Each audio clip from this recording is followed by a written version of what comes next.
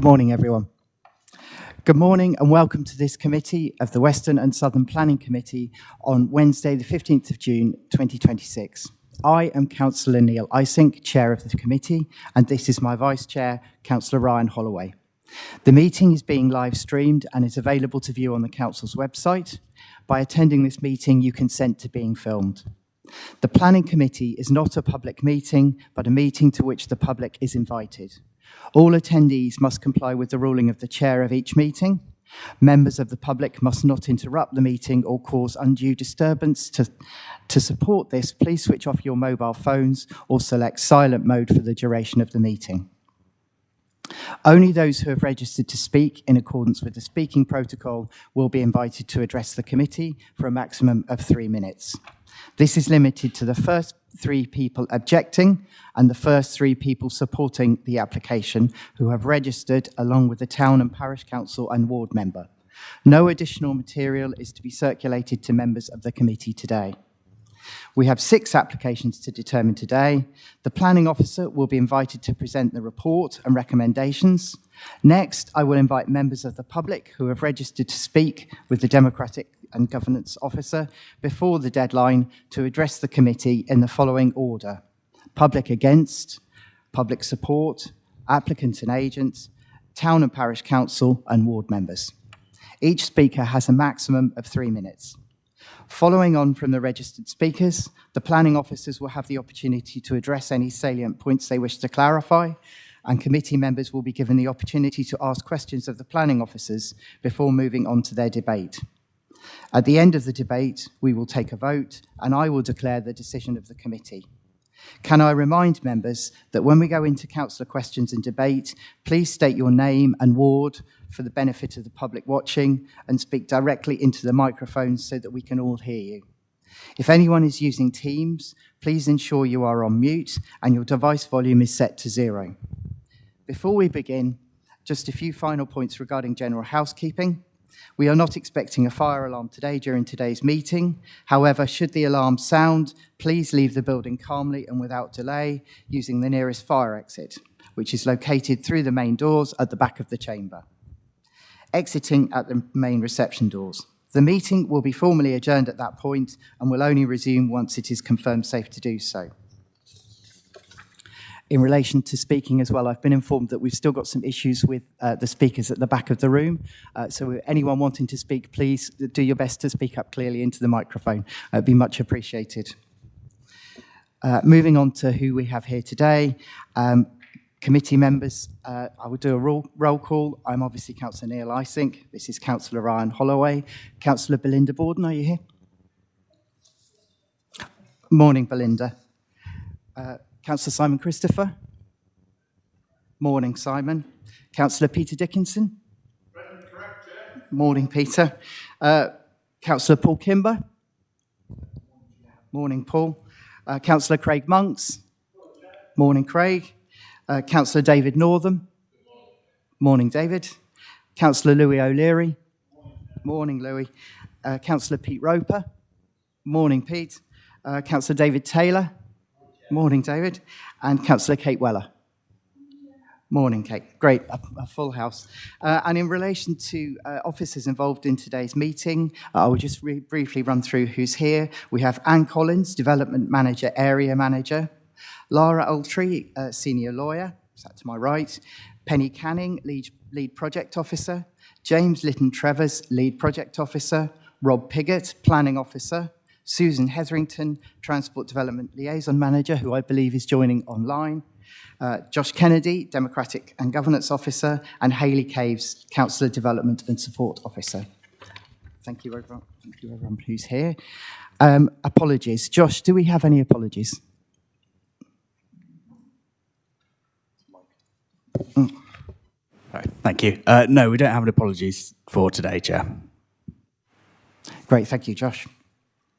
Declarations of interest. Do any members have any declarations of interest they wish to make? Louis. On the item relating to Weymouth Bay Holiday Park, I've made my position on this application known to the public, so therefore I'm predetermined, but I've requested the right to speak as one of the 2 ward members. Thank you, that's clear. And Councillor Dickinson, I think. Thank you, Chair. I'd just like to say that on item 2 on the Weymouth Bay, I again reiterate my colleagues' words that I was speaking as a ward member. But on item 7, 8, 9 and 10, I won't be able to speak, so I'll be leaving the room. Thank you for that, Peter. Is there any other declarations of interest that anyone would like to make today? No? Everyone's happy? Minutes. Is everyone happy with the minutes, that they're a true and accurate reflection of our previous meeting? Seeing hands, no objections, no, everyone's happy? So I will sign them at the end of the meeting. Public participation. We have a number of members of the public who've registered with a wish to speak today. You may choose to speak now if you wish. Most people tend to speak before between the application, so after they've heard the detail from the officer. Would anyone from the members of the public like to speak now, or will you be happy to wait until the item comes up on the agenda? Of course, yes. Would you like to introduce yourself and make your... Hello, my name's Mark Ellis, I'm from Chickerell. I should mention previously I've submitted suggestions to planning which will be classed as objections, and they've all been ignored, which has resulted in issues arising in the community that was obvious were going to happen due to the planning style. So I've got 2 points to raise. The first is safe pedestrian public rights-of-way footpaths. I have watched the former Elliott's Fields become Fry's development, and I'm appalled at the lack of foresight regarding these developments. Chickerell Footpath 24 from Lower Putton Lane to Green Barn should have become a carriageway with a leg from Green Barn to Albany Road becoming a surface bridleway. I say this because people no longer have any consideration for others or the law. The wooden kissing gate on 24 was destroyed by horse riders some years ago. They also had a go at the style that was on Elliott's land before the development. So I now have unnecessary confrontations with cyclists, horse riders and even motorbikes whilst walking along the pedestrian tarmac part of Footpath 24. I look at the plans for Persimmon and I see a number of pro-footpaths that will be used by cyclists, horse riders and even bikers. Can Dorset Council create some sort of policy that all footpaths connecting areas of dwellings or run alongside developments be upgraded to bridleways and tarmacked? Dorset Police can't be bothered to police Paul's pedestrian precinct, where Network Rail have shared numerous videos of cyclists forced their way through the precinct, so surely it is better to remove the issue of confrontation and share the space. My second issue is proposed sufficient parking planning policy. I'm aware that since the mid-1990s that developments are being built with one parking space per property, and that the parking space is usually in a pointless car park around the back. You regularly see where 2 parking spaces down the side of the property never get used, because neither resident wants to be blocked in by the other, or the space becomes gated and used as a dog's area, trampoline area, or parking for the jet ski, caravan, etc. We know that families will never have just one vehicle, just because there's only one parking space. And that's before we think about works, tradesperson's van, as well as the family cars. A 4-bedroom house by me has 6 vehicles resident, with relatives and friends also regularly visiting with their vehicles parking for hours at a time, and that property has just 1 parking space. Highways claims that cars parked on the road helps to slow traffic, but as shown in Charlton Down, that was built in the 90s and noughties, and the new development by Fry's in Chickerell, that some vehicles will still speed along roads that have cars parked staggered on both sides of the road and no pavements. And of course, electric cars are now a regular thing.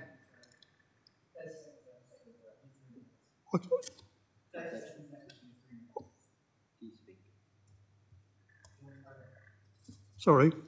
And of course, electric cars are now a regular thing, and trailing these across the footway pavements is not acceptable for pedestrians. The best example of a safe road, with cars parked between house and footway pavement, is Maskew Close off Drake Avenue in Chickerell. Here, emergency vehicles can safely travel at relative speed, being able to see if any pedestrians or animals are on the footway or heading towards the footway, because there are no cars parked against the curb. The National Policy of Development calls for footway, what we call pavements, between the front of the house and the carriageway, and Mr. Ellis, sorry, you've had your 3 minutes, and unfortunately we have to keep people to 3 minutes. I did want to add, though, thank you very much for coming, because I was disappointed to hear that you feel like comments you've made perhaps haven't been heard as much as you would like. And the whole point of us having these committees is to make sure that everyone is heard. And so I would love it to be possible for people to have a lot more than 3 minutes. Unfortunately, in terms of procedure, we have to stick to timelines. But thank you very much for your time in coming. It's appreciated. Is there anyone else that would like to speak now, or is everyone else happy to wait until we've heard the planning officer's report about the applications? Everyone else seems happy to wait. So, thank you. So, moving on to the main part of the meeting.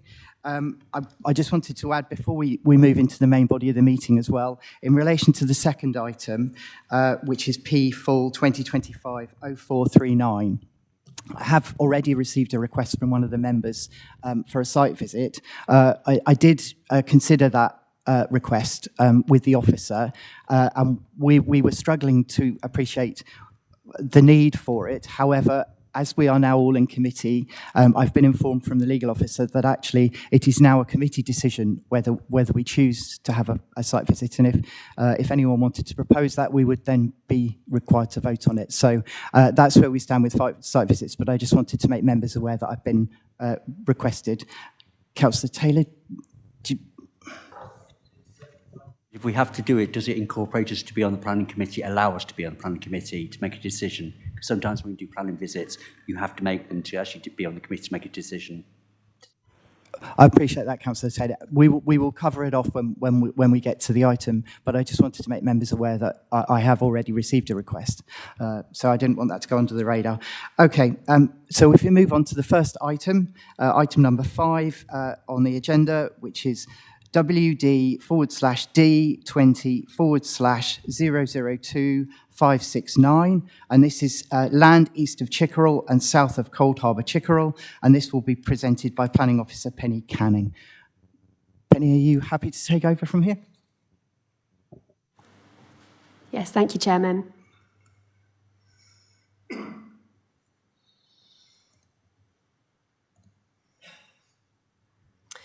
The proposed development relates to a hybrid application where the application seeks detailed permission for part of the scheme and outline consent for the other part. The detailed elements relate to the provision of 143 dwellings within Phase A and the provision of a central road running north-south through the scheme, connecting the Chickerell Link Road, Hampshire Road, to the south and School Hill to the north. Outline consent relates to the provision of 185 dwellings within Phase B and C and a 2-form entry primary school. The site is located along the eastern edge of Chickerell, and the site can be seen here outlined in red. I'll run through some of the key constraints in turn. The site falls mainly within the defined development boundary and is an allocated site for development within the local plan. On the plan before you, the red line denotes the application site. This is surrounded around here. And the black line, which runs along this eastern boundary here, denotes the defined development boundary. The pink polka dot identifies the site allocation in this area here. The site transects an area of land of local landscape importance and a wildlife corridor. The green polka dot to the south, which you can see at the bottom of your screen, shows the wildlife area, and the green line with arrows indicate the land of local landscape importance, which effectively relates to this land to the east and a small portion of the land to the north.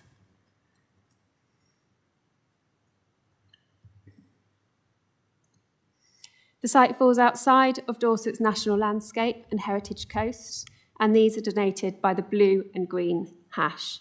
You can also see that area of landscape importance a little bit more clearly on this plan. The site falls outside of the conservation area and some distance from the setting of listed buildings. There are a number of public rights-of-way which run through or adjacent to the site. These are shown in purple. We have a footpath that leads from School Hill, transects the site, and exits and extends to the north of the electricity substation here and connects to South Hill. This connects down to land at Lower Putton Lane, and a further right-of-way runs from Lower Putton Lane, again towards the east, to the rear of the electricity substation, or to the south, and continues along to South Hill. A further right-of-way runs along adjacent but outside of the application site in the main, along this route here. The site includes an area susceptible to groundwater flooding, an area of surface water flooding, and an area of flood zones 2 and 3. This is the National Flood Risk Assessment map that shows the area of surface water flooding affecting the site in orange. You can see a northern drainage line running along here, and you have a mid-drainage line along here and southern drainage line along this section here. This is the National Flood Risk Assessment maps showing the area subject to flood zone 2 and 3 in blue, which follows the line of the South Hill watercourse, which runs along the site in this location. This plan is produced by the applicant's drainage engineer, which helpfully combines the flood risk onto one plan, reflecting that of the National Flood Risk Assessment. This plan with contours has been provided to help illustrate the level changes at the site. The northern section of land sits at a high point, with land, and this is located here, with land falling as you go towards the South Hill watercourse in this location. It then rises to an extent in this location before it then drops away again towards the south.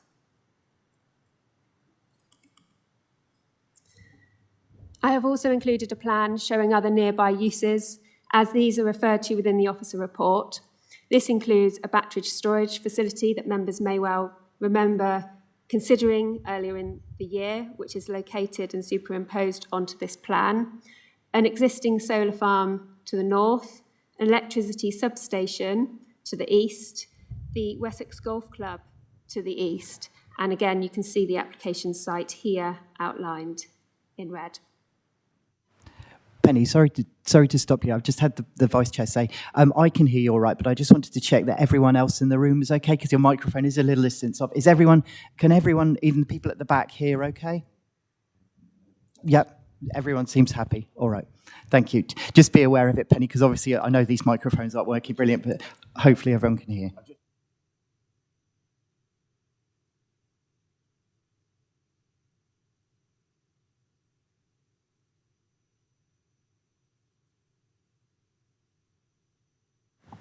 Thank you, Chair.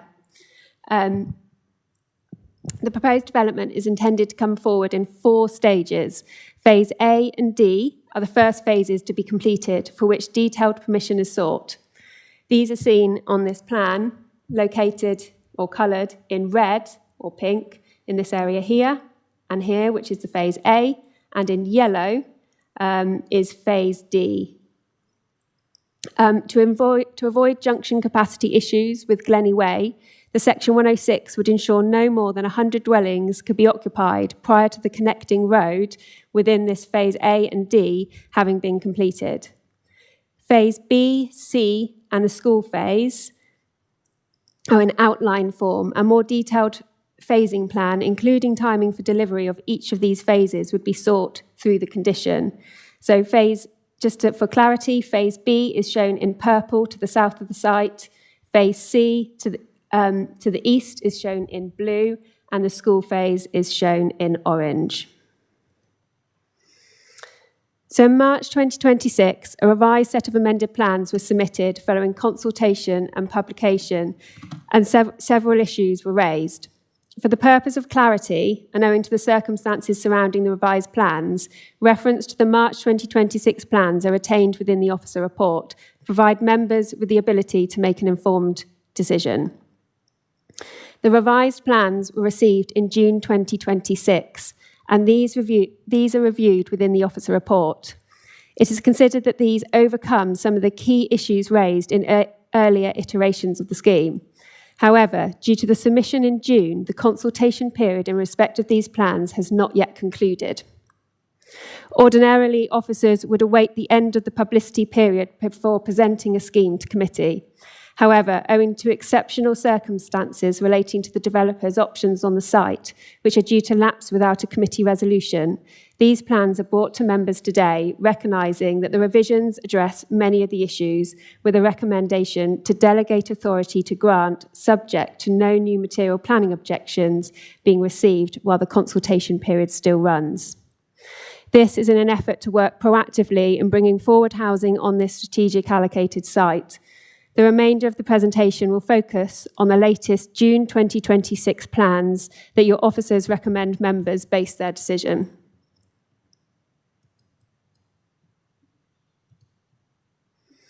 This plan sets out the master plan for the site, and this includes, in detailed form, 143 dwellings within Phase A, which is located here.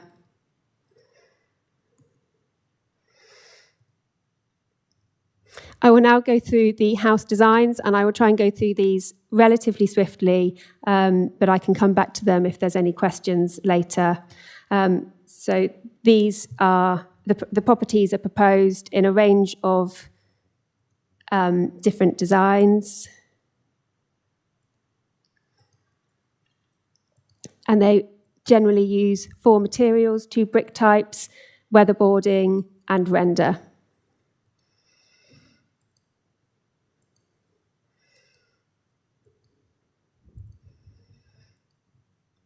4 blocks of flats are proposed as part of the scheme. The most southern apartment block, this block shown here on the plans, would be 3-storey in height, and all other apartment blocks would be 2-storey, which can be seen in these preceding slides.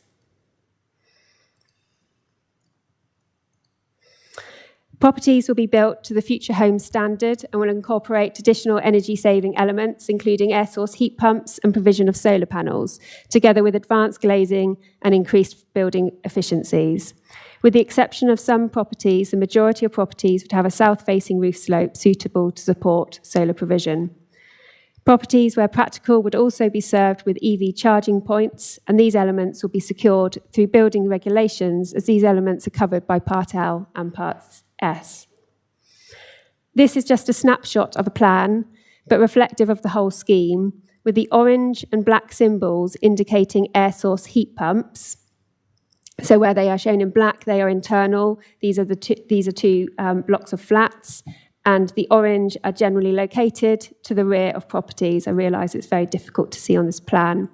The green dots identify electric vehicle charging points, and these are generally located at the fronts of properties. Where they have rear access, it would be to the rear. They are also included within parking courtyards. So for ease, the site will be broken down into subsections to allow the proper viewing for members on the committee screen.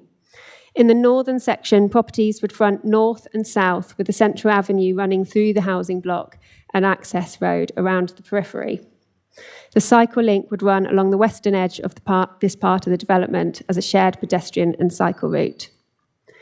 Properties would be 2-storey in form and would have access to parking either at the front or side of their property. Visitor parking spaces would also be provided within the estate road. Land slopes down to the south, and along the rear boundary of properties, a retaining wall is proposed with a maximum height of approximately 0.6 metres to accommodate the level changes at the site, and this is shown in green on this plan here, running along the backs of properties. This is the landscape plan for the northern part. Strategic planting would extend north-south along the boundaries of the site, creating connectivity for wildlife, with existing hedgerows retained and enhanced. This can be seen on the plan around the periphery, running along my cursor. Units within the northern block would look out onto green spaces with street trees and soft on-plot planting incorporated along vehicular routes and breaking up frontage parking. The proposed landscaped area to the north would create a green entrance into the development and respond appropriately to its Land of Local Landscape Importance designation. The scattered tree approach and use of native species is supported. The developer has provided a computer-generated image based on the house types and to scale plans to offer a near-accurate impression of the street scene. This would be the street scene as you enter into the site from the north, looking at the properties facing north. A wide east-west green wildlife corridor is proposed to the south of the most northern block of housing. This green corridor would accommodate a proposed native species hedgerow running east-west and would provide wildflower meadowed grassland with tree planting, largely comprising a mix of large forest-type trees, including oak, hornbeam, and field maple. And this approach is supported. This plan will be shown throughout, just to show where I am now moving. We have considered the northern block here, and I will now look at this middle block of Phase A. So within this middle block of development, properties continue to run along the east-west contours of the site to best respond to levels with their outlook on the whole north and south. That is with the exception of properties fronting the central avenue, running along this line here, and those fronting the western footpath along this line here. A segregated footpath and cycleway is shown running along the central avenue, the cycleway shown in orange, and the cycle and pedestrian route would be separated by a verge from the highway. Crossing points and junctions are currently designed using raised tables, but it is recommended that this highway feature be revisited and softened through condition, whilst ensuring priority to pedestrians and cyclists. Visitor spaces are to be included within streets, and parking would be mainly to the side of properties, with the exception of a few car parking courtyards and some frontage parking. The courtyards in this section can be seen where my cursor is here, and this is one of the blocks of flats, the two-story block of flats, which would have some parking here, and this is the second two-story block of flats with some parking to the rear here. Land continues to slope down to the south. Highlighted in green are the retaining features along the rear boundaries of properties to manage levels at the site as the lie of the land continues to slope down to the south. The northern retaining features would be between 2.7 and 4.2 metres with a 1.8 fence provided on top. This is this one here. The southern retaining feature, this one here, would comprise a height of between 1 and 3.3 metres, again with a 1.8 metre fence on top. The walls would comprise a crib wall construction which grades back from the properties and allows planting within to provide a green wall effect. Crib walls can be constructed in timber or concrete, with the final details of the crib wall to be secured by condition. The following images are simply to offer members an idea of what crib walls comprise, but are not images directly related to the application before you. Condition 42 seeks details of the retaining features to be submitted. This plan also shows embankments running along the southern and western edge of the site. These can be seen where my cursor is running along this line here. Sections have been provided to show what in reality these would likely look like, and a condition is recommended to secure the final details in this respect. Site section 8 shows the relationship of the development with existing neighbours and the level differences along the western footpath. So here you have a property, a single-storey property. They are largely two-storey, but we've sought sections for worst-case scenario. You've got a single-storey property located along Woodland Way. The application site boundary is located here, and then you've got the western footpath and a small embankment running up to the proposed development. Section 6 gives an indication of the relationship between the retaining features in respect of proposed properties. So you have properties situated on higher land, then the crib wall providing a retaining feature, and properties situated to the rear of that. Again, you can see as we step through, we have a street, and then we have the proposed building on higher land, and to manage levels. They have all been managed at the rear of properties, which creates this retaining feature, but also allows some level gardens to these properties, as well as flat access. This plan shows the landscaping proposed for the area. Existing hedgerows are to a large extent, are proposed to be retained and enhanced to provide green connecting corridors running north, south, and east-west through the application site. Street trees and on-plot planting would help to soften the internal streets, and a boulevard of avenue trees are provided along the central avenue. A drainage basin is proposed along the eastern edge of this development block. The developer has provided another computer-generated image providing an enhanced view of the street from the north. And this view would look south along the central avenue. I will now move on to the most southern section of Phase A. The central avenue would continue to have a segregated cycleway and footway, which you can see in orange, running along its length, and a further footpath is shown along the western extent of the site that runs along this section here and connects and extends to the other development blocks that we have seen. All properties throughout the development would be served by parking, and additional visitor parking would be incorporated into the streets. Parking continues to be provided on the whole, either in front or to the side of properties, with the exception of a few small parking courtyards. These are located here and here. And you've also got some the flats proposed within this area. You've got a 2-storey block of flats here, and this is the 3-storey block of flats with some parking to the rear.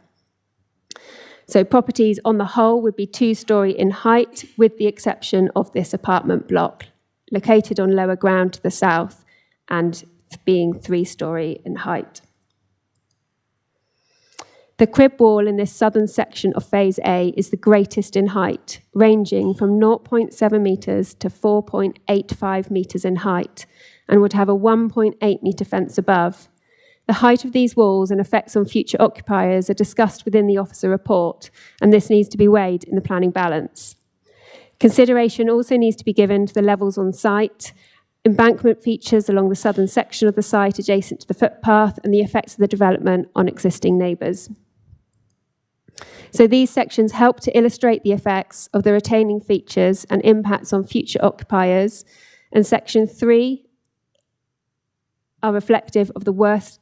Both sections 3 and 7 are reflective of the worst case scenario. The level changes adjacent to the footpath we can see would be minimal. This is located here. The footpath would run along this section here, which is also seen along this section here. We'll see these better in the next plans. These are the retaining features here, here, and here. This distance, this is the worst case scenario, and this distance would be approximately 9.5 metres from the rear of this property.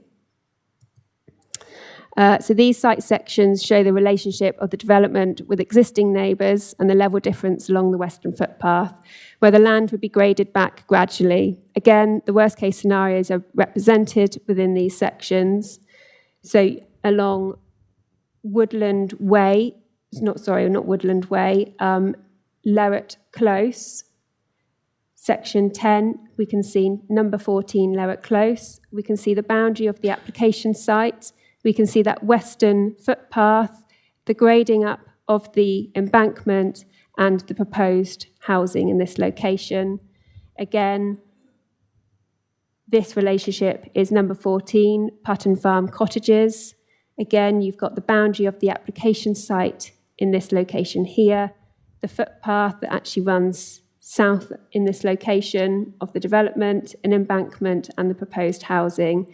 Further along that stretch, you've got bungalows along Lower Putton Lane, and this is a relationship with the footpath located in this location, some embankment, and the proposed housing. Section 12 is taken a little further along. Again, you've got the footpath located here, the embankment, proposed housing, and the existing properties on Lower Putton Lane. A final computer-generated image provided by the developer to offer a further impression of the final development. This plan shows the landscaping proposed for this southern block, together with areas of open space. Strategic planting would provide connectivity east-west and north-south, and boulevard planting along the central avenue, together with the provision of street trees and on-plot planting within the internal streets, would provide a green feel to the development. It is recommended that final details be secured by condition. An east-west green corridor is provided at the pedestrian entrance to the site from School Hill. This can be seen here, running along the line of an existing hedgerow to be retained and which would connect to the eastern boundary of the site. This hedgerow would be enhanced with woodland planting and native shrub planting, and together with a small pocket of green space to the east of Mariners Way, intended to incorporate some play provision, this space would provide a multifunctional green link at this pedestrian entrance, connecting with rights of way while creating a space for people and wildlife. Within the public open space, a number of large specimen trees comprising 2 oaks are proposed amongst other trees, including field maple, together with woodland planting, native shrub planting, and wildflower meadow. A further east-west green corridor runs to the south of Phase A and C. This is a substantial area within the development site and a key location for movement and activity. Adjacent to the Lower Putton Lane pedestrian entrance to the west, north of the school, and providing footpath links to the east of Chickerell. It is considered that this area would serve the development with a meaningful public open space, accommodate pedestrian and cycle links, an area of play, and provide meaningful tree and shrub planting to form a natural green link which contributes positively to the character of the area. The landscape plans indicate large specimen trees being incorporated into this area, including oak, willow, beech, and alder, amongst smaller specimens, including hornbeam and cherry. It is recommended that final planting details should be subject to condition, and that an area of open space that an open space management plan is secured to ensure appropriate placement and design of soft and hard landscaping. It is also recommended that a connectivity plan be submitted to ensure footpaths respond to desire lines and appropriate crossings across the central avenue are put in place. This area shows the eastern extent of this area of public open space, with a drainage basin incorporated into the southern extent and further planting including fruit trees and an area of play provided. A further area of open space running along the eastern boundary of the site and adjacent to the school is proposed, maintaining north-south-east biodiversity links and including a drainage feature adjacent to Phase B. This plan identifies the location of the proposed school. The details of the school would be a reserved matter and would be delivered in line with a phasing timetable to be secured by condition. Taking on board the recommendation of Design Southwest and recognising the importance of the siting design of the school in this location as the land rises to provide a high point within the development site, and also taking on board comments provided by the Crime Prevention Officer and National Design Guidance, a design code is recommended to be secured through condition to establish key design principles for the school. This plan shows Phase B of the development, which is in outline form, and Phase D, which includes the central avenue, swale, and drainage basins, which is in detail.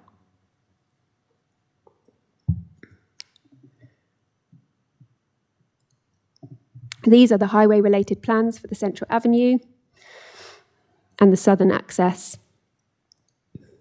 And these are the landscape plans for these areas.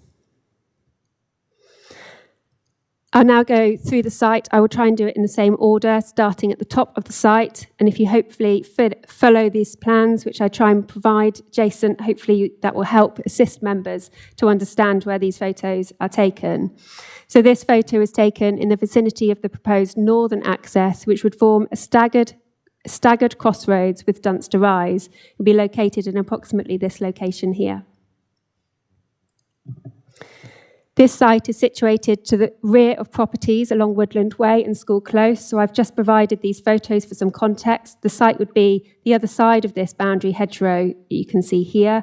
These properties extend down Southern Way, and this is the bungalow that you could see in that section that we looked at earlier, with views of the application site visible from these locations. The top photos are looking north, and the bottom photos are taken looking west towards the upper field that will accommodate Phase A development.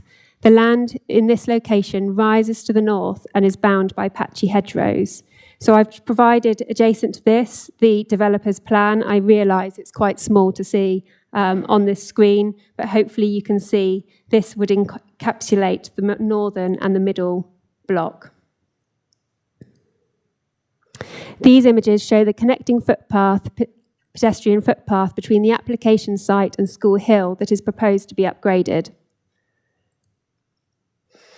This image shows the much smaller parcel of land located adjacent to Mariners Way and Lerwick Close. The footpath extends along the northern edge, and the remainder of the area is overgrown with brambles and other vegetation. These views are taken from the paddock located to the north of Lower Putton Lane and west of Lerwick Close. The upper photos provide a vantage point to the northern parcel of land adjacent to Woodland Way.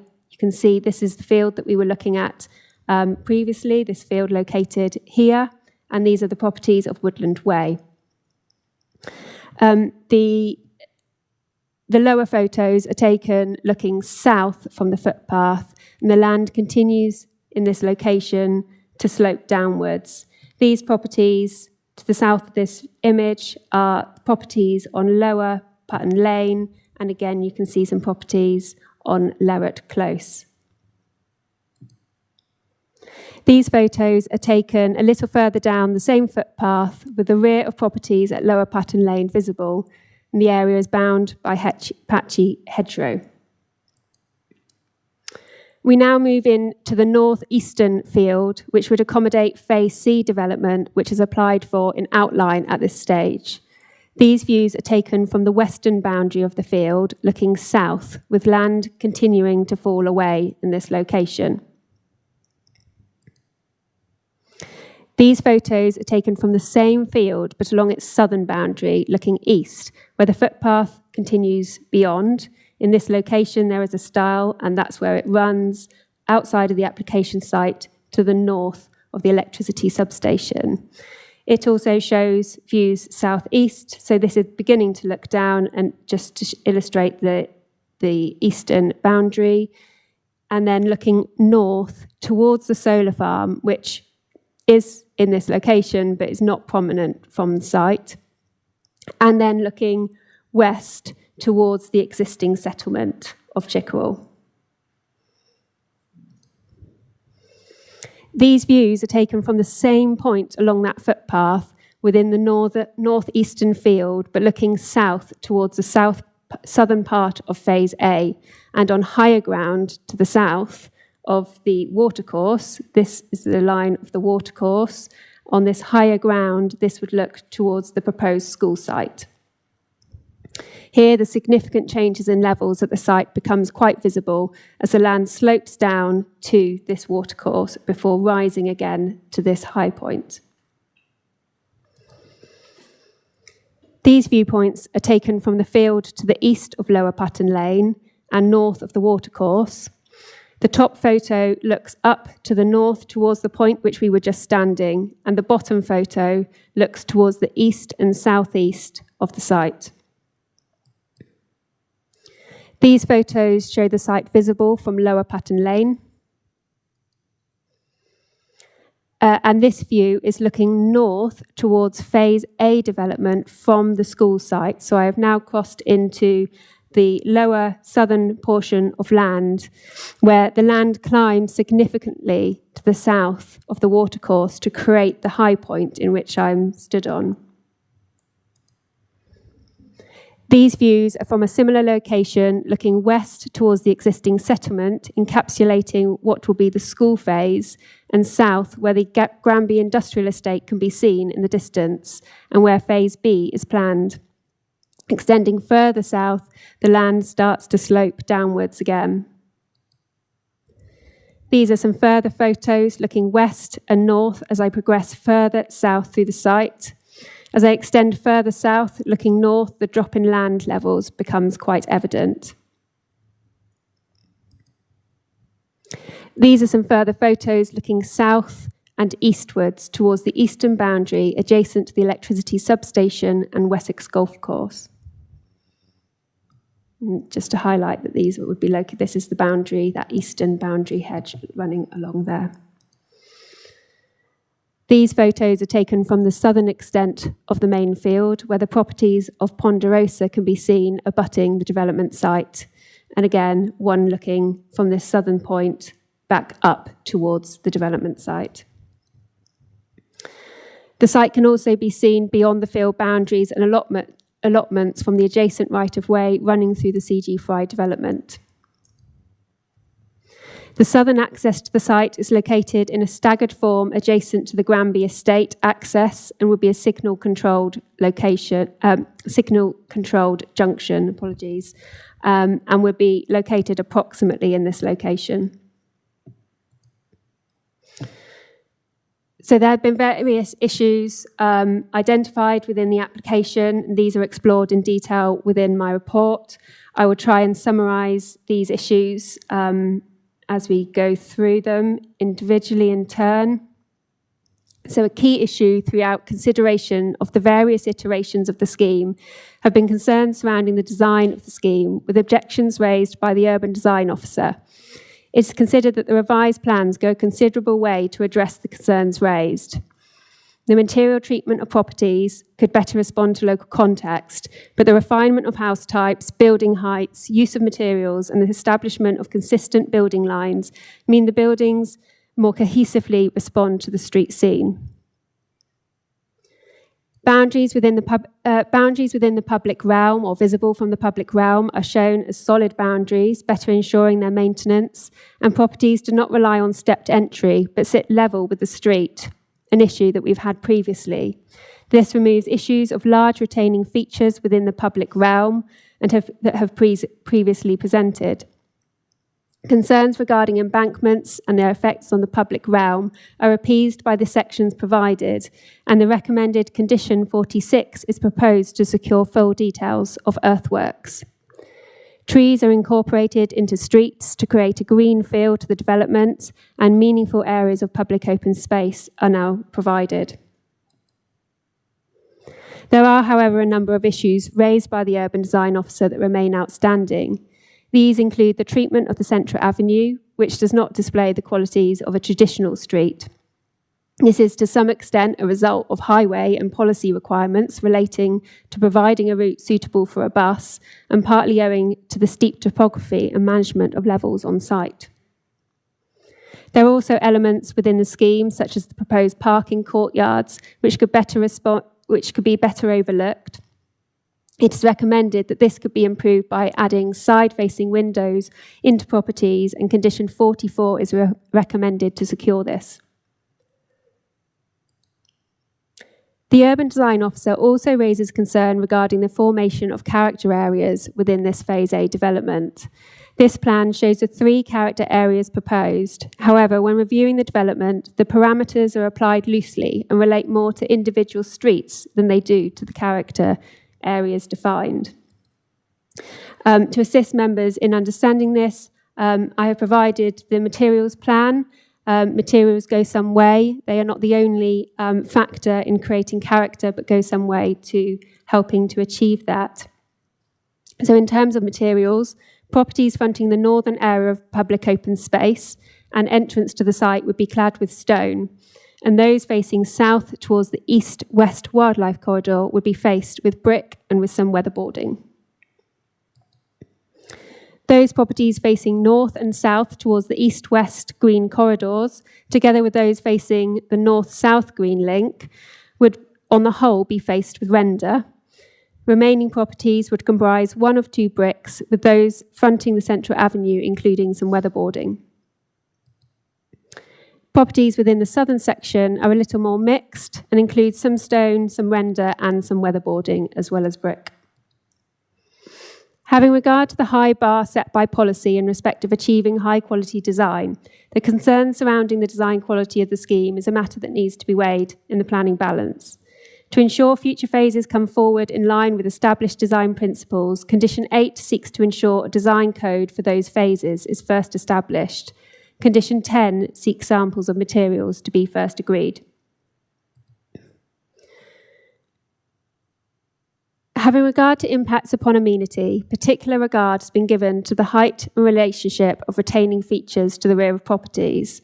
The proposal would see retaining features with a maximum height of 4.8 metres, approximately 9.5 metres from the rear of properties, and with a 1.8 fence above.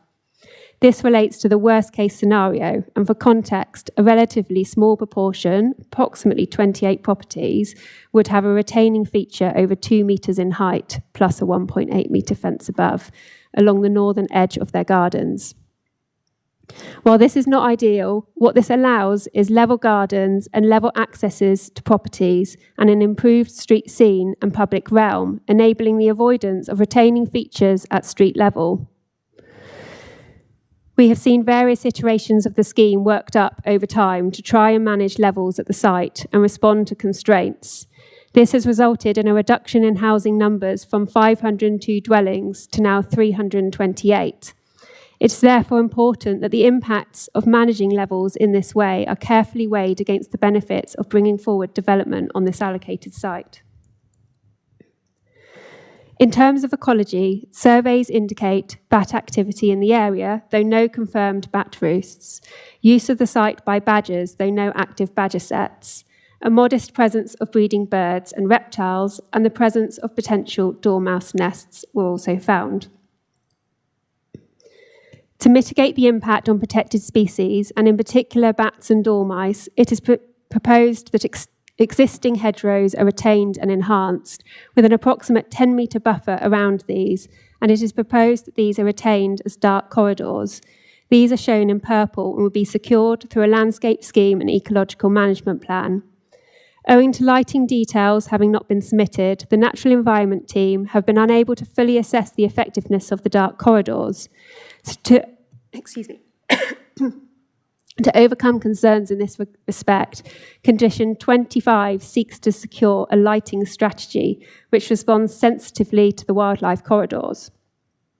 This, together with Condition 32, which seeks revised details of crossing points, avoiding the use of raised features that would require all-night lighting, would ensure impacts from lighting on ecological corridors is minimised. In addition to retaining and enhancing existing hedgerows, as shown in purple, additional green east-west green links or wildlife corridors are proposed to ensure connectivity is maintained, and these have been seen throughout the presentation.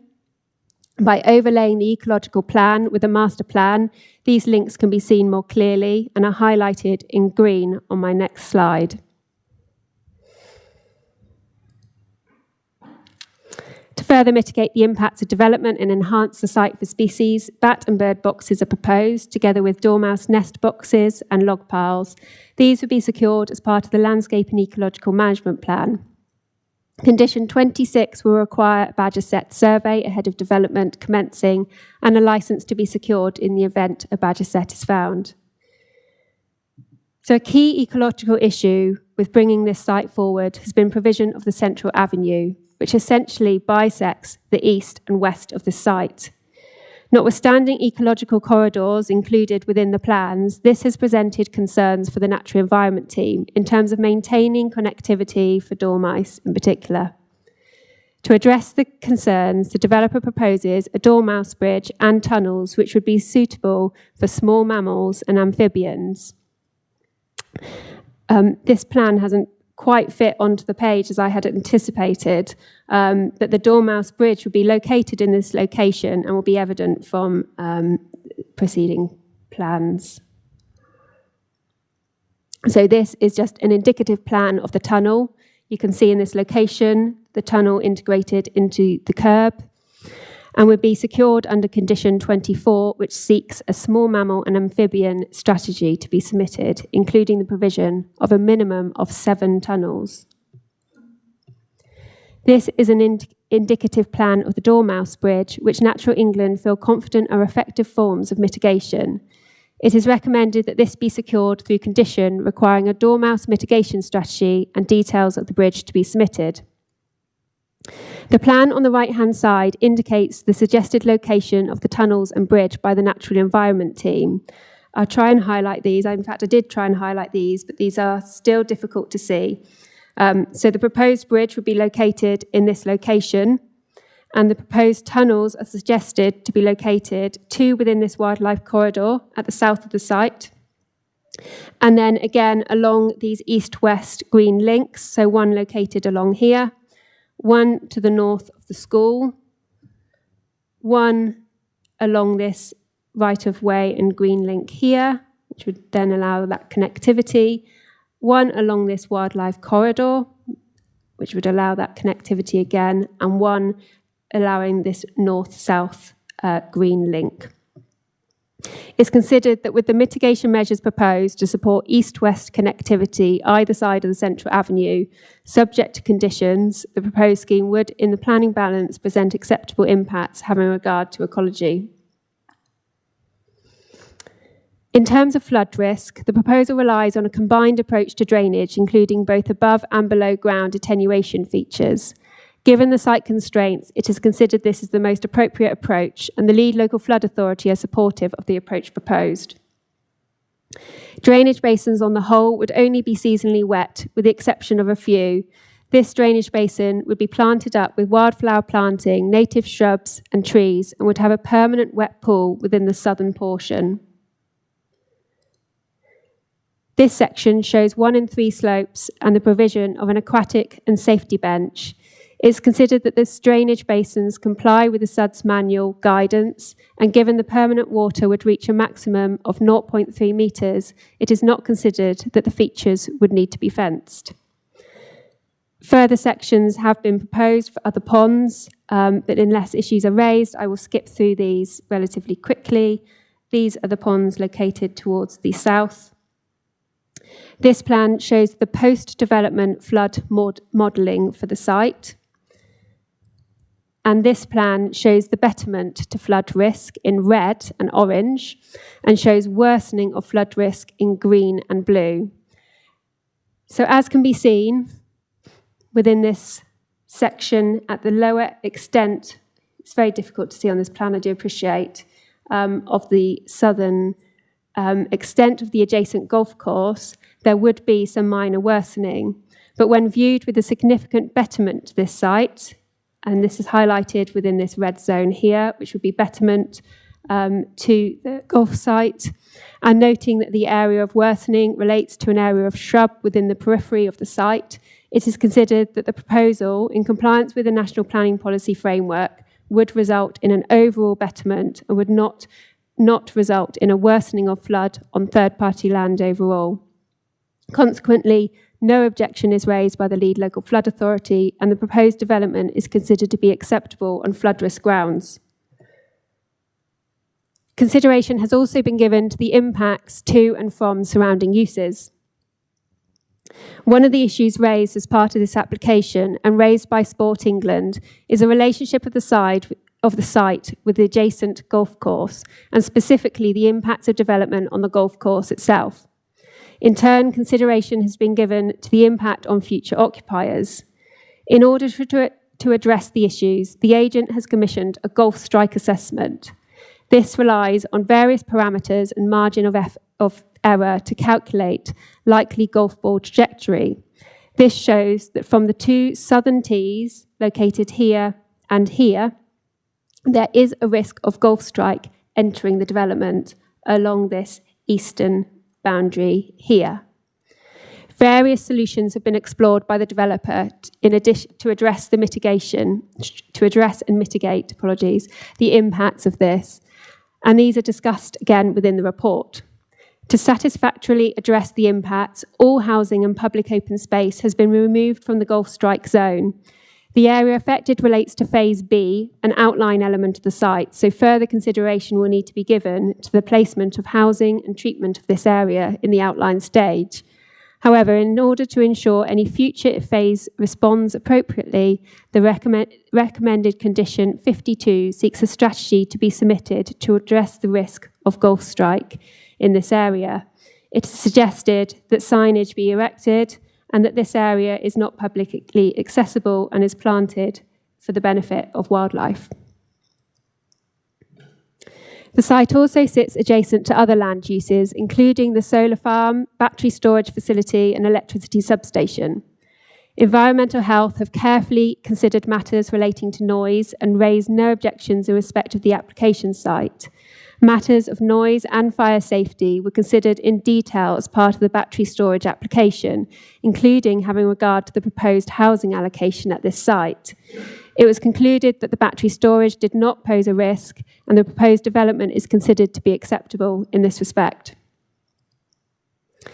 I'll now go through some other material planning matters. I will try and do this relatively quickly, as they've not been raised as significant issues. So in terms of highways, subject to the provision of no more than 100 dwellings being occupied prior to the full establishment of the Central Avenue, and subject to conditions, the Highway Authority raised no objection, with minor issues capable of being addressed through condition. The conditions are detailed at the end of the report, but cover off access arrangements, crossing points, including the provision of the east-west cycle route, require details of bus stops, a travel plan, and a construction traffic management plan.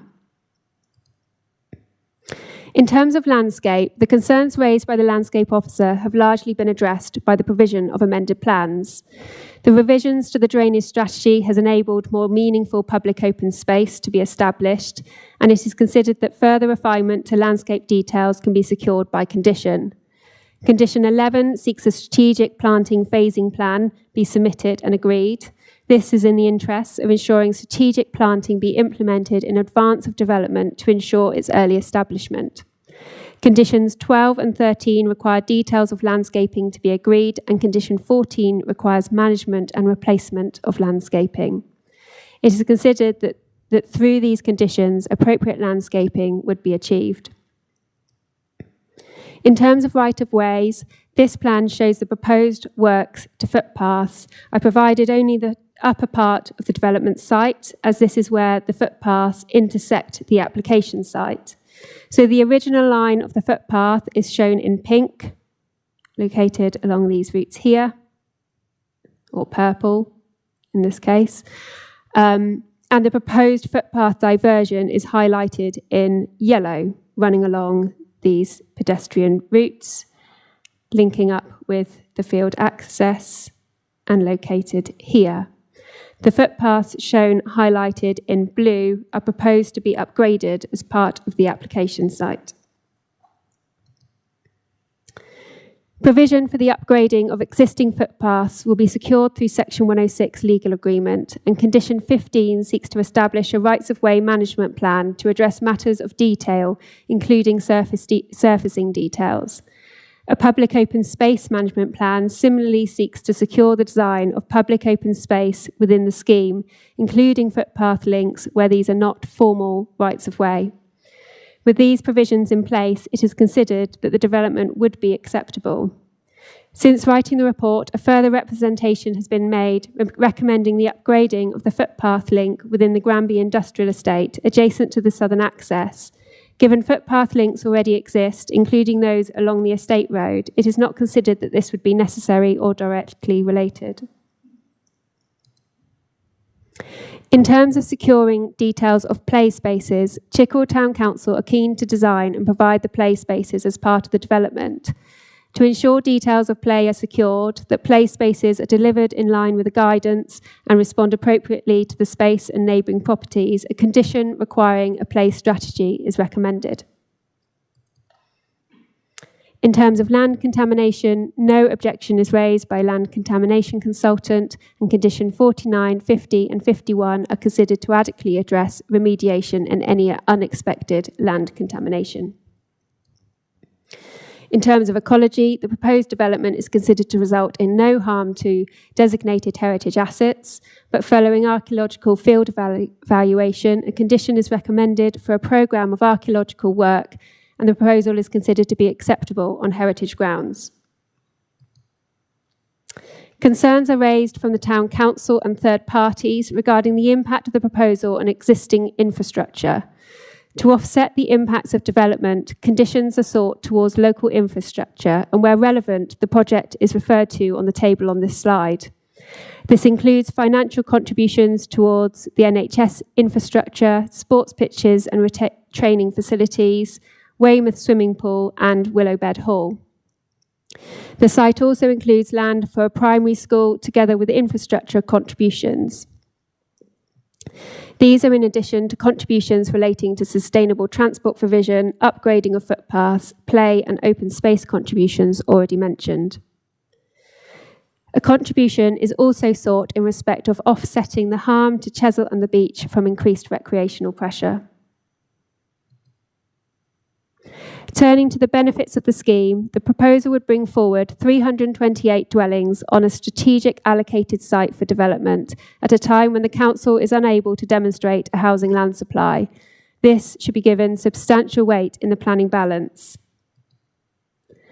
The development would see the provision of a two-form entry primary school to address local education need. This is likewise given substantial weight in the planning balance. Substantial weight is also given to the provision of affordable housing. In this regard, the application proposes a policy-compliant level of affordable housing for the entire development, which is 35% affordable housing, with a split of 70% rent and 30% shared ownership. Phase A, the element in detail, is 143 units, proposing 15 intermediate units and 35 rented units, which is 35% of Phase A. The remaining two phases are expected to deliver 35% each, and this would be secured through legal agreement. Affordable housing is shown by the orange and green dots. I don't know how clear this is for members, but I'll just highlight the location of these units. Two here, one at the end, and some here. And it is considered to be well distributed across the site and tenure blind. Again, this shows the lower section. There's some here, here, here, here, and within the flats to the south of the site. Other benefits include the provision of a bus link together with a good walking and cycling links, good connectivity with the existing settlement, and meaningful public open space provision. Additional third-party comments have been received since the completion of the report, but with the exception of the one already mentioned, these raise no new material planning issues. It is recommended that, subject to further refinement at condition stage, the planning balance is such that the benefits of the scheme are not significantly and demonstrably outweighed by the adverse impacts of granting planning permission. Therefore, in accordance with the presumption in favour of sustainable development in the National Planning Policy Framework, planning permission should be granted. The recommendation is therefore to delegate authority, subject to no new material planning objections being received to the amended plans, to grant subject to conditions and a Section 106 legal agreement. I will not go through all of the heads of terms. These are provided within the report, but I would ask members to note in the update sheet that the inclusion of a local connection clause for affordable housing be added to the heads of terms for clarity. In line with the update sheet, it is recommended that the following conditions be updated. Condition 17, to amend the wording to refer to a local equipped area of play. This was a typing error. And condition 44, to add plot 29 into that condition as well. Other conditions are set out in the report, and I've just summarised them here.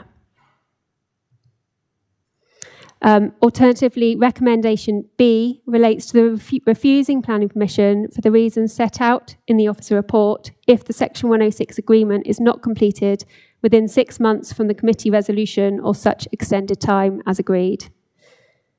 Thank you, Chair. Penny, thank you very much. Thank you very much to everyone's patience as well. I realise that's a very long report, but I think in terms of level of detail and the size of application, it was probably warranted. But thank you all for listening through that. In relation to next steps, we have some public speakers. So if I could call, in fact, Ryan, do you want to take over Vice Chair just to manage the speakers process?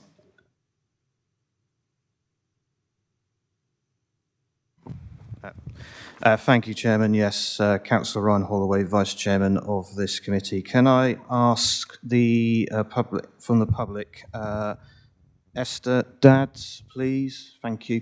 Just before I just allow you to there, just to remind you, obviously you have 3 minutes to speak. I will start the timer, obviously, when you do start to speak, and I also will give you a 30-second warning. Just to remind you, you have 30 seconds left to speak. So thank you. Over to you. Thank you. Can everybody hear me? Good. Thank you for the opportunity to speak today on behalf of existing residents of Chickraw and wildlife. Over the past 10 to 15 years, there have been 3 large housing developments in Chickraw. One currently still ongoing, that's around 800 new houses being built and all on greenfield sites surrounding the area. This latest proposal development would take that to well over 1,000 new houses, all on green fields. Since the consultations first began on this planning application, I believe there have been hundreds of objections from local residents. In 2015, I personally collected signatures on a petition of over 150 people who objected to this development, and that was just during one day at the last public consultation. And this petition was handed to both the town and district councils. Doesn't current government guidance say to avoid these outward spreads of towns into the green countryside? I'm especially concerned about Phase A of the proposal on green space that was historically designated as land of local landscape importance. When first proposed over 15 years ago, this application was rejected by the appointed government inspector who said, "I agree with objectors that this open land makes a significant contribution to separating Chickraw from an electric substation, potentially dangerous considering the events of the past few days, and the suburbs of Weymouth. It is prized by local residents who walk its many footpaths and appreciate its wildlife." And referring to the steeply sloping area designated as Phase A on this application is visually prominent from many vantage points on the east side of the town. The land is elevated, and I consider that development of this site would extend the town of Chickraw beyond acceptable limits and would actually harm the landscape character and visual amenity of Chickraw. Also in her report, this government inspector expressed her concerns about the negative impact of such a huge increase in traffic onto School Hill and Cold Harbour areas. Since that inspector's report, nothing has changed about that green space. It still steeply slopes and is unsuitable for housing development. Its wildlife is still profuse, as evidenced by garden cameras next to these fields, where nightly we are visited by badgers, foxes, hedgehogs, deer, other small creatures, all of whom cross these fields where now a major main road is planned. I have offered these recordings as evidence of this wildlife activity, but no one seems very interested. Finally, I would like to urge the District Council to please reject this application, which is so obviously not located in a suitable area, and to save yet more greenfield space from being eroded and destroyed in and around Chickraw. However, after what I've just heard, it sounds like this might be a done deal. Thank you very much. Thank you for that. We did have another public speaker, but I've just been told by Democratic Services that speaker is not present. That is correct, isn't it, Josh? Yeah. Okay. So we move on then to the applicant, then, Chairman. Thank you, Vice Chair. So moving on to the applicant again, 3 minutes. It's Mr. Dave Baczynski. I hope I haven't brutalised that too much, Mr. Baczynski. But over to you for your 3 minutes. Thank you, Chair. Good morning, members. My name is David Chinsky. I'm the Senior Planning Manager for Persimmon Homes, and thank you for allowing me to speak in support of this application this morning. I'd like to place on record my thanks to the Council and its officers for the assistance in bringing this application before you today with a positive recommendation. This proposal represents an opportunity to deliver not only much needed new homes on an allocated site, but also infrastructure that Chickerell desperately needs. The scheme will provide 328 zero-carbon ready homes, including 115 affordable homes for social rent and shared ownership, ensuring that local families, first-time buyers and those struggling to access the housing market can remain within their community. The need for more affordable housing is in this part of Dorset is well understood, in which your planning officer has highlighted within their report. The development will deliver 115 homes for social rent and shared ownership, making a substantial contribution to addressing this very real problem. Importantly, this development goes beyond simply building homes, and it delivers key infrastructure that Dorset Council has consistently identified as a priority. Current demand for a new primary school exceeds the availability of places, and our site will bring forward land for a new primary school, enabling the council to meet the demand for primary provision in Chickerell. Similarly, the Central Avenue through the site is also a long-standing local priority to help ease traffic congestion, relieving the current challenges at the Glennie Way Chickerell Road junction. If approved, both pieces of infrastructure are to be front-loaded and to be delivered early in the development. The site is challenging from a design and technical perspective due to its levels, land ownership, technical constraints, and the infrastructure requirements. We've recognised this, and through positive dialogue with council officers, I believe we've put forward a high-quality scheme which balances these constraints and delivers much-needed housing and infrastructure. We've also made several concessions to achieve a high-quality design, such as reducing the number of homes proposed by 35%, which has enabled more tree planting, larger areas of open space, and greater buffers within and surrounding the site. Beyond the site itself, the development will generate over £2 million of investment into local services and community facilities, including funding for health services, schools, sports facilities, Weymouth swimming pool, and environmental protection. Members, we acknowledge the challenges posed by this site, but we're also proud to propose an attractive and high-quality new development of 328 zero-carbon ready homes, including 115 affordable units. The scheme is policy compliant with no objection from local ward members, and there are no objections from highways, local lead flood authority or statutory consultees, and is recommended for approval from the case officer. With your support, we can deliver these much-needed new homes for local people and deliver the infrastructure that Chickerell so desperately needs. For these reasons, we hope you'll find in favour of this application. Thank you. Thank you very much. And I think also we have the ward member who's planning to speak in relation to this. Councillor Clifford, shall I hand over to you for your 3 minutes?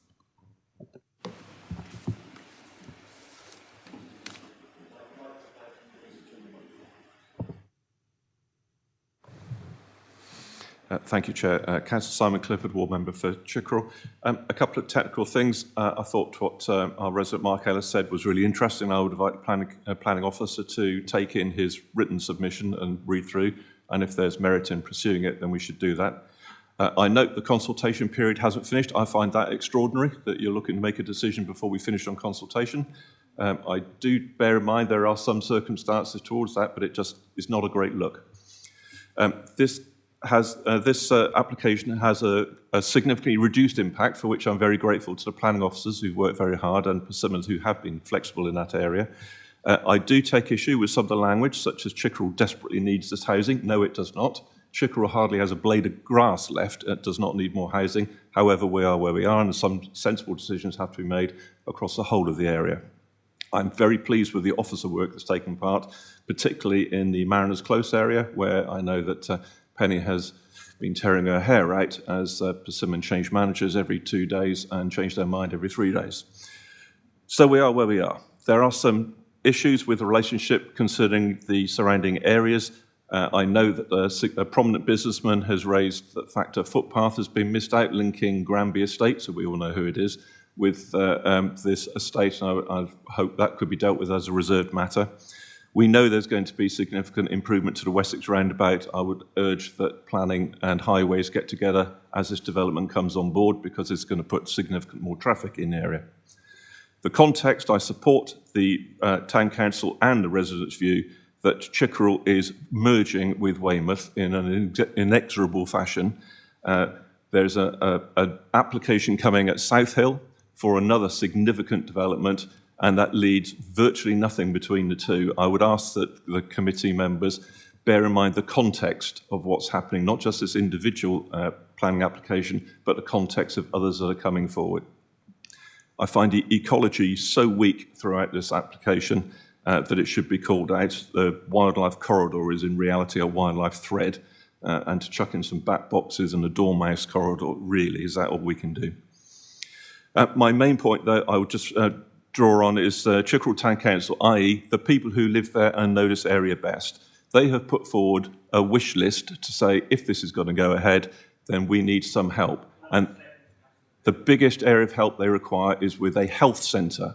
It's not a skate park, it's not some leisure, it's a health centre. That's what they need most. The application refers to a head of terms agreement with the NHS. The NHS do not provide primary care, they contribute to it, and we should be referencing primary care in our heads of terms reference. Thank you, Chair. Thank you, Councillor Clifford. Some really interesting points there, I think, much appreciated.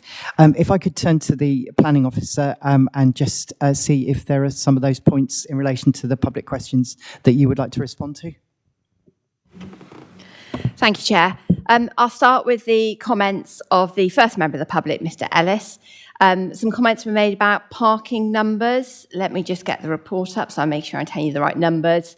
Paragraph 14.5.34 of the report sets out the parking space provision. 1 space per 1-bed unit, 2 spaces are provided for 2- and 3-bed units, and in fact 3 spaces are provided for 4-bedroom units, which is actually very generous because it's normally only 2. And then in addition to that, there are a number of visitor spaces provided throughout the development in Phase A as set out in the report. Turning back to the comments of Mrs. Dadds, she refers to an application being refused about 15 years ago. That was actually in respect to the site being allocated in a version of the local plan. Since that date, we have the 2015 West Dorset and Weymouth and Portland local plan, where the site was allocated for development. I believe there are objections to its allocation, but the planning inspectorate considered the site should be allocated, and it is allocated for development in the local plan, effectively establishing the principle of the site being developed as a result of that allocation. Turning to Councillor Clifford's comments, if I can just explain a little bit about the comments about a decision being made before the end of the consultation period. A decision would not be made today, a committee resolution would be made today. Unless members decided to refuse it, then you could make that as a final decision. So the recommendation is to delegate authority to the Service Manager for Development Management and Enforcement, that's Anna Lee, or myself as the Development Management Area Manager for the Southern and Western team, in consultation with the Chair, Councillor Eisenach, subject to the receipt of no new material planning objections being received to the amended plans before the end of the current consultation period, and subject to the legal agreement as set out by the planning officer and planning conditions. This effectively means that should members vote in favour of the recommendation that's being put before you today, a decision on the application would not be issued until A, the public consultation period has finished and all representations have been considered by planning officers in consultation with the chair of this planning committee, and B, a legal agreement is completed to secure the matters set out in the committee report. Should, between the date of today and the end of the consultation period on the amended plans, new material planning objections, which raise issues that have not been considered before or raised, be received, then the application would be returned to committee for consideration by members. So there is still that option in consultation between myself, Anna Lee, and the Chair, having regard to those consultation responses that may or may not be received between now and the 26th of July for the application to be returned should new material planning considerations be received. Sorry, I was going to make one more point. I've lost my train of thought there. Yes, and there was a comment made by Councillor Clifford about a new application we've recently received for development in South Hill. Obviously, officers will know, as I frequently tell them, as do others, that applications are considered on their own merits, and we're not here to consider any other proposal which may or may not come before committee in due course.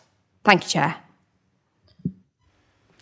Thank you, Anne. I think there was also, I don't know whether you might want to pick up, there was one other point, Councillor Clifford picked it up, but also I think Mrs. Dadds, just in relation to the wildlife provisions and whether we've requested enough in relation to, from the applicant for the wildlife provision. I just wonder if you could clarify in relation to the conditions, how you feel that's covered off. Thank you, Chair, sorry. Yes, I mean, obviously, members are probably aware from the date, we've had this application over 5 years now, and there's been extensive negotiations between the applicant, Mrs. Canning, the case officer, and our natural environment team about the ecological issues, and the proposals have come a very long way in that time. We now consider that the wildlife corridors and ecological issues are satisfactorily addressed. There are a lot of proposals within the scheme to deal with that, and they're secured by conditions, which is our standard approach. It's not unusual to have so many conditions because we've got to ensure that what's on the plans is actually followed through. So the provision of the extensive planting, security over the lighting scheme, the dormouse bridge, the bat and bird boxes, dormice nesting places, and the tunnels under the road for small mammals and amphibians all seek to maintain those wildlife corridors. So officers really feel that we've gone as far as we can and that the mitigation is appropriate. Thank you, Anne. That's really helpful. So I think if we can then move on to, we'll definitely break it down into two sections, technical questions first and then debate. So in terms of our technical questions, I think Councillor Monks, you were very quick off the mark there. Thank you, Chair. Councillor Cray, Monks, Bedminster Ward. Recommendation 52, the arc of the golf swings concern me because if any members want to play around a golf with me, I would definitely be shanking it a lot more than those, but just to get that out there. With regards to the comments that Councillor Clifford made, I was particularly interested in his comments with regards to primary care provision and the reference of the school and kind of the wish list from the town council. I just wonder how that sits from a technical perspective and why it's maybe not being considered. I don't know if you could put some flesh on that, because I think listening to what town councils say and ward members is an important thing. So I'd be interested to know if there's something could be done with that.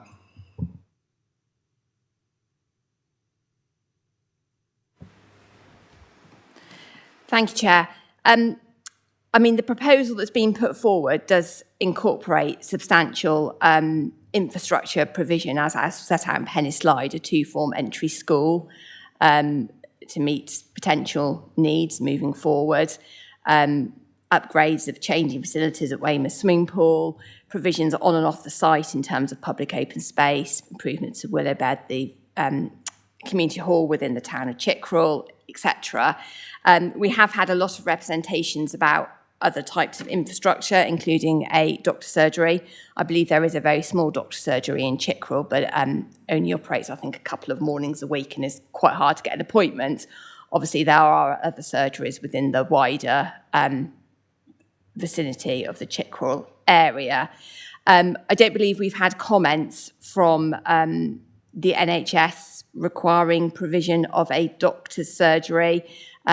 I think, as we've explained at a previous committee about a different site in Crossways, it's hard to actually require the provision of the doctor's surgery because it's sort of partly funded by GP surgery, which is effectively a private enterprise.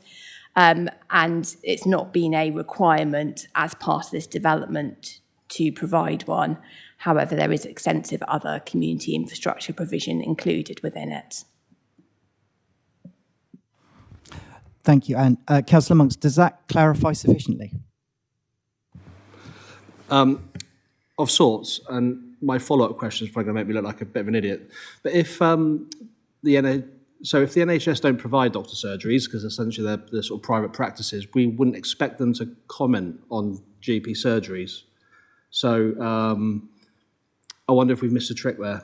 if we've got one small surgery with limited doctors, I know we can't have a planning application to say we want 10 doctors, but there seems to be a miss there between the consultation process and what the town council suggests they may need. Sorry to labour the point. That's fine, Chair. No, the NHS Dorset will comment if they feel there is a need. In this case, they raised no objection in 2020 to the scheme. They've been consulted at numerous points in the last 5 years whenever we received amended plans, and they've actually chosen not to make any further comments. So we would presume their position hasn't changed because they've had the opportunity to input.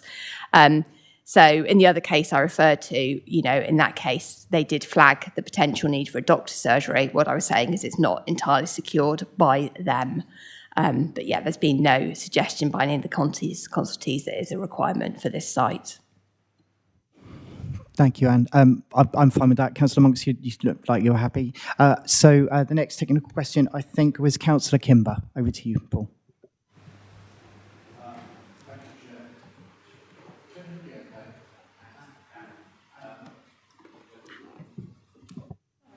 No worries, Anne. Thank you for the presentation. I can't remember one being so long, but I do say to our planning team, well done. I wanted to ask a number of questions, and perhaps other councillors will pick this up.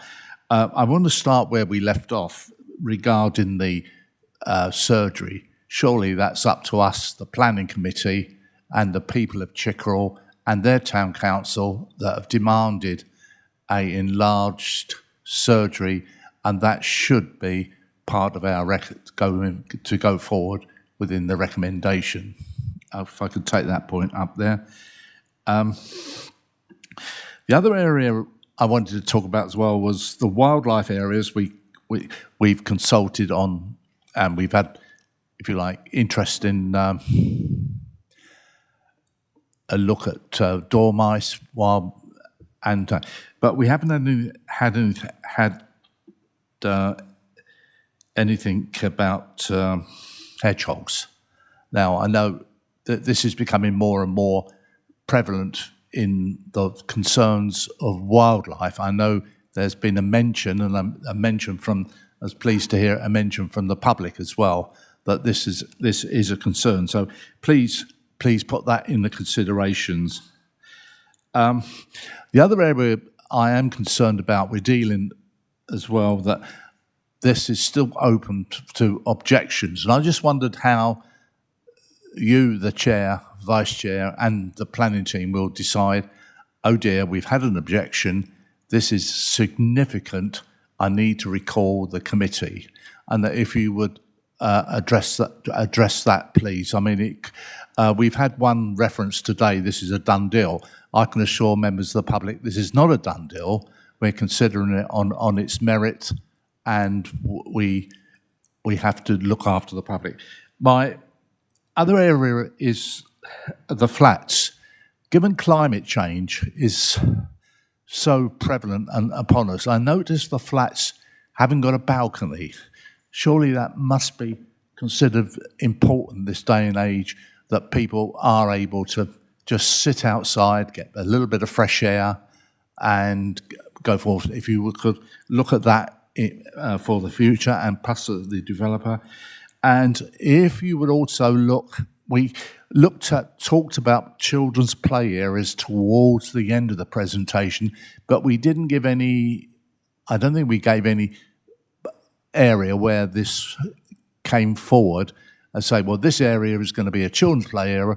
We're hoping to have swings and all the, if you like, the latest technology that I would expect in a children's play area. I know, being a Portland councillor, how important children's play areas are and important. And my last point is, we talked about pathways and cycling. Well, cycling is going from strength to strength. I mean, beyond, I never thought I'd ever see a scooter going along at 10, 15, 20 mile an hour, but it's a fact of life that cycling and the alternative provision getting people out their cars and getting people onto work is so important these days. I've just wondered how we see this in its overall situation, where cycling, can they go on the pathways? And you've got a very good cycle path between Weymouth and Dorchester. I can say it's excellent, but thanks to the Olympic Games. But again, this needs, is this linked up so the people of Chickerell, if they don't want to get in their cars, they can cycle up to Dorchester. Thank you, and I think that's most of my points, Chair. Thank you. Thank you, Councillor Kimber. Yes, some really good points there, particularly the last one, the active travel. Given that we have an active travel plan and a rights-of-way improvement plan, it would be interesting to see what responses there are there. Can I turn to the planning officers to see if they can cover those off, please? Thank you, Chair. So in respect of comments in relation to hedgehogs, these are considered condition 24 requires provision for hedgehog holes within boundary fences.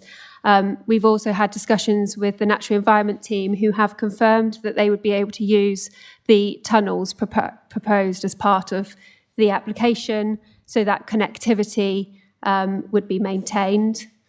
In terms of the provision of balconies within flats, again, that's something that members will need to weigh up in terms of the design of those flats. I think I discussed some of those matters within the report. They aren't shown with balconies currently, and that may be considered a misgiving that we need to weigh in the planning balance.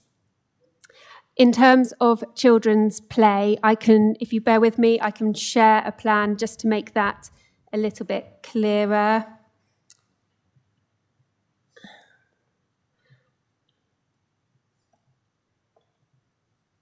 Just wait while it loads. Apologies, Chair.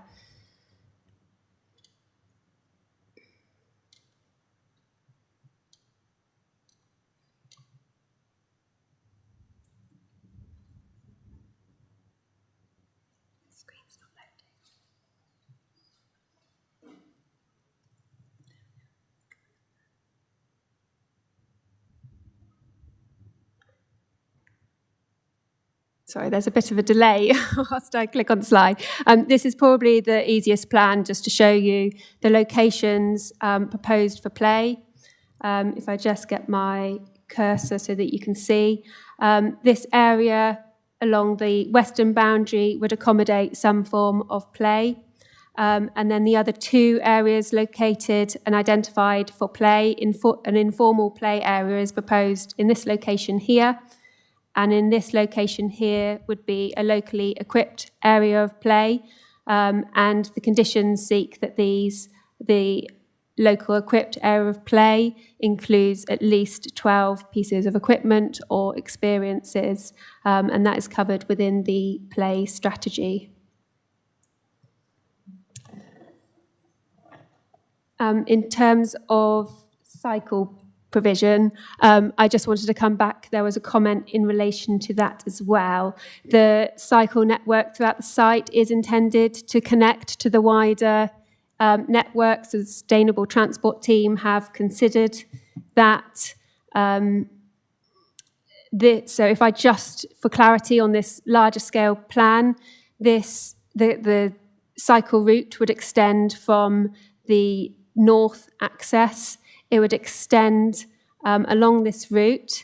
There is a short section where it would relate to a shared cycle path, but as it joins that central avenue that runs through, it would be a segregated pedestrian and cycle link. That would extend all the way down this stretch, all the way down to the southern access, providing connectivity to the cycle network that runs along this Chickerell Link Road and connects up to the wider network, including Dorchester. We're also keen with the revised plans to seek opportunity. Now this area has been rationalised to secure an east-west cycle connection between Lower Putton Lane and the Central Avenue that would provide connectivity further down within the settlement. And that, again, is proposed to be secured through condition. Thank you, Chair. Thank you, Penny. Anne, I think you had a couple of points you wanted to come in on as well. I think there were a couple of points Councillor Kimber raised that haven't yet been covered off. So. I was also just going to say something about the recommended heads of terms for Section 106, which Penny will correct me on, but I haven't got that bit of the report straight in front of me, about a voucher for every household for a effectively like a bus pass or money towards buying cycling equipment. So in terms of promoting the active travel, we can't be 100% sure that a bus will take up that route. So the alternative is a voucher towards cycling provision. And actually, you know, potentially for the people who already live towards the north of Chickerell, this will provide them with an off-road route to get through to kind of the Granby area, whereas at the moment they'd have to come down Scorth Hill, round Glenny Way, etc. So it does provide an alternative. The other point I was just going to say was I think Councillor McKimber made a point about how will we consider if like new representations have been received. Obviously, I mean, we as officers do that all the time, looking at representations, picking out, you know, the key points. So A, are they actually material planning considerations, i.e. it's not something to do with like the value of someone's property or something we're not able to consider. And B, we would then have regard to, have we already considered that in the officer's report? You know, you've got an extensive report today before you as part of the presentation or as part of our verbal discussions and questions today. And obviously we're able to rewatch the recording of today's meeting if we're in any doubt. So we would summarise any not late reps at all, reps received between now and the 26th.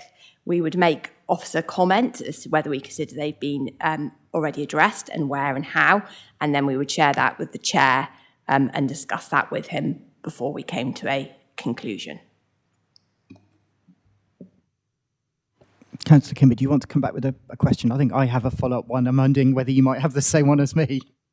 I just want to be clear, Chair. It was us, ordinary people, ordinary working people, you and I, that got the health service to where it is today, in good or bad. And I do say we must ensure that there is a health service that the rest of Weymouth and Portland can look at with envy. And so I just put that to you, Chair, and leave that with you, with your responsibility for Chair and Vice Chair. Thank you.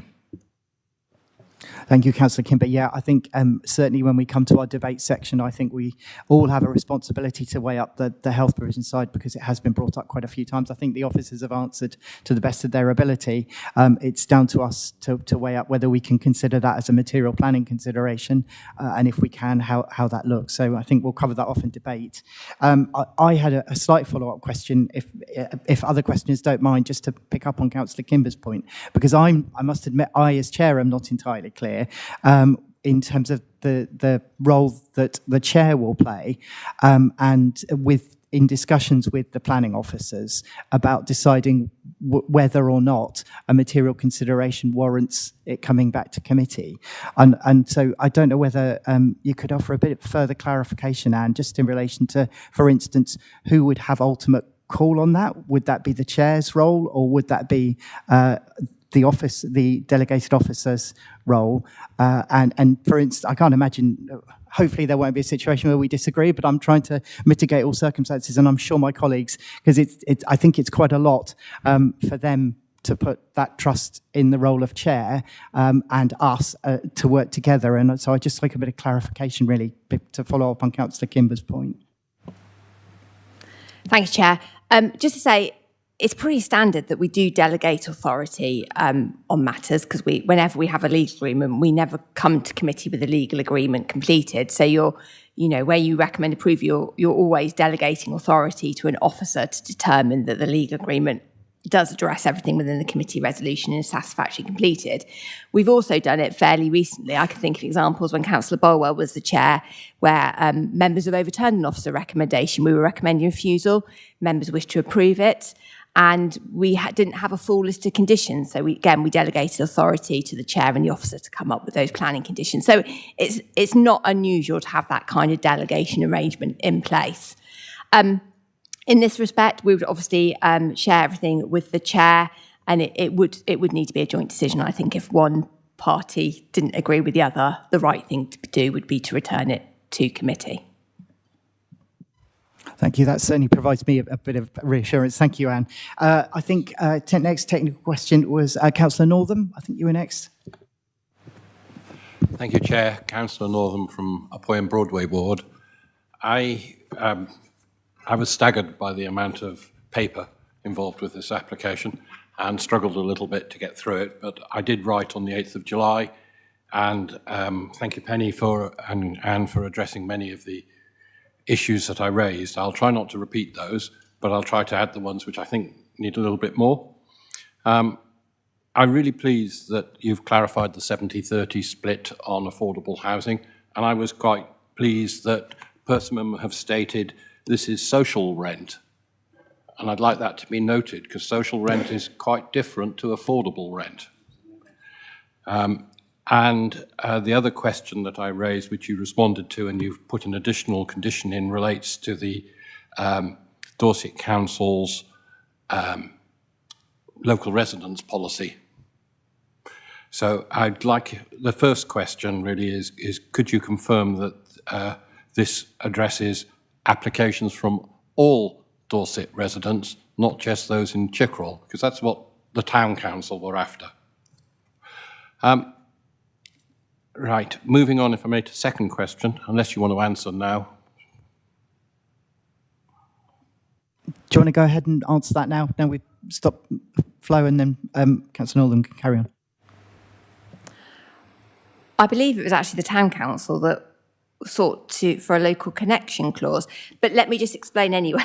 If we have a local connection clause, it just means that sort of first sift is given to people within Chickerell, then it was spread out to like Weymouth and Portland as the next geographical area, and then eventually it just goes out to the whole of Dorset area anyway. So it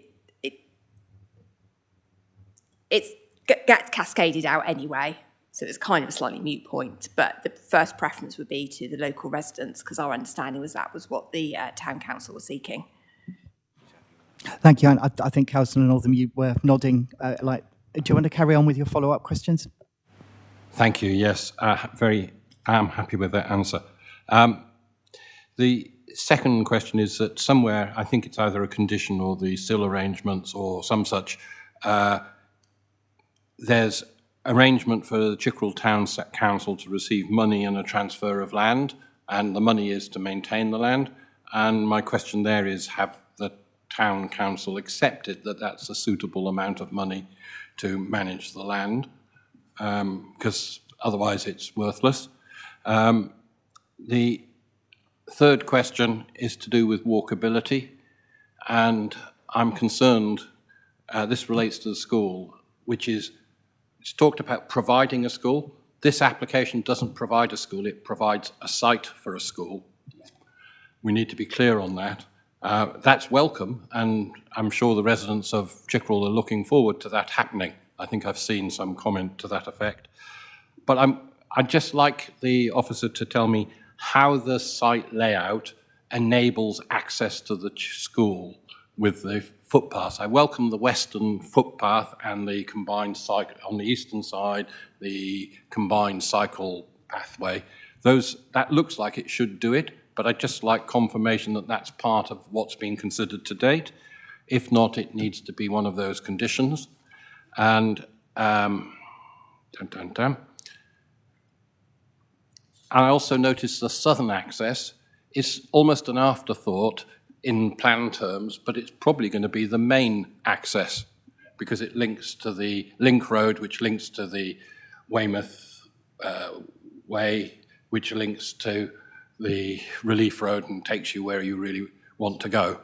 So I wonder if that can, I'd just like confirmation that has been considered as being the main access, not the Putton Lane access. And lastly, I just wonder whether we can protect ourselves from getting caught out downstream. Phase A, brilliant, it's in detail there, and I quite like the approach. It seems to be in the style of much of the development in Chickerell, which is quite open. I've walked the footpath along the west, and I like what I see. For a modern development, it's quite nice. I know it's a different company, but hey. And lastly, then, does there need to be a time limit on the phase B and C commencement? So we're getting the first phases, we're told we've got this other stuff coming, but surely we want phase B and C to follow, because a lot of the other things are conditional on certain numbers of houses. Thank you. So that was 4 questions. Thank you, Councillor Northam. Yeah, all very pertinent ones as well. If I hand over to officers, you can cover those off, I think, hopefully. Thank you, Chair. In terms of the calculations for public open space maintenance, provision of play equipment, and the maintenance of that play equipment, which is calculated on a 20-year basis, those calculations have been based on and informed on evidence that we have as a council. So we don't go out to parish councils and sort of say, how much do you want? We look at the evidence that we've got in terms of rationalising that. So that's how those calculations have been provided. I can give further details on what those guidance are, but I would just need a moment to remind myself of what those documents are in terms of informing those calculations. But they have been calculated in accordance and in line with recommendations of our infrastructure team. In terms of access to the school, that would be, so the main pedestrian access to that school or cycle access would probably be via Lower Putton Lane, because that creates a key gateway into the site from the existing settlement. Other access routes would be through the Central Avenue, either north or south, and there is also the connection just to the north of Mariners Way, which creates another pedestrian access. So I hope that clarifies that point. The southern access would be the main access to the site, and once again, no more than 100 dwellings could be occupied before that road is established, and then through construction, that would be the main access for all vehicles to avoid them going through the existing local highway network. In terms of the phasing, there is a condition that seeks a phasing plan, notwithstanding the plan that we've got before us, and that is specifically in relation to agreeing timetables for the delivery of those phases B, C, and the school phase. I think that's any more questions, let me know, but I think hopefully that addresses those issues. Thank you, Chair. I think that was most of them. Was there a school question as well? So, in terms of its provision of a school site, and yet we're asking for a design code to be produced for the school site, is it just the school site, in which case it should pick up access issues, or is it other matters? Because a 2-form entry school is quite significant in size. And could I ask for clarity from the officer to help me understand, how does the school get delivered, the actual building? I think 2 very pertinent points. If I could hand back to officers, that would be great. Thank you, Chair. Yes, so the councillor is correct. The proposal includes the land for the school, doesn't include the school itself. So you need to be clear on that. In terms of the delivery of the school, it's not clear at this stage if it would be delivered by Dorset Council or if it would be delivered by the Department of Education. We would take guidance from our colleagues that sit within education in terms of how they wish to proceed it. They seek a resolution before those detailed matters are starting to be considered, but it would be one of those 2 authorities that would likely bring that school forward. So the design code is recommended on the basis that it sits on quite an elevated site and would be quite a key feature within the application, and really to ensure that the key design parameters are established at this early stage, not knowing who's going to bring that, regardless of who brings that application forward, to ensure that it responds positively to the area and the settlement and the proposed development. Thank you, Chair. Councillor Northam, are you happy with that response? Okay. I think the next technical question was from Councillor Taylor. Thank you, Chair. Councillor Derry Taylor, Chancellor Mary Ward, and member of the panel today with you on Southern Western Planning. I've got some sticking points, really, I'd like to go through as questions so they can actually have some clarity regarding the ecology of all this site. As you know, I'm quite an avid fan of eco, and I'd like to go ahead with it. Drainage and pollution, that's one thing I was looking at first of all. And the reason I'm going to come on to this is going to lead in towards what you've actually set out in your road system. You're saying you're allowing escape routes for various animals, mammals, etc. like that. But I think if there was water to fall on the estate, the fact that most of the estate is tarmacked over, cemented, and various other features, I don't think they'll have much chance of escape on that one there because of the flooding. But that's going to be, I want to come back into that because I want to come into the retaining basins of water. Now, you're saying that the water basins are going to go up to maximum ½ metre, and there is no fencing around the basins to actually protect them from young children. That, to me, is criminal. Of all the applications I've looked at in the past, if there's going to be flood basins, they make absolutely sure that there's no possible danger to any child or adult, for example. So I want to go right into that in a bit. Also on the ecology scale, I don't see any mention of any heat pumps, solar panels, etc., going in, which is coming second nature for every application that's coming in now. So where are these heat pumps and solar panels? I know the electric points for the cars, lucky old cars, but the thing is that I think with the rest of it, we should look at the green side of this and say, is it going the way we want to go forward?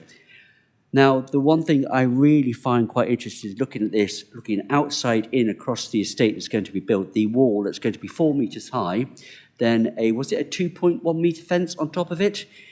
That's pretty tall. That looks like a castle to me. And from an outside view, when you're looking in, it looks like a walled fort. And I pity the poor animals trying to escape anywhere or trying to get down the roads or jumping off the hedgerows. So there's lots of things I find really unusual about this. And the questions are design of it, not happy with it. The water possibilities, that's flood, risk, etc. I don't think it's been taken care of, especially with the fact of like most services these days we're looking at in roads is soakaway services. That means you can actually lose the water within the services through the gravel. Not been taken care of at all. This becomes second nature in all planning applications. So I'm surprised it's not in as well. It's coming back again at all. It's flooding, it's water basins, it's water waste runoff. That creates pollution, as we know, with oil and everything else the cars bring into the site. Also, look at the size of the number of the cars. We're looking at about 300-400 cars coming into this site every day, and it's looking to be quite heavy on the traffic. And as the councillor just stated earlier, the traffic problems are going to be quite big on 2 junctions, which you've only got to escape it. So I don't think it's been taken into much board on there. Can you come back with those questions and then on that one at all? So do you want me to reiterate them for you again, Chair? No, I'm okay. I'd look to the officers because it's the officers that will be ploughing their way through them. Do you want to answer? And then, Councillor Taylor, if you've got any follow-up or you think any have been missed, that's probably the best way to tackle it. Thank you, Chair. Yeah, if I go through the points I've raised, if Councillor wouldn't mind highlighting any issues that I've forgotten, because I'm not sure if I've quite grasped all of them. Some of them, so Councillor was starting to talk about the drainage strategy, the design of ponds. The ponds have been designed in relation to the SUDS guidance. SUDS guidance makes some reference to fencing and when fencing is required. In this case, because of the low level of the permanent water in the site, fencing isn't recommended. It's always a difficult one. Features such as fencing, life buoys, and things like that can actually, the SUDS manual talks about this in terms of adding sort of security in a way that actually creates then problems, because actually you feel safe, you don't take the same care. And then when you are within that area, if there's fencing, that can then inhibit you coming out. So it's a difficult one, fencing. Where there are greater depths, it is something that we would recommend. But in this case, we're not recommending that. And that would be something for members to take a view on. Councillor Tate, shall we let Penny work through all of your questions and then we'll cover off the one? I think the other key issues were in relation to retaining features and the movement of creatures within the site. Clearly, where there's large retaining walls with fencing above, that is going to inhibit, I think that has to be clear, that will inhibit creatures moving from that north-south line where those level differences sort of are created, and I think members will need to, again, weigh that up. I think the scheme has provided the best mitigation that we can in terms of establishing those east-west and north-south connections, and the details of those features, including the tunnels, would be reviewed in more detail at the condition stage. Thank you, Chair. Councillor Taylor, I think you wanted to come back on at least a couple of points there. The reason why I'm so particularly touchy about water is because the fact is, as you probably realised, in the last 10 years, we've had 3 years of major flooding, and it's been absolutely horrendous. And we've had problems with all of our villages and our valleys and our rivers, and it's getting worse. The reason I'm going to come back onto the water is the fact is that where the school or the potential school is coming in, it's actually on a flood risk area. So therefore, it's not exactly a designated good area to put a school, because the fact is it's likely to be flooded anyway on that one there. So that's what they're looking at the flood reference as in the waterways shown, as your map was shown earlier with the waterways on, it does show, it does happen, and it will increase problems with future development as well of houses as well. So there are some concerns there. And the reason I'm raising this is because the fact is that if we know that houses that are built in a floodplain area known to be flooded are uninsurable, they won't be able to get insurance. That is a designated policy right across the national insurance companies across the country. So therefore, I'd really like to look at this quite carefully to say it's about the designated of floods and, of course, safety for children. Because with all the applications I've done previously, we insist on safety for the children and adults. We do it, it's a regulatory requirement because you can actually drown in just an inch of water. So there are things that I'm worried about. So therefore, I'd like it to be really opened up and looked at properly. And finally, overall on this, there was one thing I did miss, and apologies for this. We've got a battery park in this application to the north of it, I believe. Okay. Now, I remember this battery park coming through, and there was huge outrage, and the fact it's been going on because the access, the protection about it, the fire risk, etc., etc. I don't seem to be seeing it very clear away from the new development coming. So, have we got protection issues in there placed to actually safeguard the new residents coming on board into this new development? Should it go ahead? And that one there. And finally, I'd like to say I'm absolutely surprised this application has come forward when the consultation has been completed. I find it really quite surprising. But thank you. Thank you, Councillor Northam. I'll come back to you, Penny, and Anne, if you want to respond to those points in any way. Sorry. Thank you, Councillor. And I did also recall one other point that I didn't respond to.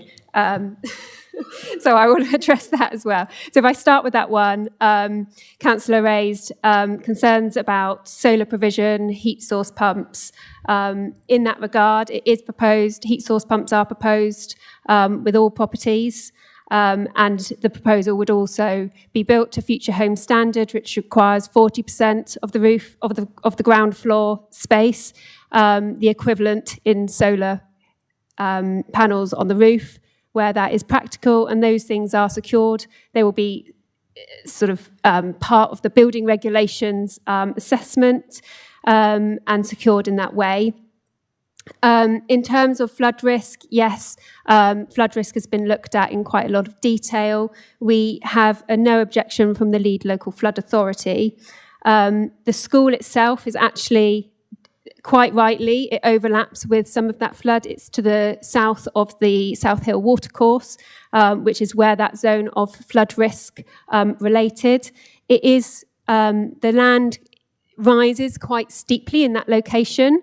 So it is feasible that the school and the buildings can all be located outside of that flood risk. Obviously, at this stage, it's all in outline application, so we have no details about the siting of the school buildings, but any submitted detailed application would need to be submitted with a detailed drainage scheme that addressed that. overall, it is considered that flood risk is appropriately managed on the site with no objections raised by our lead local flood authority colleagues. And then in terms of the battery park, again, I tried to touch upon this on my presentation. So members will recall that they've considered that in some detail at that stage. And as part of that consideration, this application was considered within that material. It's an allocated site. The application was in at the time, so that officer included within their presentation and within their report details in relation to the impacts on this development, and it was considered that that development was not likely to result in any significant harm or prevent this development from coming forward. Thank you, Chair.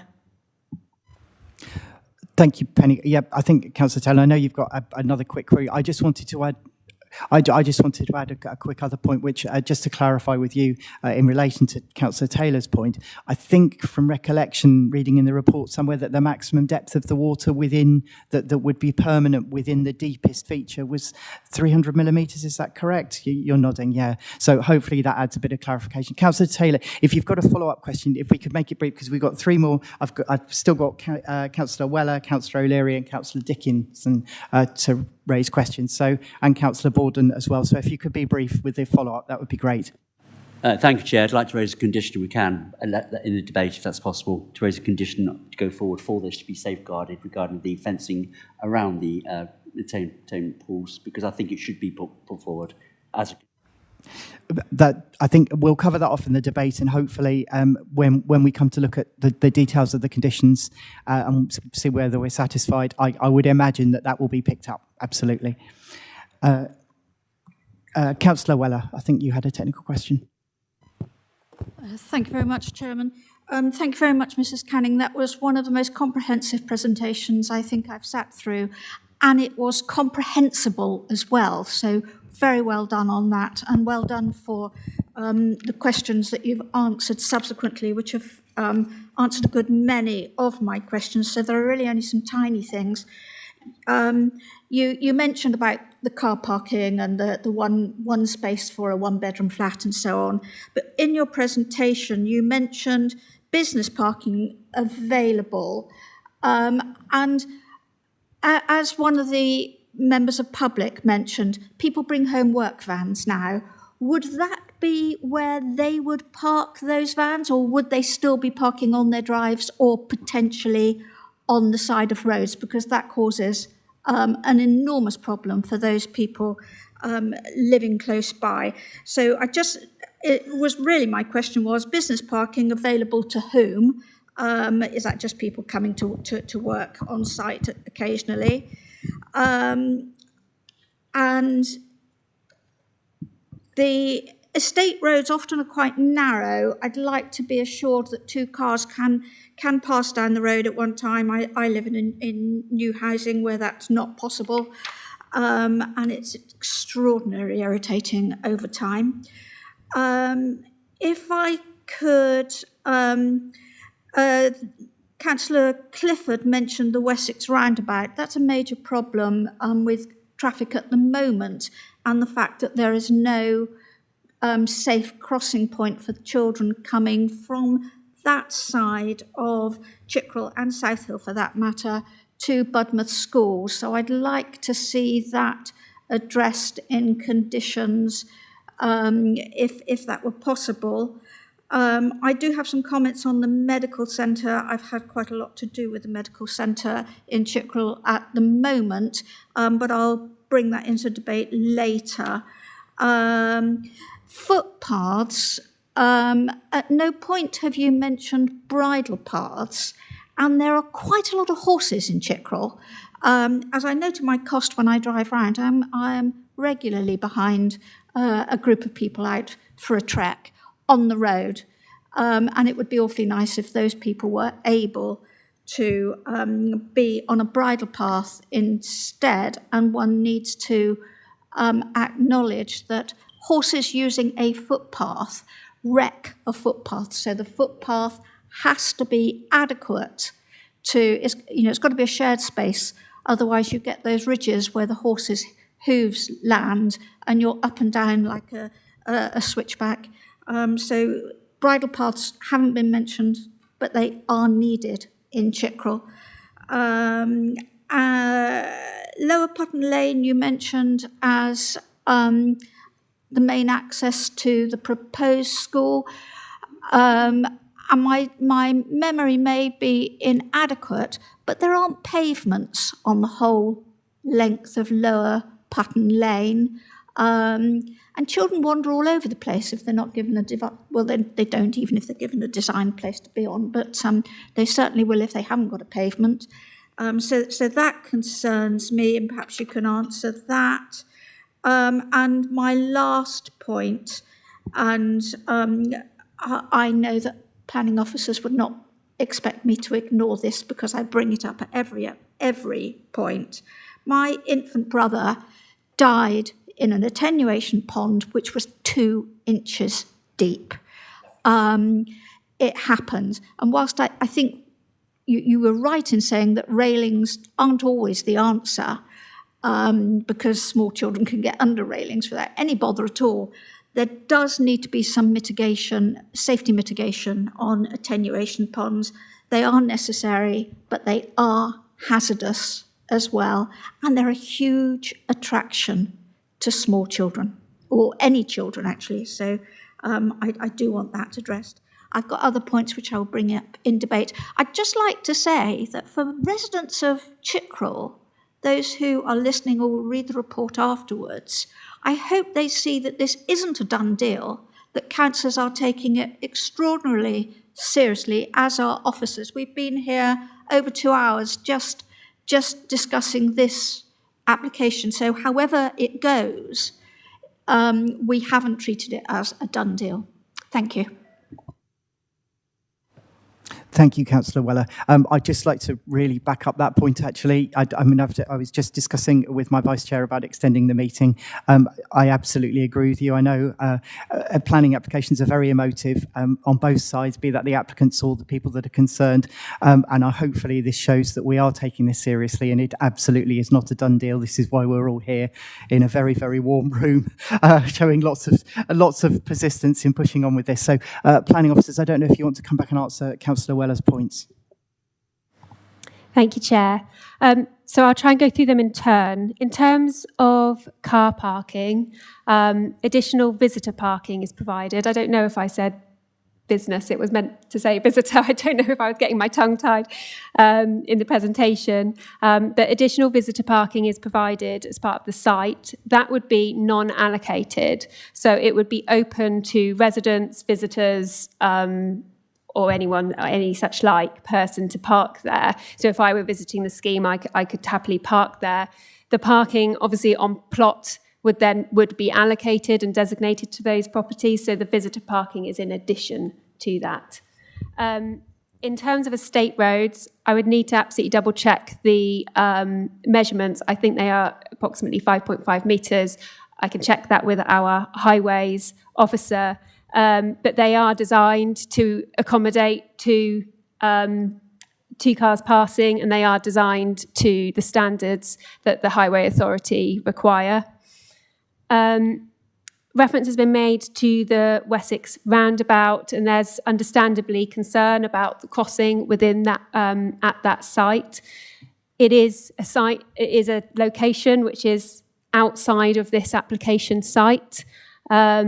So it isn't something that has been directly related to the proposed development before us, and as such, there is no recommendation to make improvements off-site to that Wessex roundabout, and that will be a matter that members will need to consider. In terms of the footpaths, yes, I've been referring to footpaths because that's how they're designated within the rights of way plan. There aren't any bridleways currently that cross the site, but details are sought through a rights of way management plan relating to widths and surfacing materials and such like. So those details could include additional space to accommodate horses, if that was something that members wanted to include within that condition. It's not proposed necessarily with that in mind. That condition was recommended by the Rights of Way team, but I don't think there would necessarily be any objection either. In terms of Lower Pattern Lane, so the access at Lower Pattern Lane, it's the key location where there's been no sort of ransom strip to allow that connection through. So it has just by its very nature become what will be a strategic key link, pedestrian link into the development, but it is constrained in places. A footpath runs along part of its length, but I would have to double check, but I do think Councillor Weller is correct that there is a short stretch that doesn't have a footway. So again, that needs to be taken into consideration. That access at the Lower Pattern Lane junction connects with not just Lower Pattern Lane, but it also connects with the proposed development. It provides links through, not proposed development, apologies, the existing development of CG5, all of that sort of development. So they wouldn't all be coming along Lower Pattern Lane, but I think that access point will be the key pedestrian access for the site. And again, those constraints will need to be taken into consideration. Councillor Weller also mentioned attenuation ponds. I think that's something that members will need to have regard to when they debate the issue and how they move forward. The only thing I can add really is just to advise councillors that they are designed in line with the SUDS manual and the guidance, but a matter that I will leave members to discuss during the debate. Thank you, Chair. Thank you, Penny. Councillor Weller, does that clarify the points that you had? Brilliant. Anne, did you have a point you wanted to make? Sorry, I was just going to come back to something about the Wessex roundabout because I wasn't quite sure if I missed something. But obviously the children coming from this development, if they're wanting to access Budmouth School, they're going to be able to cross the link road at the traffic light controlled junction where the new access comes out onto the link road.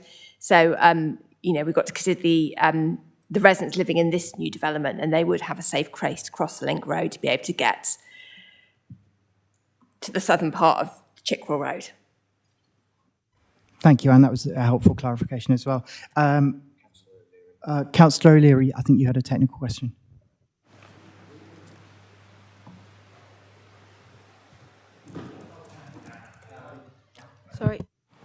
Sorry, Chairman, not technical. Can I request that after we do finish that, we can have a short break, please? We have been at this for about 2.5 hours. Absolutely, Councillor. I think in relation to how I was trying to chat with my Vice Chair about this, we've obviously got to have a vote in order to extend the meeting. I suspect we may also need a short break if we're going to propose conditions that are different from that in the recommendation, which I think officers may need 10 to 15 minutes to make sure that they've got conditions that meet our requirements of the debate. So yes, absolutely. I think that there will need a lunch break as well as possibly a 10-minute break for officers to sort out conditions. But we'll deal with that when we get there. Councillor Taylor, I know you want to come in, but there's a couple of other councillors that were in before you. So, Councillor Dickinson. Thank you very much, Chair. Councillor Peter Dickinson, Littlemore and Preston. Just a couple of technical questions. In Section 6 and Section 7, it shows houses that are raised up above the neighbours. Is it possible to put into that no rear balconies will be put in so that it mitigates any overlooking from people, and also large raised garden platforms? So again, it mitigates any body looking out into and cause problems later on. I would like to know who's responsible for the upkeep of the signage you talked about, that there will be signage. And do you know if the present school in Chickwell is under or oversubscribed? Because that could have a bearing on, because we keep talking about a school, yet all my comments with Chickwell residents is that they would like to see a health centre, which includes a doctor, not only a doctor, but a dentist. Thank you, Councillor Dickinson. I think, again, some very good questions there. Penny, over to you.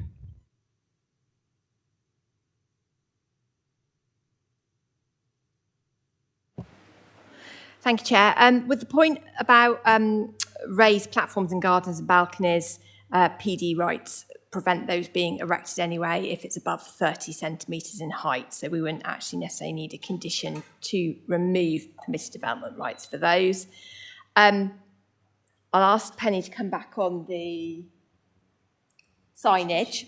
And with regards to the education, my understanding is I think for the last year, the Chickerell School it has been oversubscribed in previous years, but I think possibly for the last year or the 2 last years, it hasn't been oversubscribed. Everyone who put that down as their first preference, I believe, got it.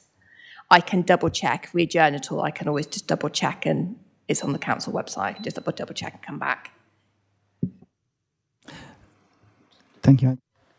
Thank you, Chair. I'll just come back on signage. In terms of that, it would probably be a management company that would maintain that, but that's something that we can discuss and we can include within the legal agreement if members consider that worthy. Many thanks. Thank you. Councillor Dickinson, are you happy with those responses? Thank you very much, Chair. I'll come back on it in the debate, rather, because it wouldn't be a technical question. Thank you, Councillor Dickinson. And Councillor Borden, I think you had some technical questions. Yes, thank you, Chair. Belinda Borden, Lyme Regis and Charmouth. Did I read or hear that there were bridges, dormice bridges, as part of the mitigation? If so, could you possibly explain what that looks like and how it works? On the low carbon housing, good to see that the full, I can't remember is it warmer homes regulations apply, but can I just check, can we make sure that the air source heat pumps also have the other type that allow air conditioning as well? Because there are different types of heat pumps. I'm not an expert, but I do know that the need now is for air conditioning as well as heat. Excuse me. Can I? Oh dear, sorry. Sorry, Belinda, I shut you off because I thought you were struggling to carry on there. Do you want to carry on? Yeah, I was also going to ask a question about who maintains all of the. I think you've mentioned that the play park would be the responsibility of Chickerell Town Council, but otherwise it's not clear at all who is going to be responsible for the maintenance of the planting, of the ecological mitigations. And also, yes, a question on the flood risk.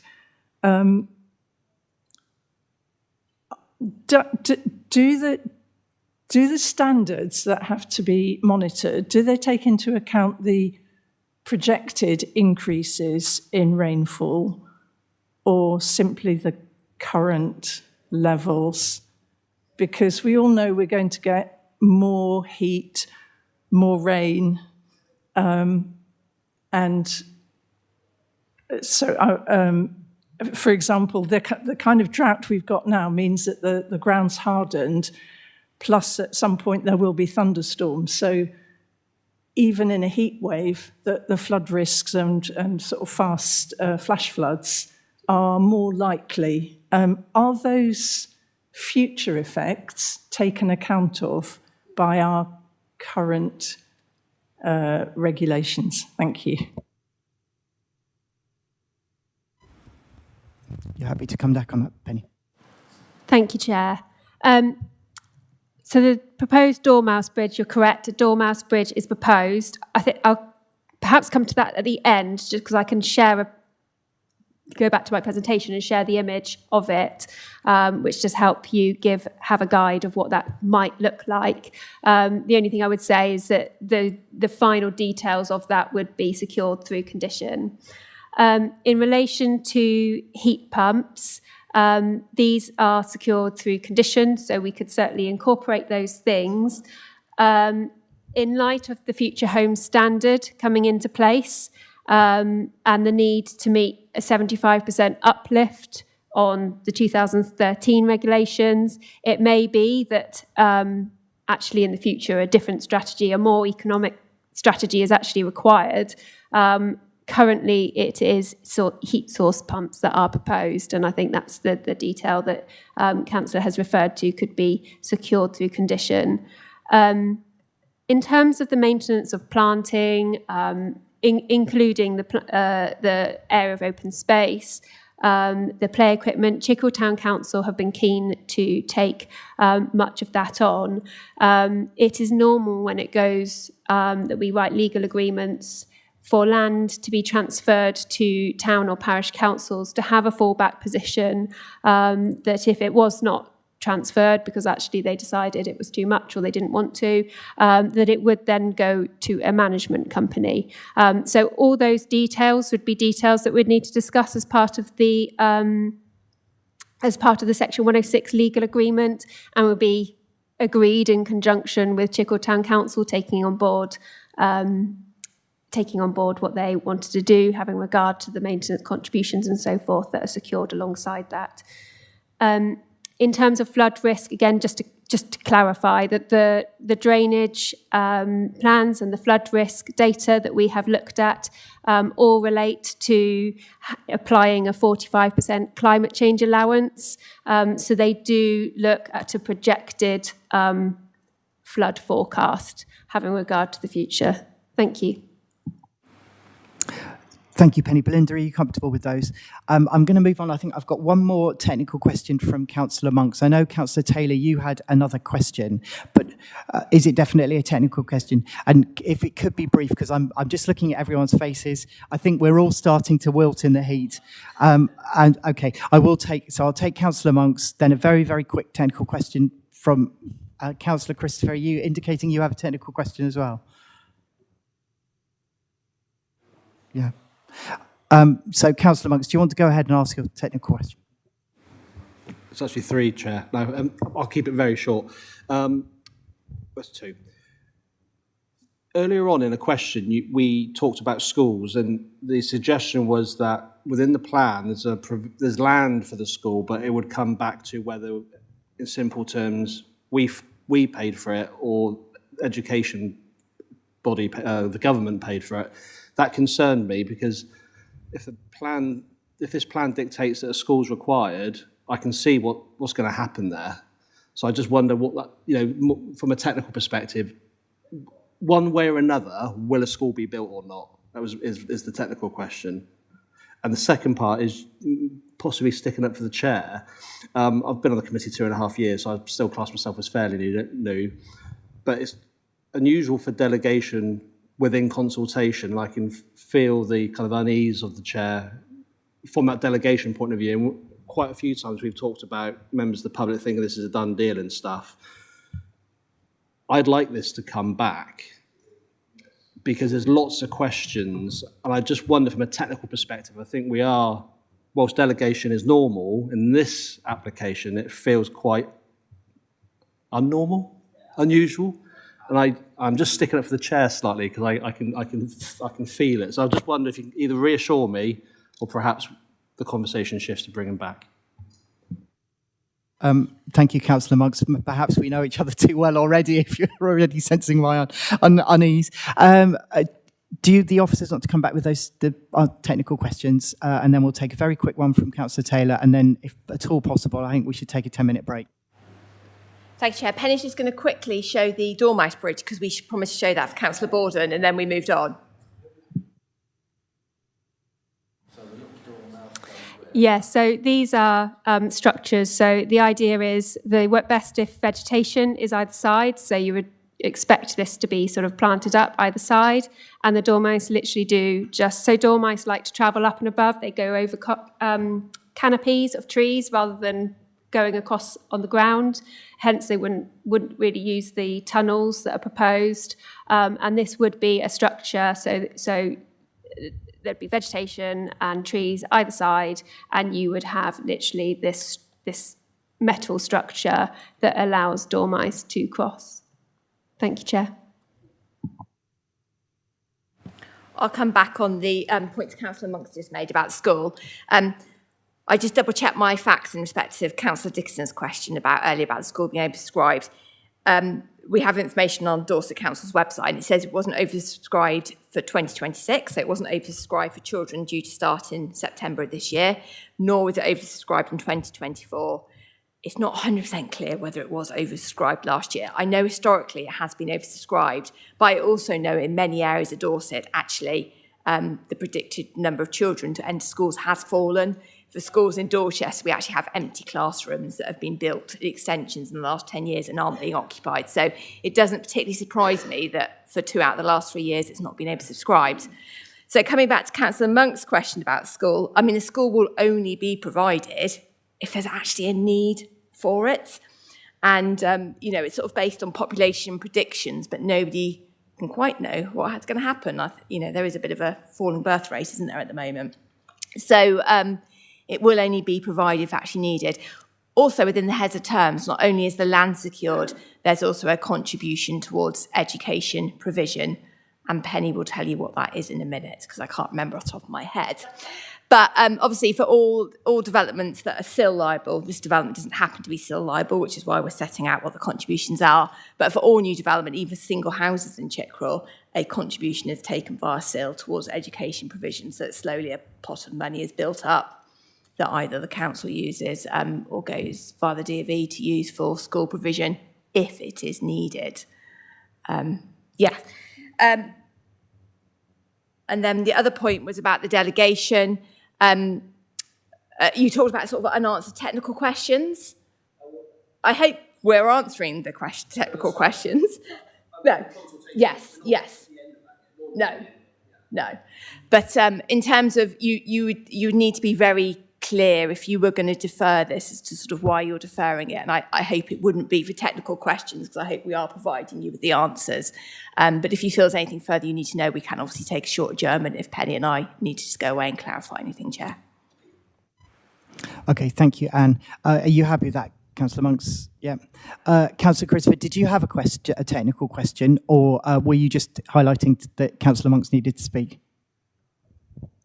Yes, I do have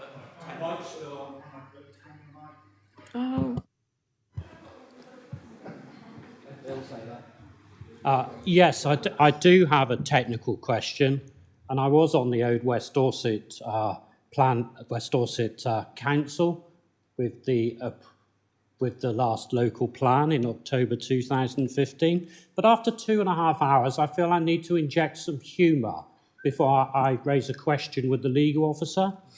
The greatest comedian of them all, Mr. Dodd, used to do a joke at Weymouth Pavilion. And the joke is, why are we all here? Because we're not all there. And it was a good joke. And the question for the legal officer is, we are here at this particular time, perhaps driven by the expiry of an option agreement.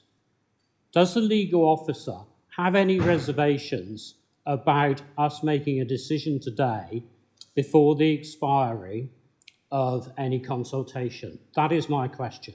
Thank you. Thank you, Councillor Christopher. Are you happy to answer that?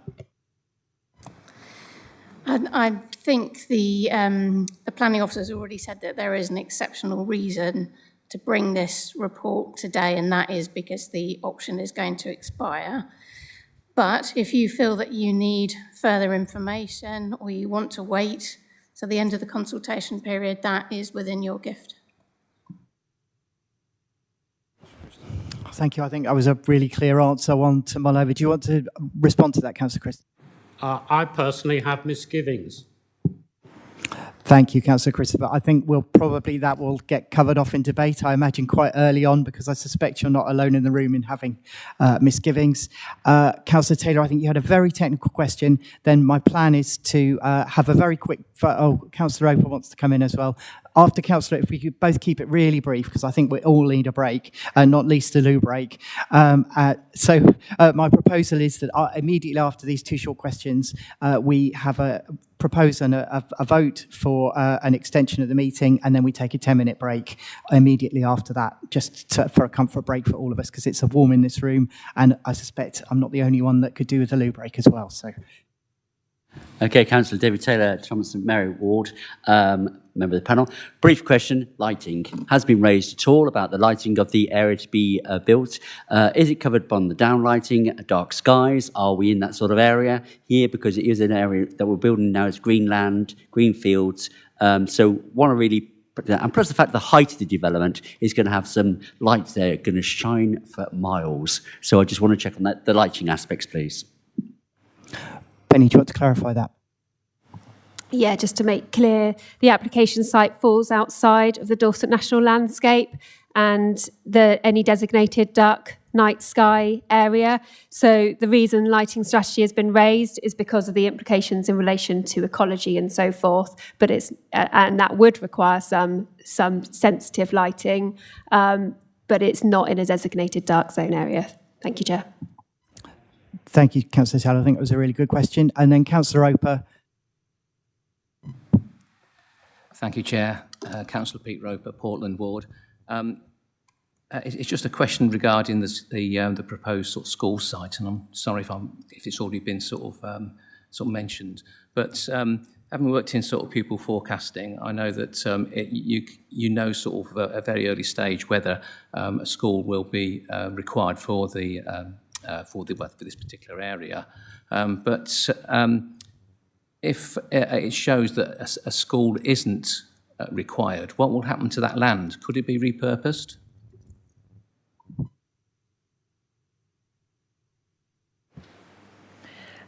Chair, this obviously application designates it for a school, and under this application, it couldn't be used for anything else. So I don't know, say, obviously the development, if approved, wouldn't be built overnight. It would take a number of years and a number of phases. But say, in 10 years' time, the development was built and there was no need for a school in Chickwell, no forecasted need, then obviously at that point, somebody could come back with an application to do something else with that land, and that would have to be considered on its own merits. But under this application, it is set aside for a school. There's a limit on the total number of houses that can be built on site, and they can't go on that piece of land. Thank you, Anne. Great. Sorry, Chair. I said earlier on that Penny was going to tell you the amount of the contribution, and we didn't. So it's £1,736 per house or flat with 2 bedrooms, less a discount of £482,000 for the land value. Now, I'd love to tell you what the overall figure is, and I will once we come back from the adjournment, Chair. Thank you, Anne. Yes, I think looking at all the tired faces, it would be lovely if this room was about 10 degrees cooler. Councillor Monks, I think you had something you were potentially going to suggest. Thanks, Chair. Conscious of time, may I propose that we have a vote to extend the meeting, and then rather than a small break, maybe lunch, in a time that's to your direction.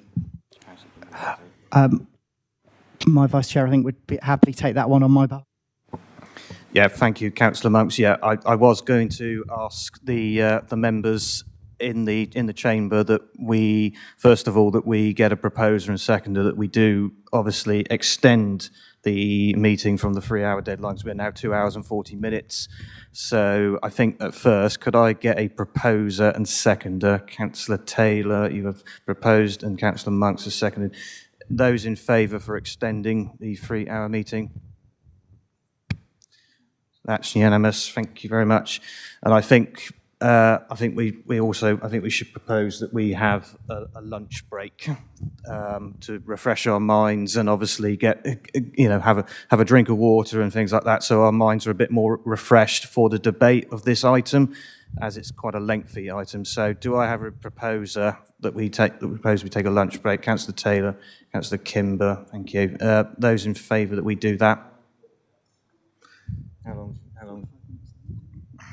So So my chair is saying to me about 45 minutes. Is everyone in agreement with that? So if we do, obviously, if we do break for the meeting at 12:40, then that will then bring us at 13:10, wouldn't it? Yeah, at 1:10 past 1, 13:10. So yeah, okay. So back to you, Chair. Sorry, no, it's not 45 minutes. Sorry. No, it's not 45 minutes. Sorry. 25 past. Sorry. So, shall we say 20 past, everyone? We're back at 20 past. Can I just remind everyone before you leave your seats of the importance of not discussing anything in relation to exchanging information with applicants, agents, or each other about anything we've discussed so far today? That'd be much appreciated. See you all at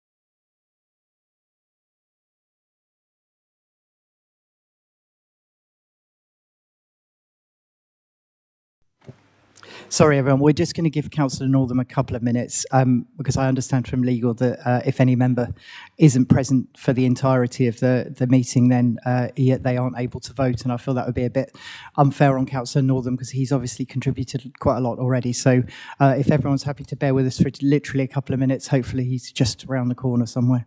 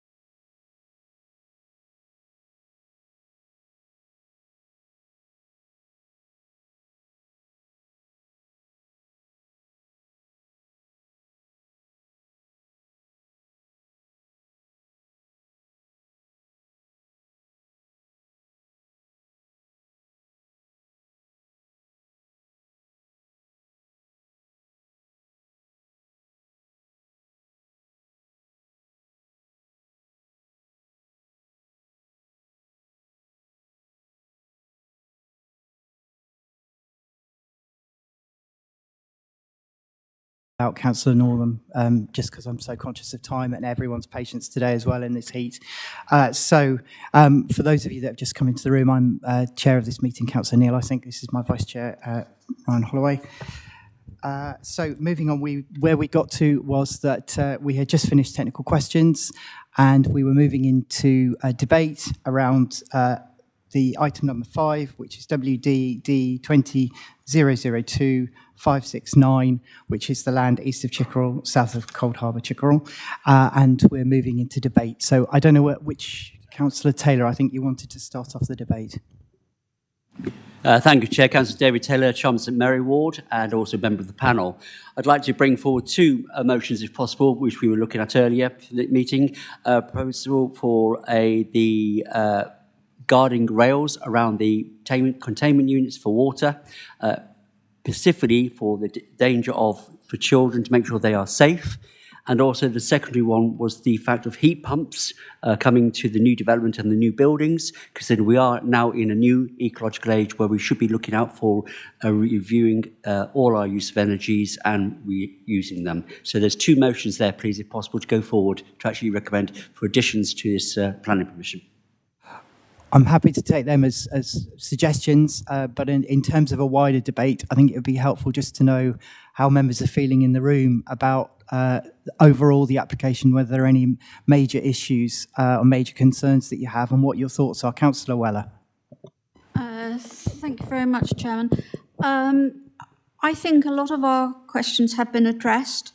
Most of the others possibly can be addressed by conditions.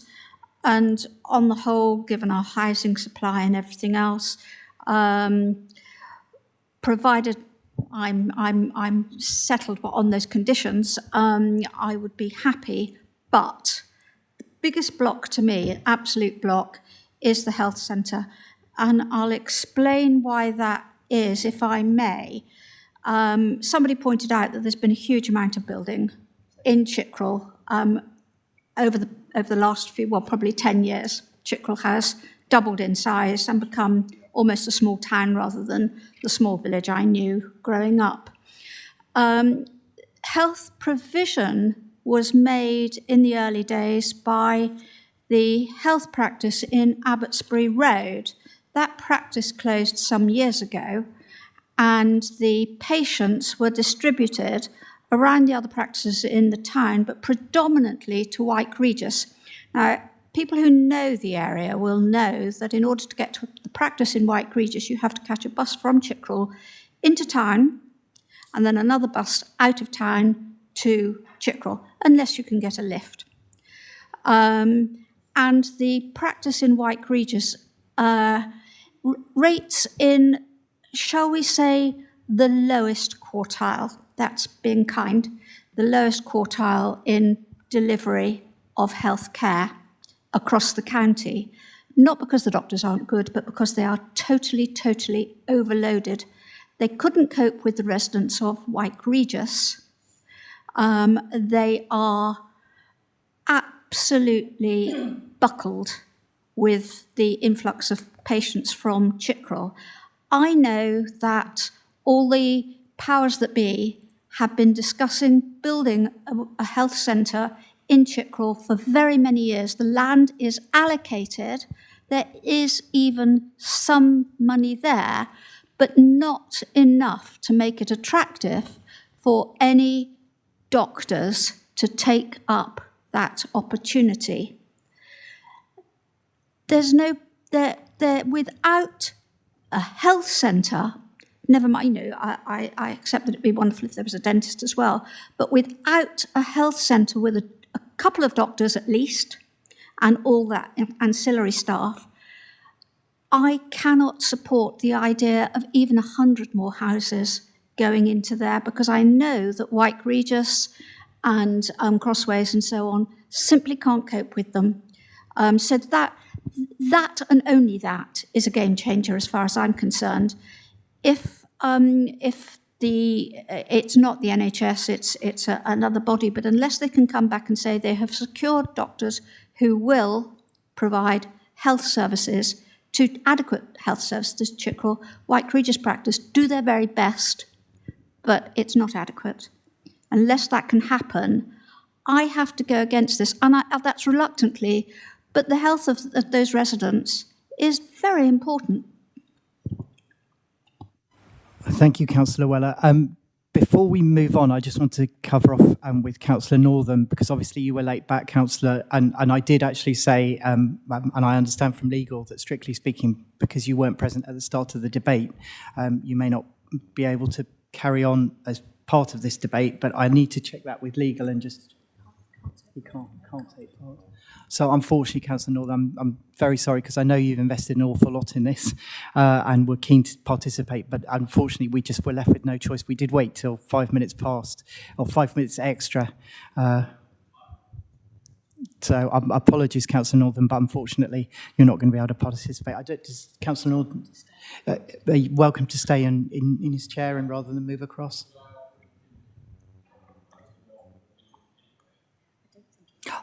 From a legal perspective, unfortunately not, Councillor Northam.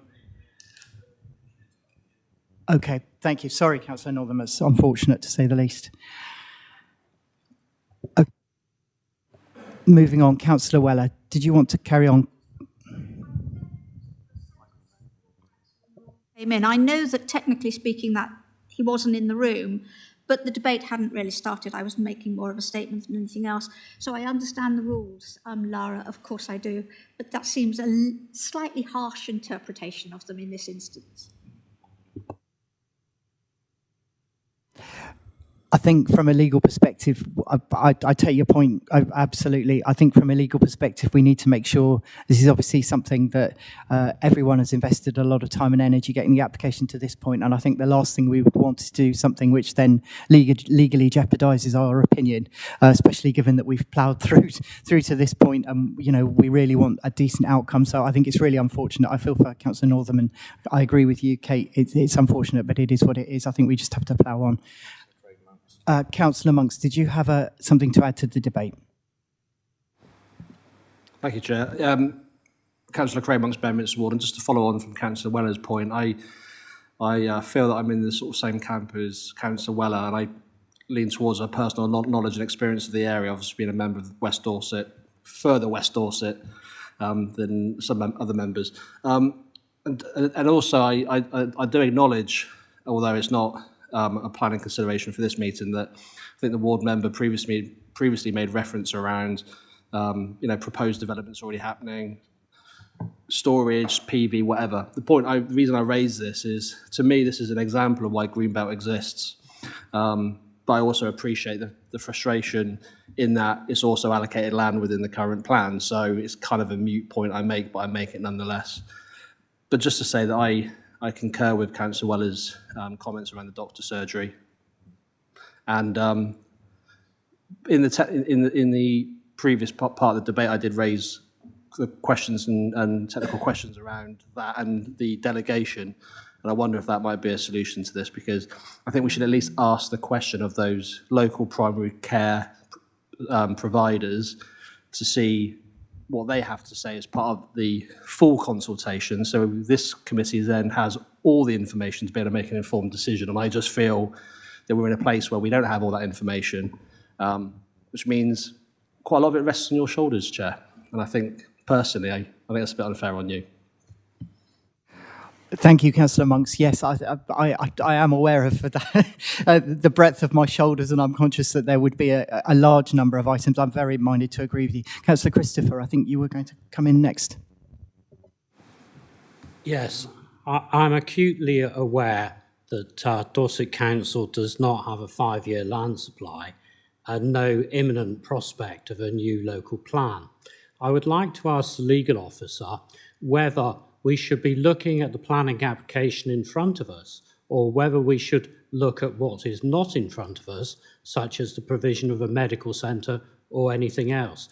Is the lack of a medical centre a reasonable material reason for actually refusing this application? I think that's a really valid question. I don't know whether that's best directed to the planning officers or legal or both. So, Lara, would you like to pick that up first? I think at the minute you've got a situation where the NHS as a consultee has not mentioned that a GP surgery is necessary.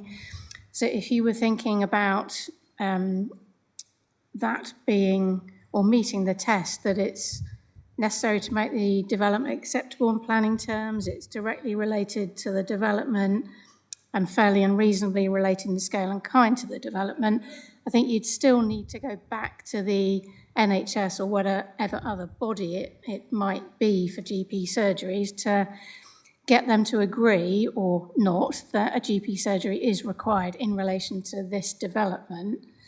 Because if we were to put that in a 106, we'd need to know how much money per dwelling or overall how much money should be payable. So I think you don't have enough information to make that decision, given that the NHS have not said a GP surgery is required.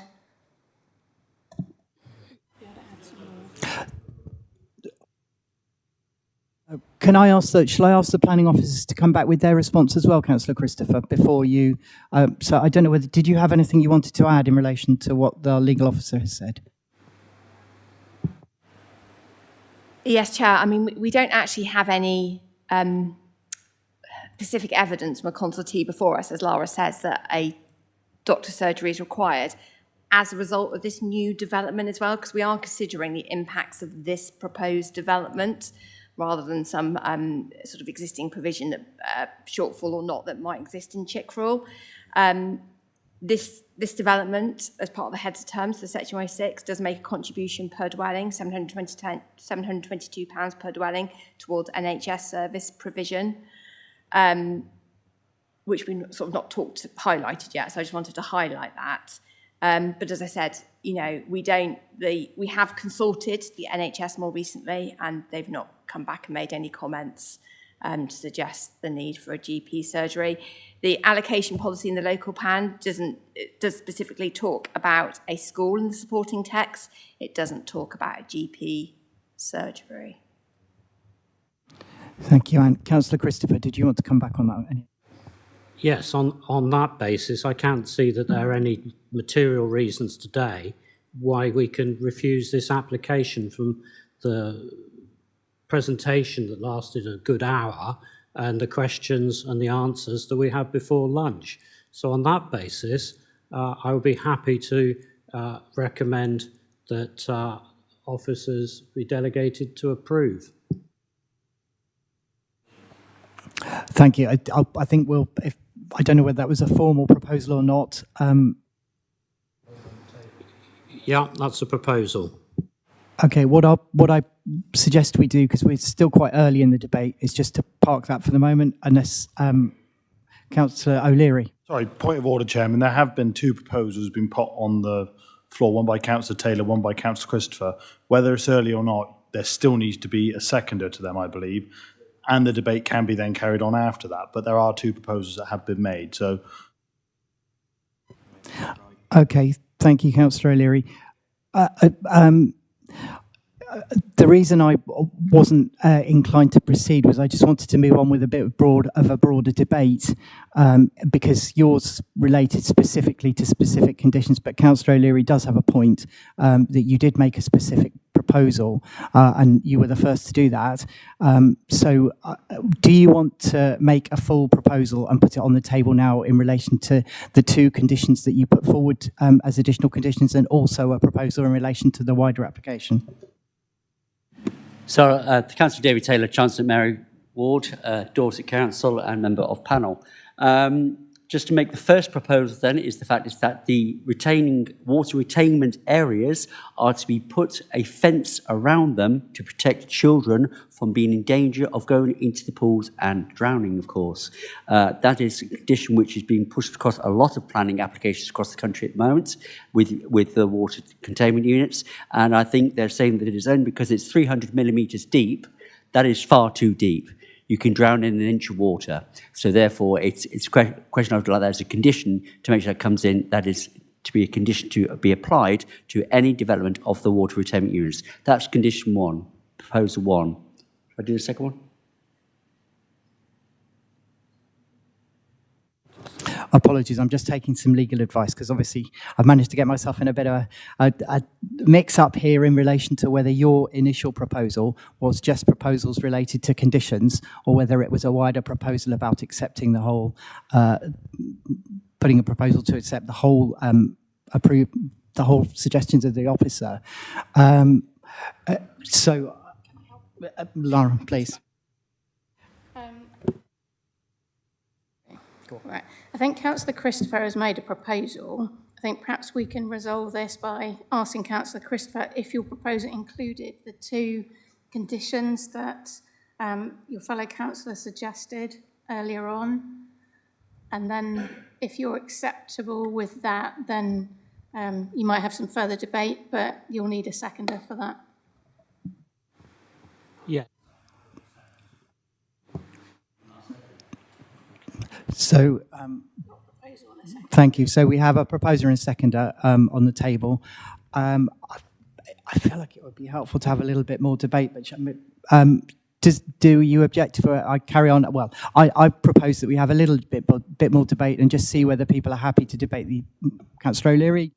Yeah, it's on that point, Chair. While I understand you want debate, we did have a lengthy councillor technical question section, a lot of which did stray from questions into debate, I would argue. And I think if members don't wish to debate, then they are entitled to go to a vote, although I don't understand why you're trying to facilitate that. Fair enough, Councillor O'Leary. I do take your point. My own perspective as chair, I personally would have liked to see this debated a bit more widely, but we do have a proposal and a second on the table. So I suggest that we put that to a vote. So, Councillor Taylor, could you just confirm your 2 conditions, and then we'll just clarify absolutely what we are voting on today? Thank you, Chair. So you got my first proposal regarding the fencing protection around the retaining pools. You've got that, yeah. Second proposal was for the heat pumps to be installed on all buildings and developments, because the fact is that means that we are rejuvenating and we are reusing energy these days, and we were supposed to be in an eco economy. So therefore, in per household, or air conditioning with air conditioning unit as well. Is that clear enough for you, Chair? That's clear. I just wanted to double check in relation to those 2 conditions to make sure that we were actually able to condition heat pumps, because I'm aware there are parameters around conditions being permitted to be conditions. They have to be be reasonable for a start. I'd just like to check with the planning officer that she feels that those conditions meet the requirements of planning legislation. Thank you, Chair. We do have a condition about heat pumps, which is condition 48. It's not actually requiring their provision per se. It's saying about where they're proposed. They have to submit certain information to us. We don't actually have a policy that allows us to require the provision of certain renewables. And Mrs. Canning explained earlier that actually these homes will be built to the Future Homes Standard under building regs, which are already setting higher bars and thresholds in terms of renewable energy provision, and that is why things aren't duplicated in planning policy effectively.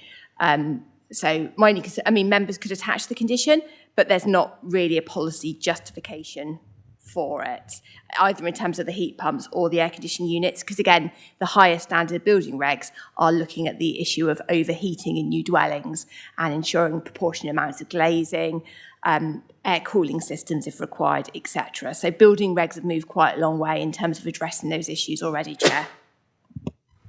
Thank you, Anne. Well, Councillor Taylor has put forward a proposal that this condition goes in. If we are permitted to include the condition, then I think that is what Councillor Taylor is wanting. So I'm getting a thumbs up. So we've got clarity, Josh, on those 2 conditions. So, Anne, did you want to add something? You're probably getting to it, Chair, but I just want to be really clear. If it's the recommendation as set out in the committee report, A and B, and with the amended conditions in the update sheet, plus the 2 conditions that the Councillor Taylor's referred to, and we would agree the wording of those conditions with the Chair. Are you comfortable with that, Councillor Taylor? And the update to the header terms for the local connection clause as well, as set out in the update sheet. There's plenty to this application, isn't there? In relation to those specific points, Councillor Christopher, you proposed this, and you are happy that that reflects what you're wishing to be voted on? Yes, I'm content. So we've got a proposal, we've got a seconder. I suggest that that is what we vote on now. All those in favour of the proposal on the table today?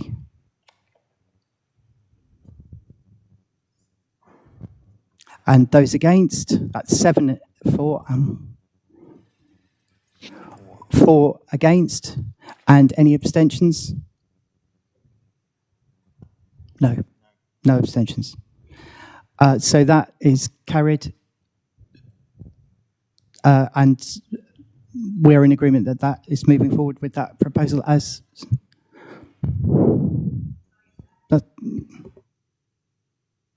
You just said 6-4, but then is it 7-4? Sorry, apologies. 7 in favour, 4 against, no abstentions. Thank you, everyone, for correcting my maths. Is everyone clear and happy with that? Right, great. Thank you. That concludes that discussion of item 5. We will now move on to the next item on the agenda. Yes, thank you. We'll just take a 2-second break whilst we get Councillor Northam.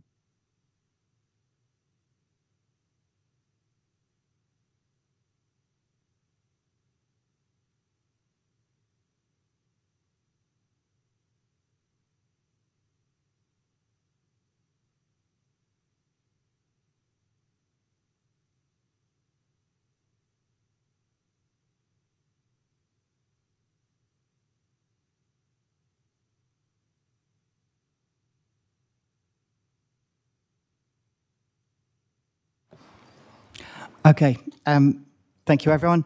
So moving on to the item, I think we're on item 6 on the agenda, which is P/FUL/2025/04039. And this is for Weymouth Bay Holiday Park, Preston Road, Weymouth, DT3 6BQ.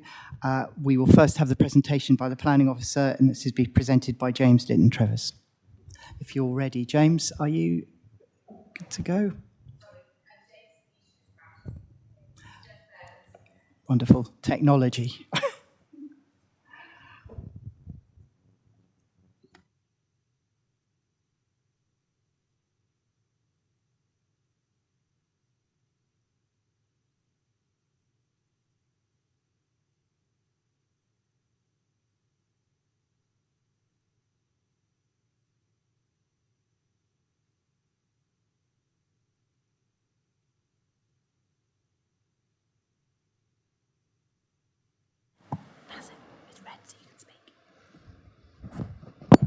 Good afternoon.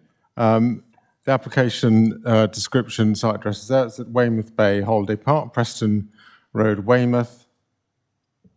The application is removal of a telecom mast and installation of bases for siting of static holiday caravans with decking and associated access, landscaping, drainage, other related infrastructure works. First of all, in terms of the site location,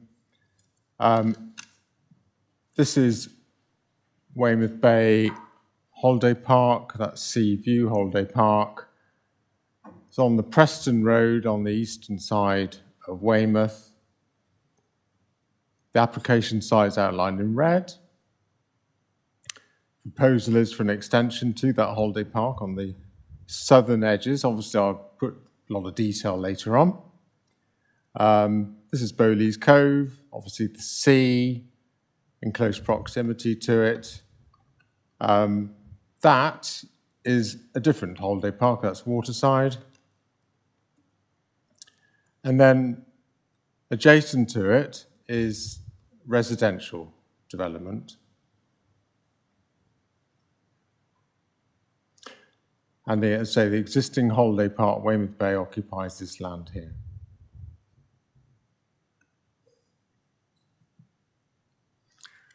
And there's the ordnance survey.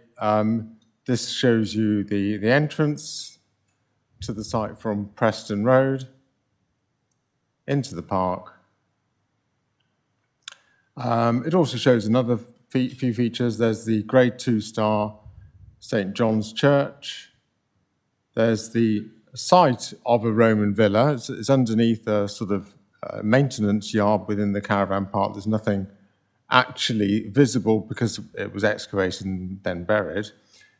And then up on the hillside is the remains of the Roman temple. And say remains, obviously it's just a square of where the outline of the walls would have been, but it sits on a hilltop and is a scheduled monument, as is the Roman villa. This is quite a useful slide to show the contours. Preston Road rises gradually up a hill, and most of the site, including that proposed, as you see with the contours are quite widely spaced, forms a slightly lower, flatter land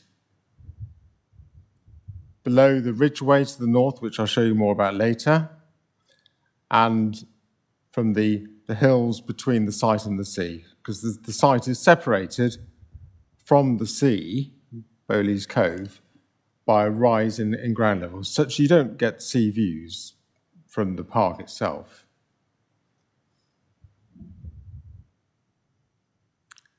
To the north of the site is the Dorset National Landscape, the pink area, or the AONB.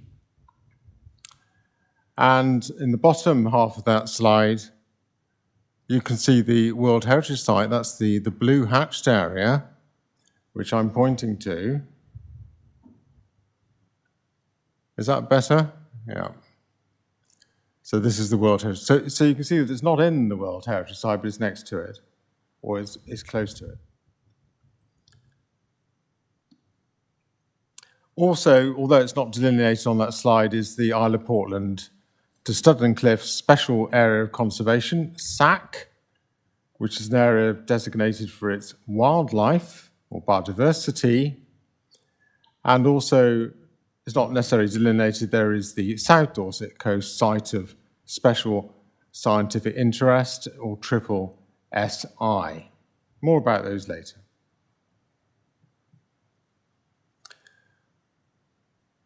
And there's a bird's eye view of the existing park. And I think this is quite useful because although the caravans that are there at the moment, and that's this area here and here, look grey, I suppose it's because you're looking at their roofs, because the caravan's actually white. And so a bird's eye view isn't possibly the best slide because it's showing you from above rather than looking side on. But historically, caravans have always been white, and such are these. It also shows the proposed site locations, which is here, here, and along here. And that's sort of scrubby grassland, in effect, relatively level, intersected, as you can see in that aerial shot, by a few well-worn paths. One of them is a public. They're not all public right-of-ways, but this one is. I mean, some of the land is quite. It depends in the winter is actually quite boggy and quite hard to walk over. But in general, it is grassland which you can roam about, and people do, because obviously you're going to cross this land to go to the sea, and people do. And this is taken on the ground, in the middle, actually, of what I just showed you. And that's really what you see when you're on the ground, is this sort of scrubby grassland, mix of worn paths. They're not laid necessarily as well as that in most cases, but this one is. And we're looking over towards, actually, where the River Jordan is and sort of marshy ground. You wouldn't probably be able to walk over that.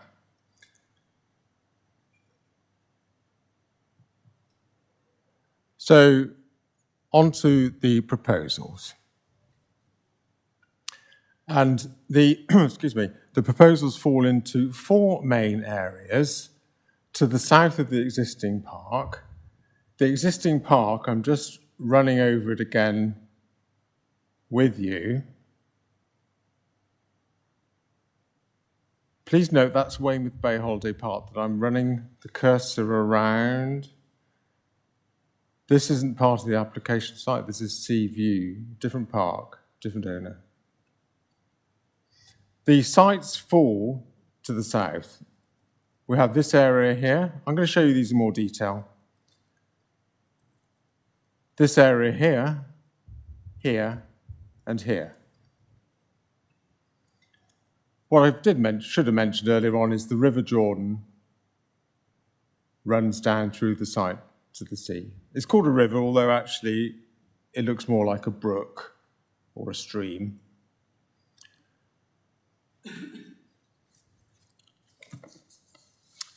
In terms of the proposals, this is a full planning application proposing the installation of 241 caravans over those areas, over those 4 areas, with associated decking. I'll show you more about this later. The relocation of 5 static caravans and associated infrastructure, including sustainable urban drainage, or SUDS, an attenuation basin, foul water drainage, internal access roads and car parking spaces, footpaths, and hard and soft landscaping, as well as the removal of a telecom mast. The proposed development, in a nutshell, I mean, this is in the report, but I think it's fair to read it to you too, is the relocation of the bases for the siting of static caravans to elsewhere in the existing park. I'll tell you more about that later. And that's 3 next to the St. Andrew's Church, sorry, not St. John's, 1 from the west of Area D and 1 from the north of Area E. Associated infrastructure to include, but not limited to, level-for-level flood compensation, an attenuation basin and related SUD systems, internal access roads, car parking spaces, formal and informal footpath routes, hard and soft landscaping, and remove of the mast. In line with the existing site licence, obviously a holiday park has to have a site licence, not a planning control. It's intended that the scheme will provide holiday accommodation between the 1st of March and the 14th of January in the following year. The development is EIA development, environmental impact assessment development, for the purposes of planning, and the application was accompanied by an environmental statement.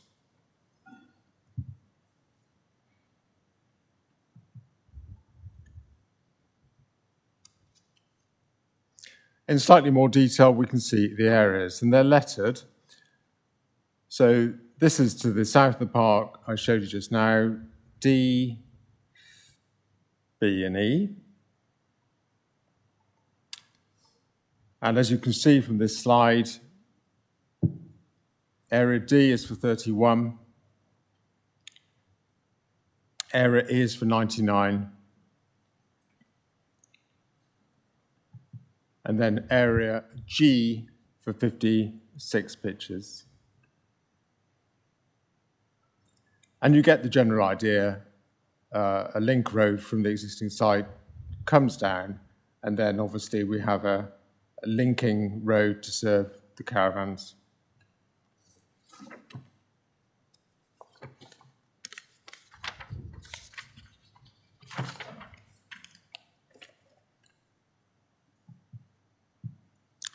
The proposals, they're for caravans, but this, unlike the existing ones, the proposal is for coloured materials for the caravans. This is a board showing the colours that are proposed, and we have the medium grey, grey, brown, dark grey.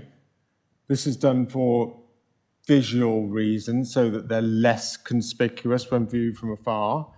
This slide actually is quite a good example of what the caravans generally look like. Obviously, caravans, the absolute detailed spec will vary, but generally speaking, they look like this.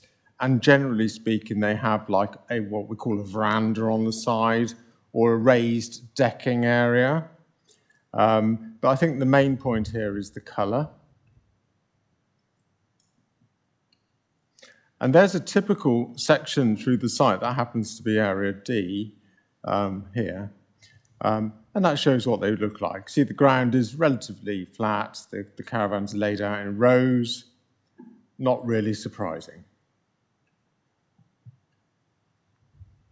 Still on the proposals, the proposal is for fairly extensive landscaping. The darker areas here, the dark green around area G, along here,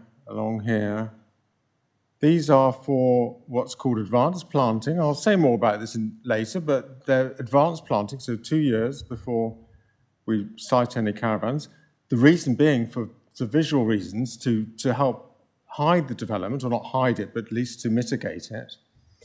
And then within the site itself, we've got landscaping proposed. There's a little bit more detail now on this landscaping.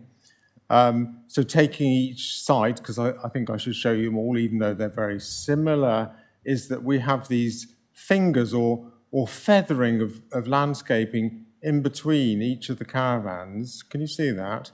And the point of that is to actually soften the outline of the caravans, because if you look at the existing caravans on the site, there's no landscaping.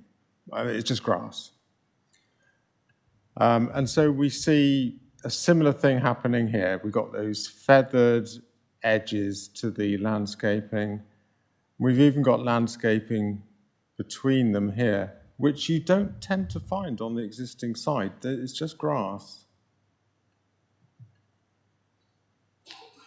Area E, more of the same, and area G, pretty much more of the same. And then onto that advanced planting.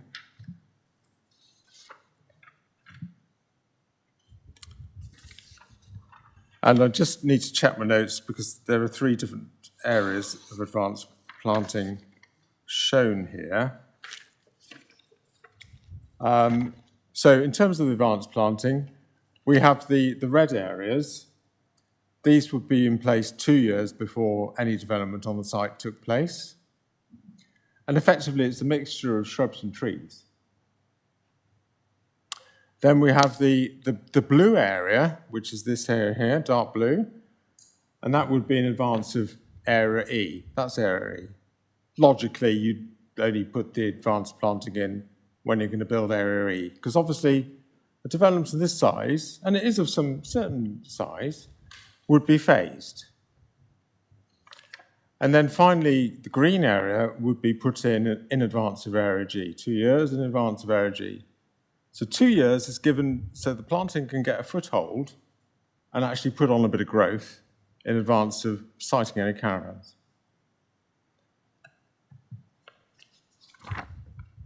In terms of the access, well, the existing access here where that yellow star is would be retained, and it's already been improved, actually, the access to stock cars queuing on Preston Road. They've moved the the barrier inwards to stop cars queuing, so they queue on the site rather than on the road.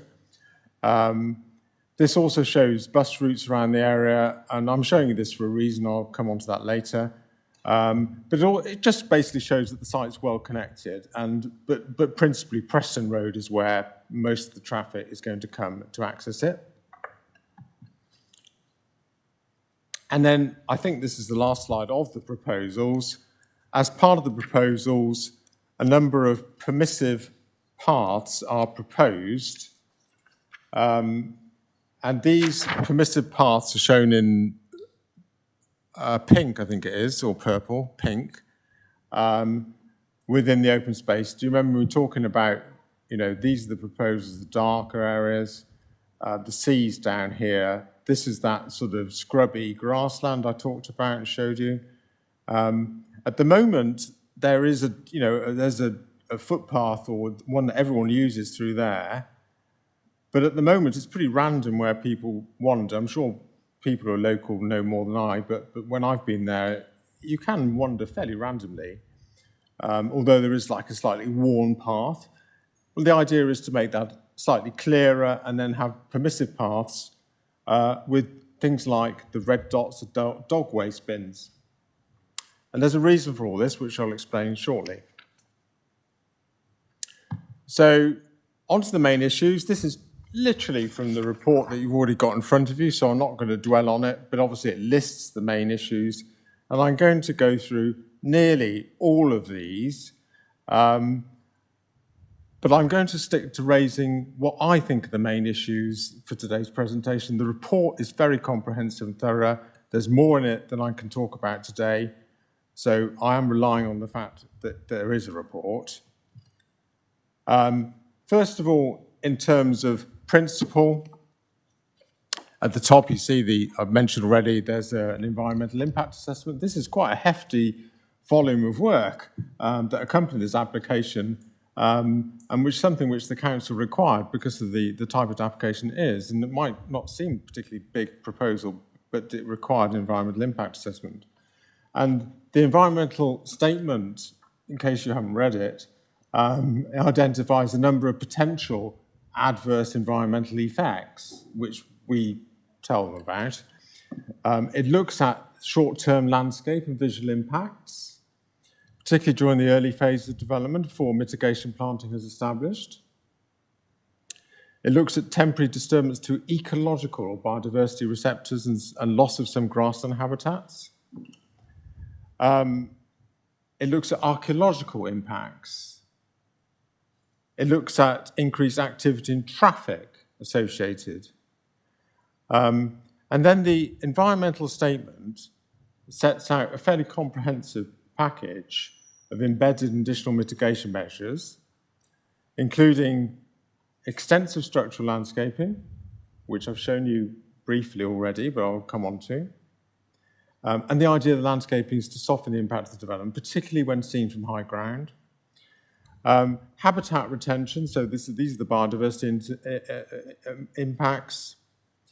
So habitat retention, enhancement and creation, supported by long-term ecological management and BNG, biodiversity in that game. Construction operational management plans, including construction environmental management plan and framework travel plan. Archaeological investigation, SUDS, and subject to the implementation of all these measures, the environmental statement, or the ES, concludes that the residual environmental effects will not be significant in EIA terms. Then local plan policy Econ 7, which I've put in full there. I'm not going to read it.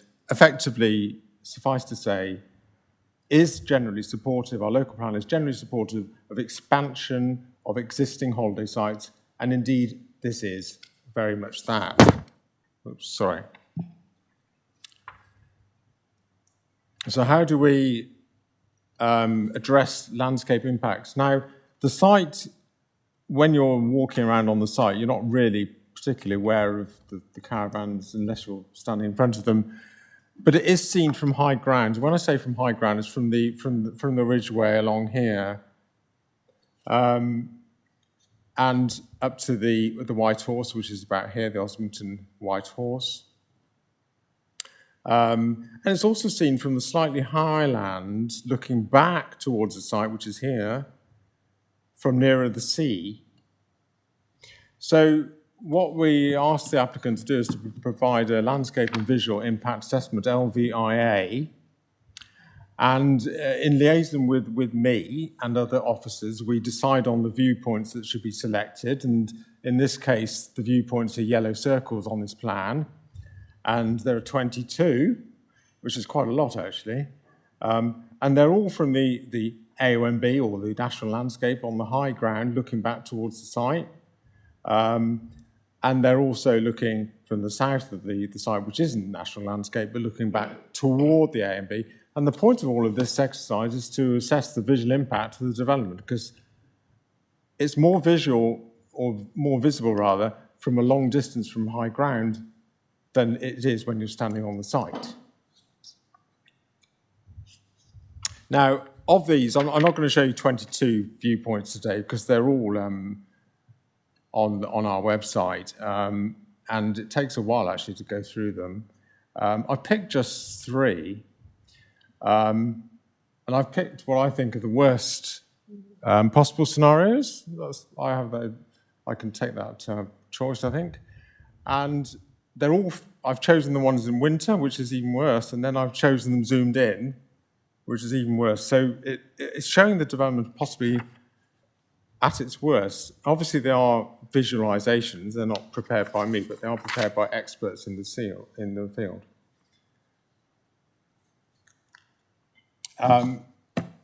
One point just to quickly make about before I show you those, is that the conclusions of the LVIA, Landscape Visual Impact Assessment, this is what we're about to look at, in relation to the setting of the national landscape, needs to be considered alongside the proposed mitigation measures. So these will show, over a period of time, 1 year, 8 years, 15 years, how the landscaping screens the development. And all of this is in the report in more detail than I can say now. But effectively, it is talking about a lot of planting which would take place, some of which I've given you an overview already. Out of these viewpoints, I've picked 9, 13, and 15. 9 is here, looking from the national landscape, and it's just off the Preston Road. As you drop down, if you've ever driven into Weymouth from the east, as you drop down, suddenly you get this spectacular view, don't you, with the Isle of Portland in the distance, the sea glistening, and so on and so forth. And it's that view that you get as you arrive in Weymouth, and then actually you go down the hill, you're in a car, and the view disappears quite quickly, which is a shame, but anyway. And then 13 and 15, which are looking from the south of the site.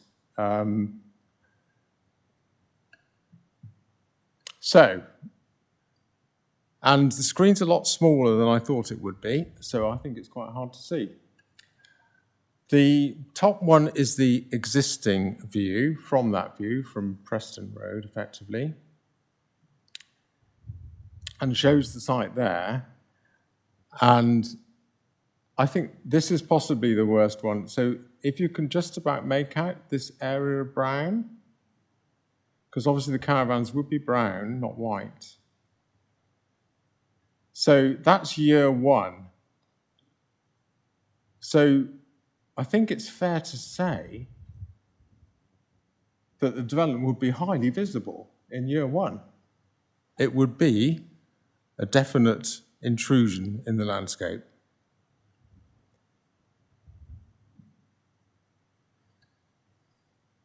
So then we move on to year 8. And I know it's a dark picture, and I know that it's quite small, but actually in year 8, we're starting to see the landscaping take hold, which is trees, effectively, growing tall. And because caravans aren't very tall, I suppose it doesn't take much growth to hide them.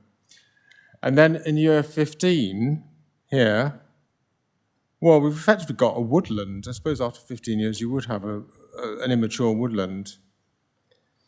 I think of all the viewpoints out of the 22, this is the example where it's possibly the worst initial impact, year 1, and the best outcome, in my opinion. Because by year 15, it's screened. You can't see it. On the next viewpoint 13, so this is taken from the south of the site looking back towards it. So in the distance, you've got the national landscape up here. And you can see the park here, the white caravans, because they're white. And then in year 1, if you can just about make it out, I'll run the cursor along that brown line.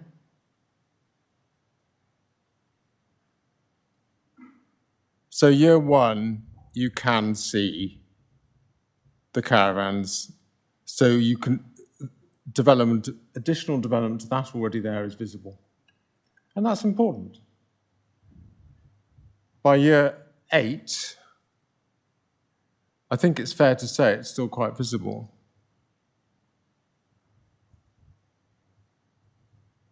But by year 15, it's reasonably well screened. Because of the lie of the land, it hasn't screened as well as the one I showed you just now, has it? But there is some screening taking place. And then finally, viewpoint 15, which is also from public right-of-way. And so these are taken from public rights-of-way. They're not taken from heavily used places, but it is representative. There's the existing landscape from that. So I'll just give you some details about public right-of-way 15. So yeah, these are quite restricted, short distance views from the public right-of-way. And the views are towards Osmington Hill below, which the eastern half of Preston is visible against amongst the trees. And you can see Sea View Holiday Park and Bowleys Cove Holiday Park visible. And in that, you can see that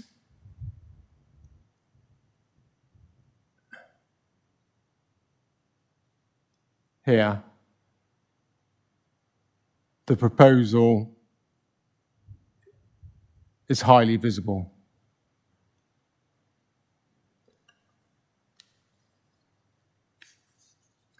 That's area E.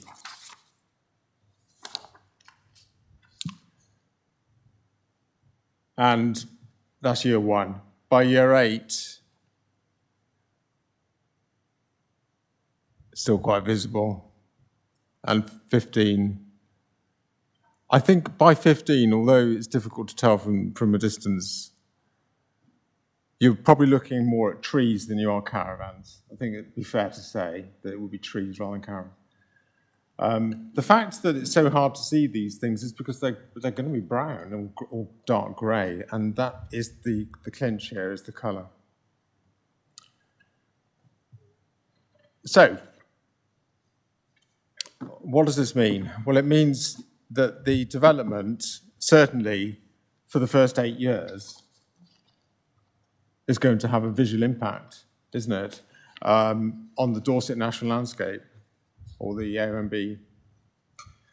Now, were it not for the landscaping, the mitigation planting would obviously be completely unacceptable, but with the landscaping that's proposed, as we've seen, certainly by year 8 and then 15, the development is not visible.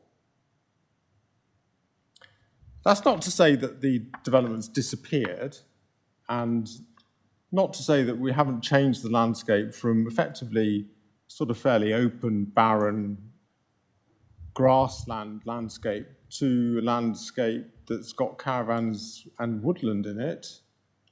So for that reason, we conclude that there is some harm to the national landscape. This is harm at the lower end of the scale.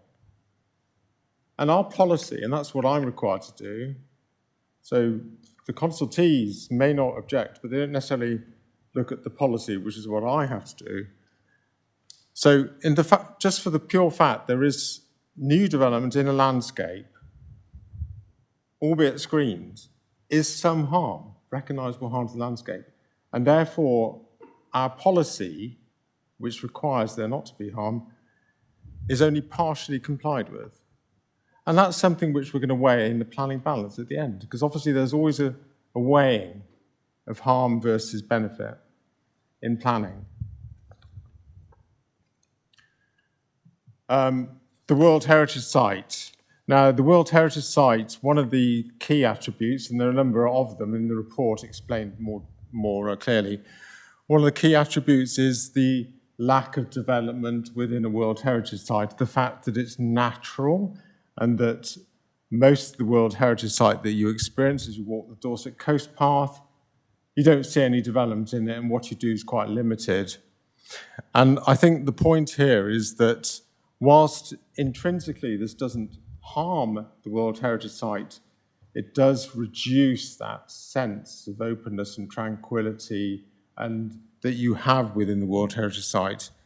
And for that reason, there is some harm. And again, at the lower end of the scale, you can't avoid it. It's development within an area which is seeking to be undeveloped. And again, it's something for the planning balance.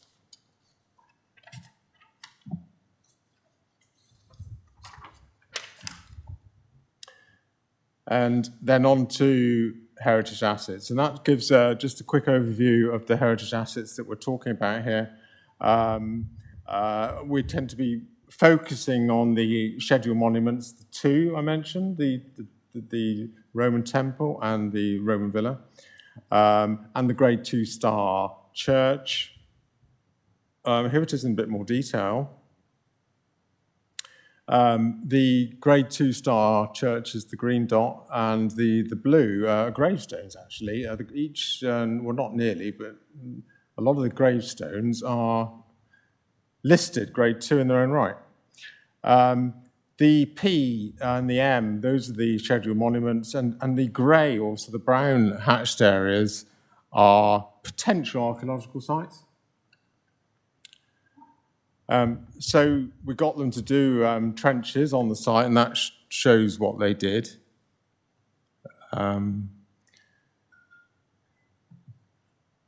And the proposals include enhancement. So this is the church here.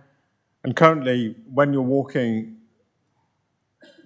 into the caravan park, there's only a pedestrian access from Preston Road, which is off plan, but it's here. But you can walk into the site through a gate.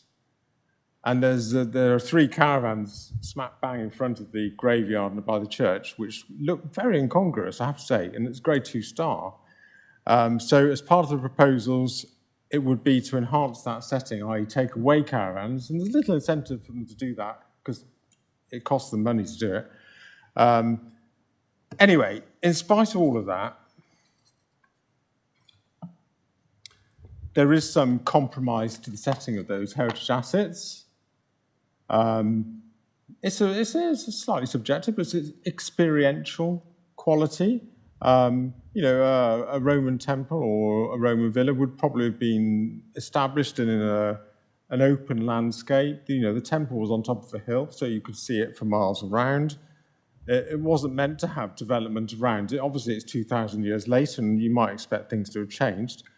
The Grade 2 star church is, and you saw it in the photo at the beginning, I didn't point it out, but the point of the church is that you can see it from miles around, so you know where to go and worship. And as soon as you put development in that area, you've compromised its setting. And we've concluded that the development includes enhancement measures, but there is some small harm to that setting of those heritage assets as a result of the proposal at the lower end of the scale. Again, for the planning balance.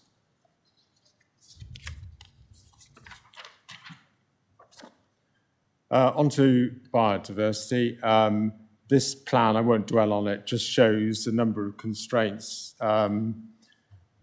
where there's a lot of biodiversity I could talk about, but I'm not going to, but I will stick to the main bits. And the main bits are that one of the issues that was raised by Natural England was that when you increase the size of the holiday park, more people come, more people will start walking all over this biodiversity-rich headland, which is a special area conservation, or SAC, and that will damage wildlife. And so how do you stop that happening?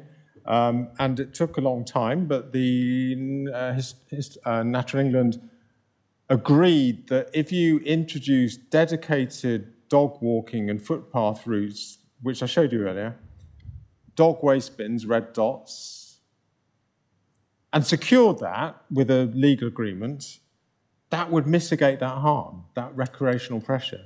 I know it's intangible, but it's there, recreational pressure. Next burning issue, ignore this blue, it's not a great slide, I did it quite quickly. As part of the proposals, it does lead, obviously introducing development near to the River Jordan, not in it, but near it, would reduce some of the reed beds, which are protected habitats. As a result of these proposals, here are proposed reed beds. The existing ones are under this blue land. It's the wrong slide. That's showing a floodplain. But anyway, that's meant to be reed bed. Suffice to say, we're content with that, with the additional reed bed proposals. And there are two wildlife corridors, which are identified in a document. This is the Bowleys Gap. This is the the bluish-grey coloured area. And I'm not an expert, but suffice to say, a corridor means that wildlife move backwards and forwards along it freely. And that's the Bowleys Gap one. And then there's also the River Jordan one. So you've got two crossing each other. And the proposals would pinch that corridor. But mitigation is proposed. And mitigation which meets the requirements of National England and the Dorset Council National Environment Team or NET. Conclusion, there is some loss of habitat. You know, we've pinched the corridor, we've reduced the reed bed, we've potentially increased recreation within the SAC, but mitigation can control that. Planning balance. Flood risk, this just shows the River Jordan, and it shows blue, dark blue is flood zone 3, which is what most of it is there, isn't it? And a little bit of 2 by the sea.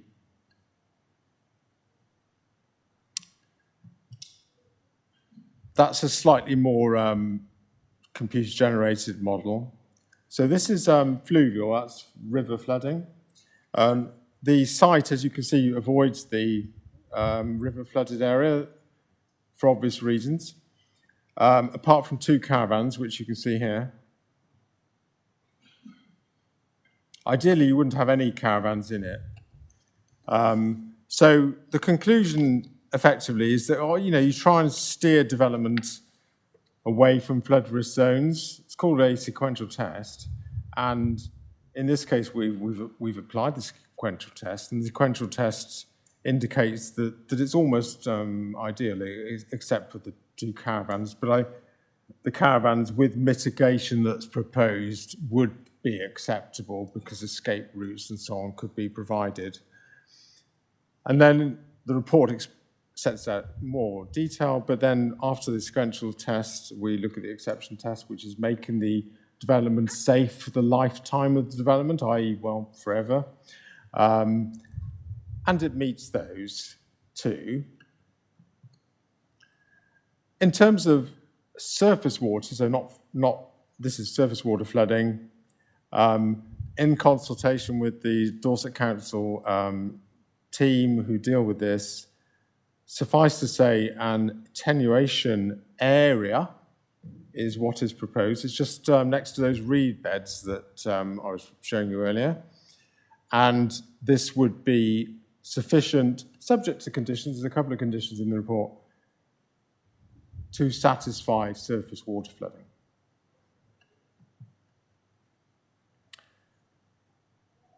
Trees and hedgerows, this plan, which you've seen already, I've made the legend bigger so you can read it. Effectively, it shows all that landscaping that you need to mitigate a development of this kind. In the report, I put a table showing how much hedgerow is lost. It's surprisingly little, actually, when you think. But the main point is that this would be acceptable, that the planting or the retention of trees, hedgerows, is acceptable. Then just quickly looking at highway safety, although there were quite a lot of representations about highway safety, and they're in my report, and I'm not going to talk at length about it. It was more about additional traffic and crowded bus stops, cars queuing on Preston Road on a bank holiday weekend. That sort of stuff, which you'd expect, actually, wouldn't you? I've been there quite a lot of times over the years, and I've seen it really bad, and I've seen nothing at all. It's something that you probably have to live with. Anyway, our highways engineers don't raise significant issues, but they have sought, and the applicants are prepared to provide, enhancement measures.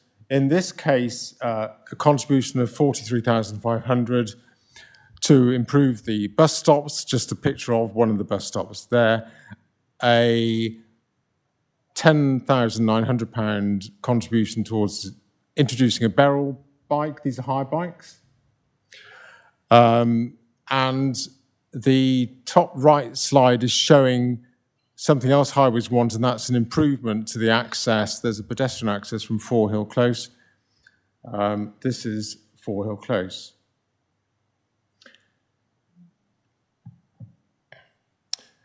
Quickly on amenity, there's a number of issues raised in the reports. I focused on this one in particular because I thought it was important when I went there. Because you might have noticed that very few of the proposals come anywhere near residential property, except for Area G, and this is Area G. And Area G comes close to properties. This is the existing park. These are houses in Four Hill Close. Four Hill Close is a cul-de-sac. And obviously, this site is currently that grassland that people roam about on. And this is Area G. And it's a good slide to show, really, because it shows, as you can see, landscaping proposed. It's called a buffer zone between it and the houses. And this is the entrance from Four Hill Close. There's already a pedestrian entrance there. And the proposal is to continue using that, but to make the paths clearer. Obviously, at the moment, you walk in through here, and you tend to walk that way or this way. Obviously, with a caravan park, you wouldn't be able to do that. So what they're doing is proposing a dedicated route through the woodland. Why not? And the landscape is shown again there. That's what you've just been looking at. And these are the houses which are affected. And I would think, although my report, I've said that potentially anyone's affected, but for today's presentation, I've tended to focus on the ones who are nearest. It's not to say that isn't everyone's affected. And this shows like an aerial shot of them. And obviously, this is number 27. It says 24 on Google World. It's not 24, it's 27, hence the update sheet today, clarifying that it was 20, I said 24 on there because of Google Earth, it's actually 27. And this is 22, and I refer to these properties in the report. And obviously their outlook is going to be significantly changed. They will be looking out onto woodland or planted trees and mixed instead of open space. 27 in particular will have, the dedicated footpath nearer to it than it potentially is at the moment. And a caravan at its closest point from house to caravan, about 17 metres, but obviously with the buffer zone. And obviously there is concern about that in terms of noise, visual intrusion, so on. We do consider that separation landscaping would meet expectations in terms of acceptability for planning purposes, whilst it might not be ideal for the person or occupant. Bearing in mind the orientation of the house is front and back rather than directly over this open space, we would consider that relationship acceptable. And so on to the planning balance, or the precursor to the planning balance. And we need to look at the economic considerations. And I think I just took this from my report, and you've probably all read it, but I will read it again. So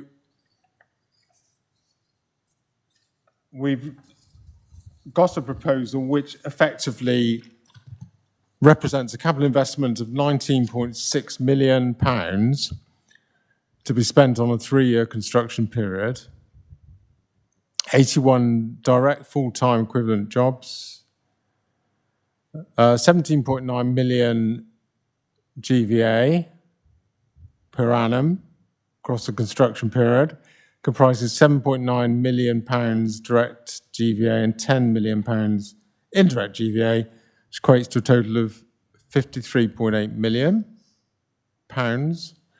and 5.56 million visitor expenditure per annum, and Kirker £3.56 million indirect, 103 direct FTE jobs, and so on, 6.2 million GVA. So, you know, quite sort of respectable figures. And I'm not one to question whether they're correct or not, but I suspect that they are fairly close to the mark.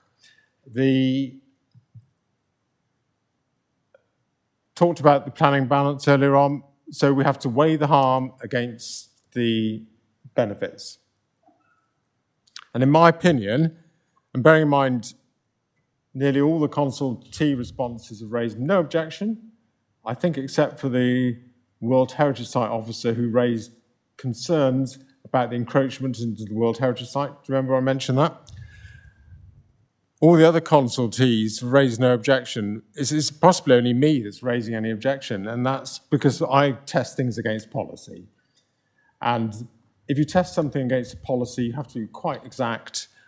And I consider, for the reasons I've said today, that there would be some harm to the Dorset National Landscape, or AONB.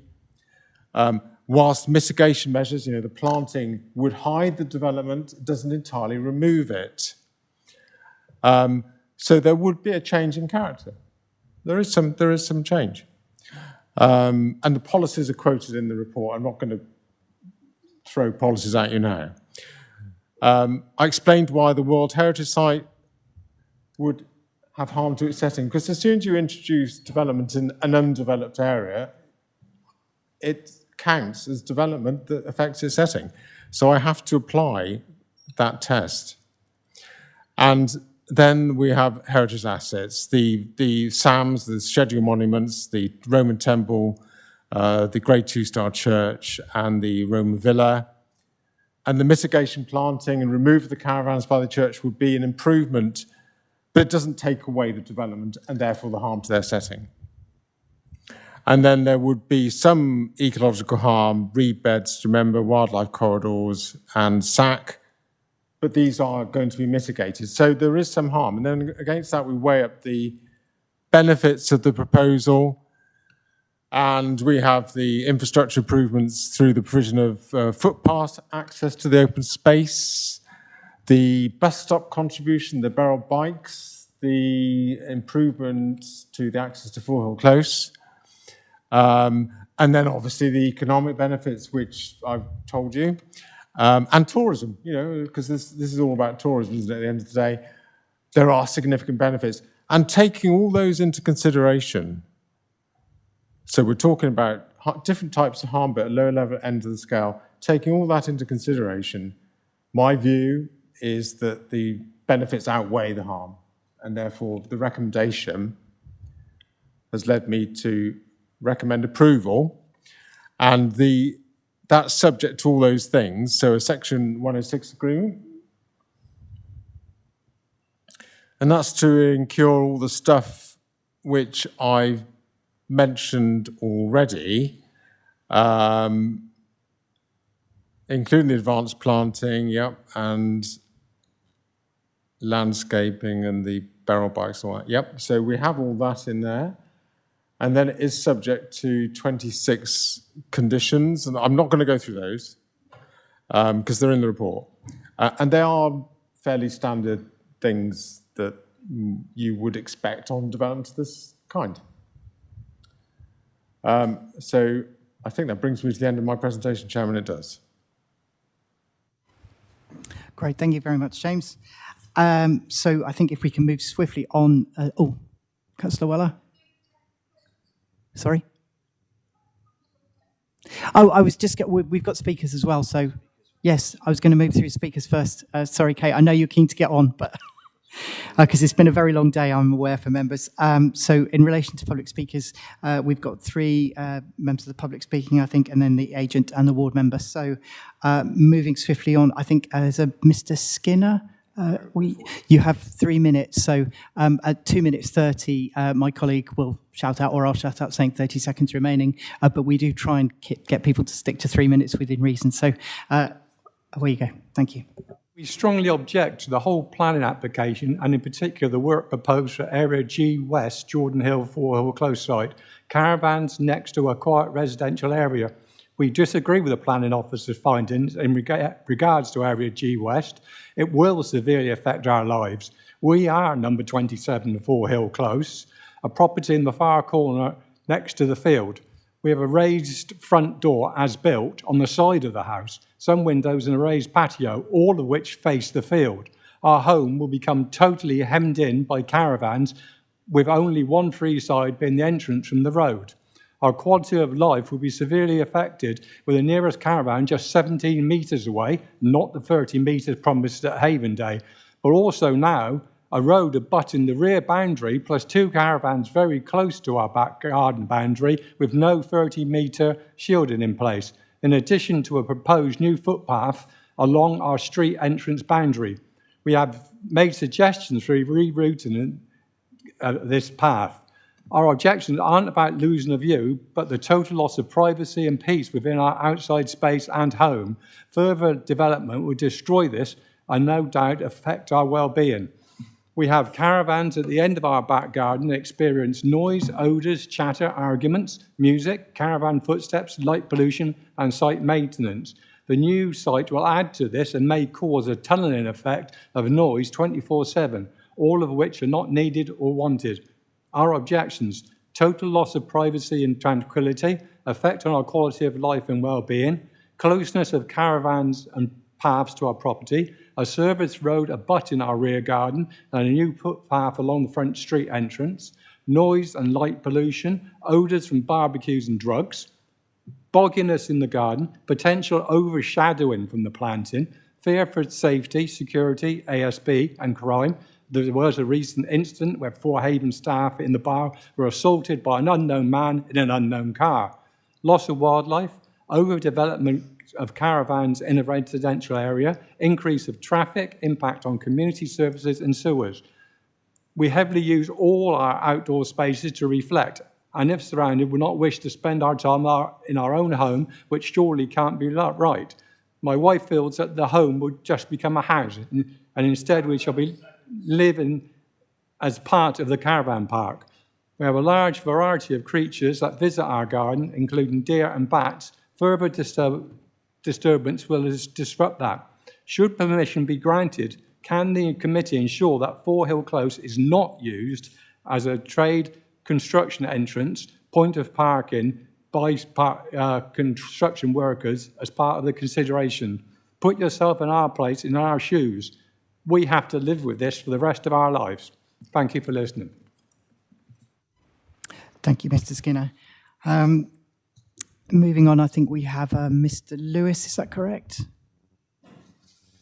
Over to you, Mr. Lewis, and obviously 3 minutes with a 30-second warning. Okay, so first of all, I'd like to echo exactly what my neighbours have said already today. I live right opposite the development, and every time I look out of the front of the house, all I'm going to see is the back end of caravans. Adjacent to the caravans, they will also have gas supply, these gas canisters. That is going to be physically intrusive. They state that it's going to be additional landscape developing, but where they're going to be taking out hedgerows, which have been in existence for as long as I can remember, because we've had the property on the site there for 50 years, it's going to take a long, long time before the visual impact is completely screens what's going on. I would also like to ask about, or report what the report said about there's some basic mistakes, like the basic mistake of the house number being incorrectly numbered, but also as well, we don't live on the A373, it's the A353. So if you've got a couple of mistakes like that, what else is contained within that report? The amount of caravan bases that's going to be on there, I understand they charge in excess of £10,000 per annum for a caravan to be sat there. When you times that by 241, and I know not every caravan there is going to be rented out to owners, but if you just say 100, that's going to be £1 million income straight away just for having the caravan there. Contribution to the new bus stop and also the barrel bikes is welcomed. However, again, with the amount of income they're going to be generating, I think this is grossly unfair. It's not enough in compensation. Haven and Weymouth Bay and Seaview are effectively one site. They are managed by the same management team.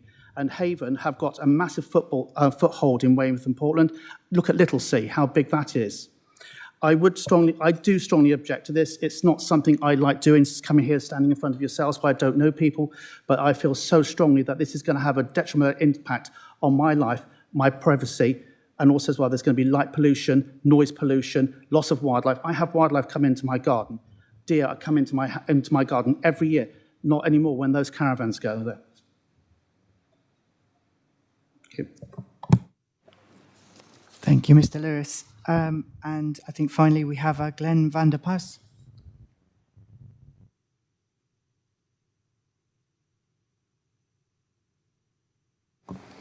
Thank you, Chair.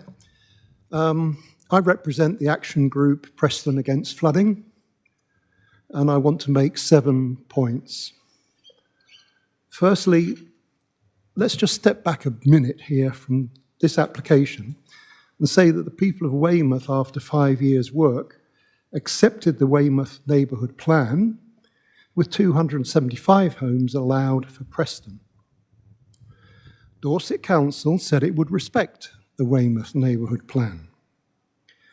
Before the ink was dry, Dorset Council now say that more than 1,700 new homes could be built in Preston. This application takes that to 2,000. This application by itself would increase the population of Preston by 10%, and the full 2,000 would double the population of Preston. Step back, these are not caravans. Oops, they kind of used the word lodges there, didn't they? These are houses. They are permanent, except for the ecological shame that they have to be trashed and renewed every 10 years as a condition of being on site. This application is slipping through the cracks. It bases itself on the 2015 Dorset Local Plan, but councillors should wait and consider it against the next local plan, and we're supposed to know more about that next month. We will hold the applicant's feet to the fire over the flooding issues. The site can only disgorge into a flood 3. And if you look at what we've seen today, that is the flood 3. Flood 3, flood 3, everything going into flood 3.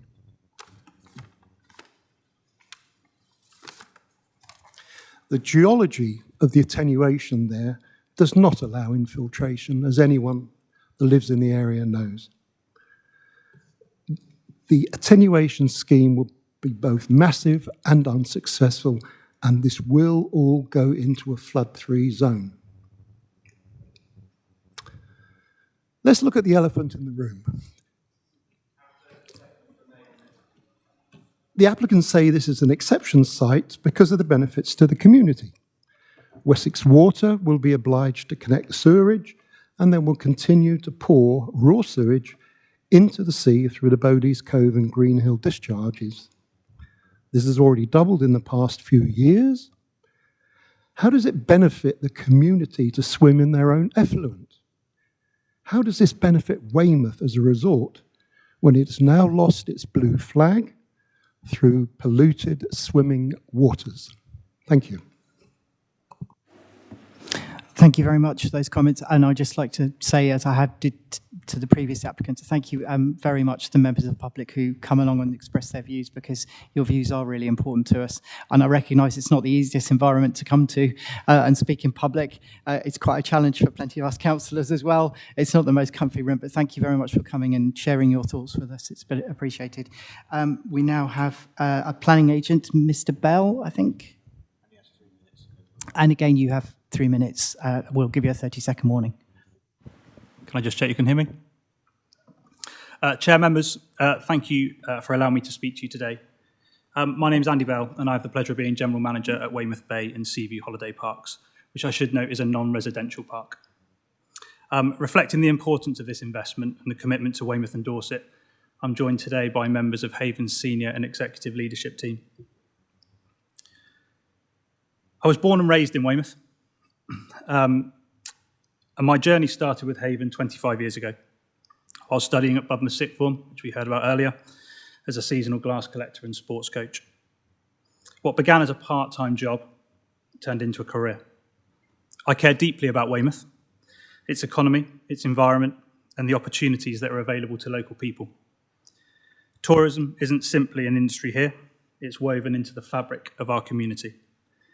Today, our 3 Weymouth parks employ over 800 local people in a variety of roles, and we proudly invest in developing people through MVQs, degrees, and nationally recognised qualifications. We have parents, sons, daughters, siblings, all working together today, just as generations have done before them. And that sense of community is something we're incredibly proud of, and one we hope that continues for many more years to come. I know that any proposal of this scale naturally brings questions. That's understandable. People care passionately about where they live, and they want to protect it. I too share that passion. Independent assessment demonstrates that with Haven's £19.5 million investment, we'll support significant economic benefits through employment and supply chain during the construction phases. And once complete, we'll create additional seasonal and permanent employment, generate millions of pounds of additional visitor expenditure, and strengthen the wider Dorset economy. Those visitors don't simply spend money on park. They support Dorset's cafes, restaurants, pubs, shops, attractions, and countless local businesses. They help sustain jobs and investment across the wider economy. This proposal is about ensuring Weymouth continues to thrive as one of Dorset's premier seaside destinations, and it's about investing responsibly in Weymouth's future. We'll deliver upgrades to bus stops on Preston Road, significant environmental enhancement, including 4,000 new trees, 5 hectares of wildflower meadow, and will introduce protections and management of the ecological corridors for at least 30 years. These aren't separate from the development, they're integral to it and will leave a lasting environmental legacy. This application represents an investment in local people, local jobs, local businesses, and the long-term future of Weymouth's visitor economy, while delivering meaningful environmental enhancements alongside that growth. The scheme's been shaped through extensive engagement with Council's officers, National Landscape Team, Natural England, Historic England, and the Environment Agency, and we thank the officers for the considerable work they've undertaken throughout this. Haven has been part of the community for decades, and we want to be part for decades more. Thank you for your time. Oh, thank you, Mr. Bell. Sorry, I cut you off because you were actually about 10 seconds over, so apologies for that. Thank you very much. And now I think we've got the ward members. So, Councillor O'Leary, I'm guessing do you want to go first? Thank you very much, Chairman and colleagues. My biggest concern around this development, I have many, is Area G. This proposal will place a large number of caravans directly behind a quiet residential cul-de-sac just metres away from people's homes, as heard earlier. Even with the proposed tree screening, residents would lose much of their privacy, peace they currently enjoy. And I don't think this can be attested to without first-hand visual evidence by going to see it yourself, hence my request for a site visit. This site sits at the bottom of a valley where sound naturally carries across Preston, meaning existing noise issues experienced nearby are likely to become even worse by a 33% expansion of the holiday park. The area around Area G is also a valuable open green space enjoyed by local residents and visitors. It provides habitat for wildlife, deer, owls, badgers, foxes, bats. In recent years, the land behind Maple Close has been just down from Four Hill, has been transformed by the Town Council into attractive green space for families to enjoy. Allowing this development would permanently change the character of the area and significantly reduce the gap between Weymouth Bay and Jordan Hill. The traffic is another major concern. The applicant's own figures predict around an extra 400 vehicle movements a day. These won't be spread out over 24 hours evenly. These are based on surveys carried out in October rather than the busy summer season when local roads are already under significant extra pressure. Congestion around the site is already a problem and has not been made much better by alleged changes, and a significant problem on changeover day. But I do welcome the improvements to the bus stops.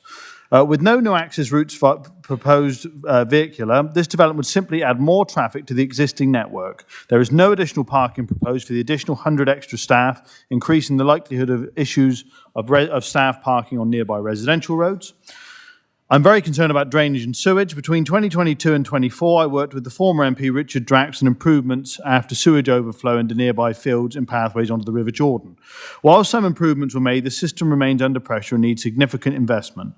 Adding around 250 more caravans raises serious questions about whether the existing infrastructure can cope. The site is in a low-lying area where surface water already collects, increasing concerns around flooding and water being displaced into nearby properties. Ongoing issues with water pressure for residents of Bowleys Cove is also in danger of being made worse by this large expansion. Finally, there are no proposed additional facilities to serve the increased number of visitors, placing greater pressure on existing amenities. Litter has already become a major and noticeable problem around the residential areas, and further expansion is likely to make this worse. In summary, this is simply too large an expansion. It would fundamentally change the character of Preston. In my major concerns, it changes Preston from a residential area with a caravan park to a caravan park with a residential area. Thank you. Thank you, Councillor O'Leary. Yep, it's really helpful. Councillor Dickinson, did you want to make a... Yep, so I'll let you go. Thank you very much, Chair. I'm not going to repeat too much of what everybody said, but I would draw committee members to the email that was sent to us all. And what it said in it, the proposal would allow the installation of 241 additional caravans, representing a substantial intensification of development of the site. While the briefing emphasises environmental mitigation measures and economic benefits, it provides little detail on potential negative impacts, such as increased traffic, landscape character, or cumulative efforts of expanding caravan accommodation in this area. The document highlights a claimed £19.6 million investment, additional visitor spends, and new jobs. However, these figures originate from the applicant's own assessment, and the briefing does not discuss any uncertainties associated with the development. Although the note stresses that there were no objections from statutory consultees, it does not address any concerns that may have been raised by local residents or interested parties during the planning process. The focus is overwhelmingly on the benefits claimed by the applicant. Overall, the email is best viewed as a lobbying document designed to present the scheme in the most favourable light ahead of this committee's consideration, rather than a balanced assessment of planning merits and potential drawbacks of the proposal. With regards to the full planning application, I would ask the applicant to address the concerns of the residents by taking out 27 sites in Area G, so the caravan sites do not cross the footpath, thus not going up to the houses in Forehill Close, giving a larger area between the residential houses and caravans. This will help mitigate the loss of privacy and possible noise pollution for the residents. I would like to see an increase from 5 to 10 bins in the area, so the residents do not have to put up with litter blowing into the area along the hedgerows.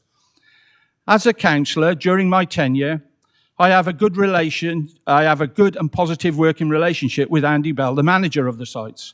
I would hope that any possible traffic concerns by residents will be addressed in a swift and effective manner, and this be put into the planning application. Thank you. Thank you, Councillor Dickinson. I think in terms of both of you needing to leave, now is probably a good time. Thank you very much for your contributions. We shall call you back. Well, absolutely well said, Louis. I'll just give you a couple of seconds to leave.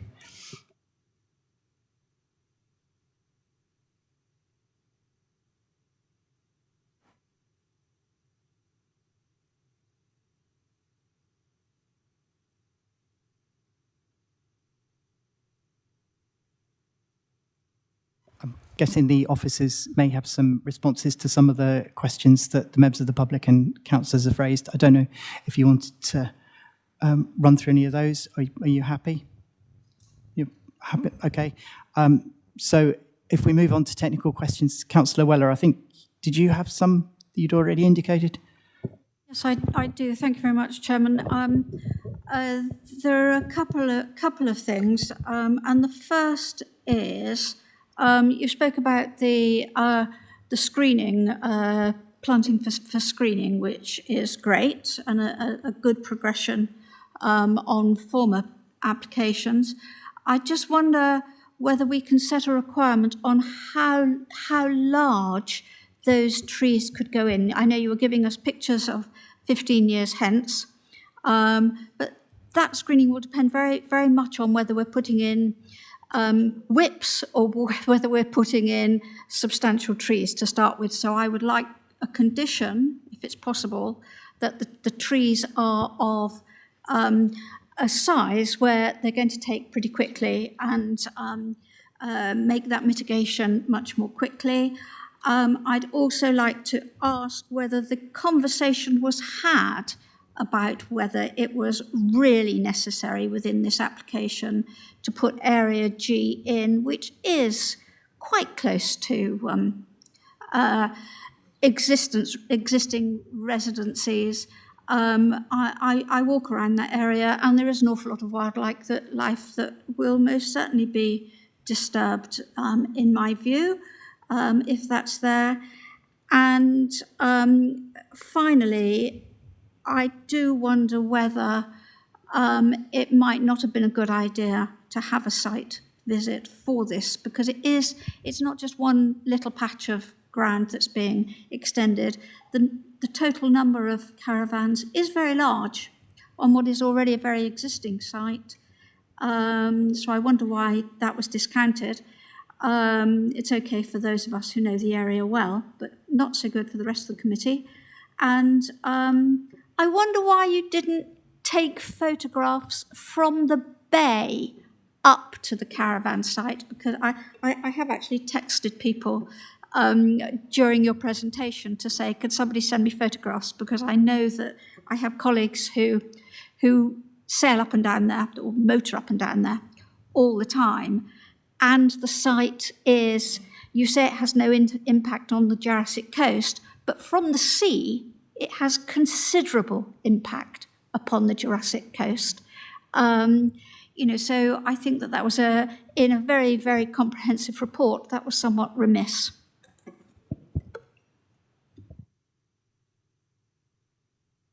Thank you, Chair.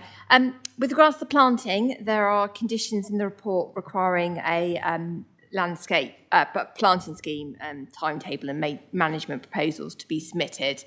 So we would anticipate through that controlling the size of the trees going in, because you're right, the success of it does depend to a certain extent on the size that go in and how far they are planted in advance of the developments. With regards to Area G, James will probably come back and speak on that moment, but I do understand that James did speak to the applicants about the possible removal of caravans from that area and whether that's something they could explore, but to no success. And obviously James had to reach his conclusion on the plans that were before him. In terms of photos from the bay, there are some as part of the LVIA, which is one as part of the LVIA. It's a publicly available document which you can have a look at. And why have we not visited?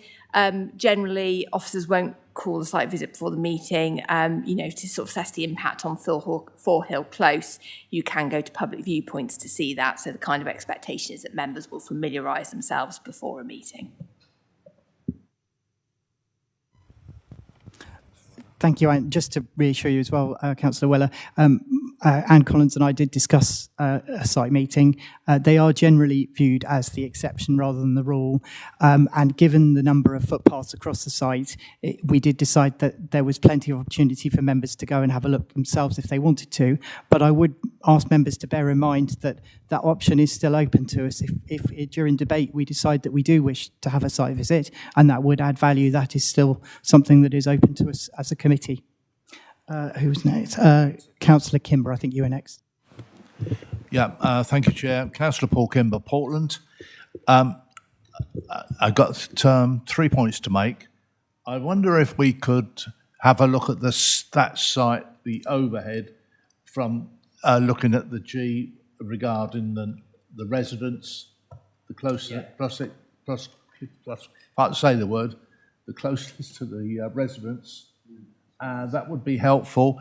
Also, there's quite a bit of number crunching in 14.16.5. Can we verify that our own economic officers and our tourism officers more or less agree with those figures?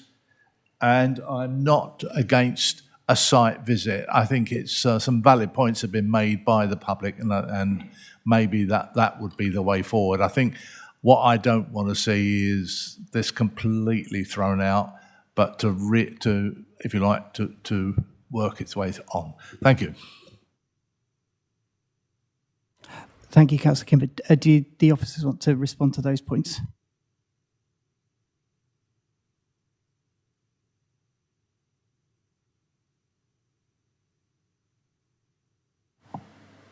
Sorry, James is just looking for the slide that Councillor Kimber asked to be displayed.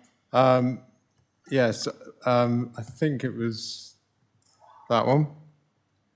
Was the slide that you wanted? Chairman, is that right? Would you want the layout slide? Or that? Maybe that one. Go back to that one. Or even, actually not even that one, maybe that one. So 17 metres. So the nearest point from the start there, little moving dot, to there is measured at 17 metres. Yeah. If that's what you asked me. And the detail of that landscape area, well, you haven't got the key on there, but it's a mixture of trees and shrubs. It's not all trees, obviously.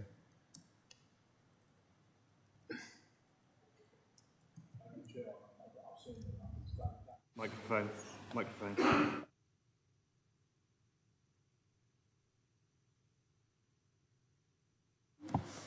As regards the number crunching, I assume you're referring to the economic slide, this one I presented?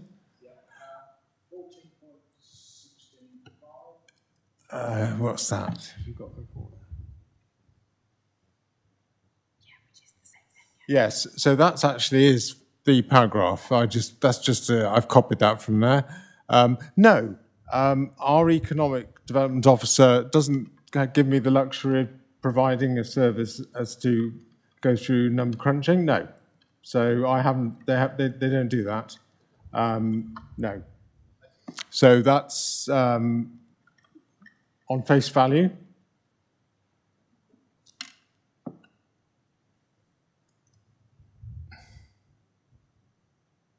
Thank you, Chairman. Are you happy with those answers, Paul? You're happy with those? Yep. Who was next? Councillor Monks, I think you're next. Thank you, Chair. Councillor Craig Monks, Bemmett's Ward. I've got a few questions that are predominantly focused around Area G, which I think is probably a few people's interest. And it's not a declaration of interest, but I own a caravan. So I know what it's like moving them around or seeing them moved around and all these sorts of things. Well, actually, I see some of this through maybe a different perspective to some other members because I've sort of been in and around static caravans 15 years myself. But that also then brings me to the first point. I'd just like to sort of progress, and I know a few other members have already mentioned it, including the ward member. In terms of a site visit, I haven't gone there, and part of the reason why I wouldn't have considered going there is because, to me, the park to the north, the existing park, is essentially private land, so it's a bit difficult just to wander around in there. And I'd probably slightly gently push back on your position, Chair, with regards to members going in their own time. I won't dwell on why I think that, but I probably understand why I might suggest this. And I do. So I am conscious a few members have mentioned it, and I think it's all going to be stuck around this area G. So I might push this further and maybe put a proposal forward that we actually do a site visit.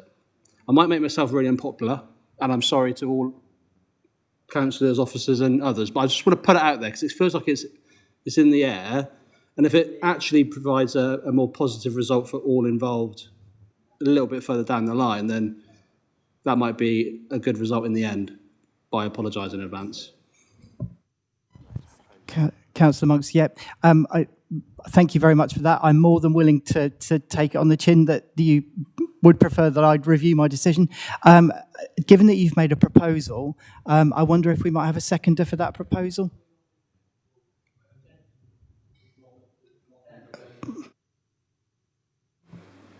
My colleague makes a good point. If you want to continue with technical, and then I'm happy to put... No, thank you. Thank you very much, members, for pointing out procedure. I'd like to claim it was the hot weather going to my brain. It possibly is. Maybe it's just lack of experience, but there we go. So carrying on with any technical questions, who do we have next? David Taylor. Councillor Taylor.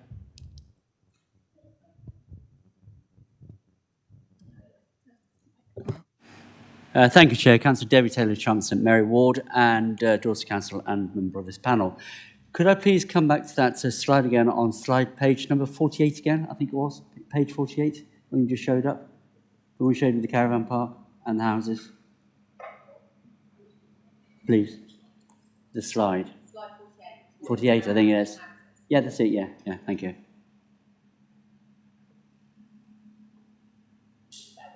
Yeah, sure.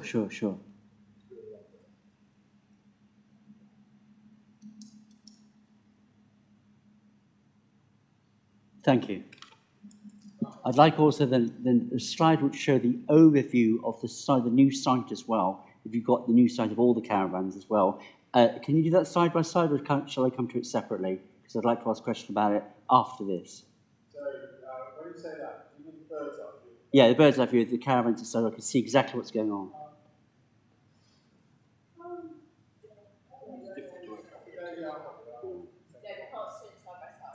Okay. Well, I've got that in my head. I think we all have now. We all know. You live there, so there you go. So we'll go to the next slide, which will be the one at the bird's eye view of the caravans, the new sites to be put forward. And there is a question coming, Chair.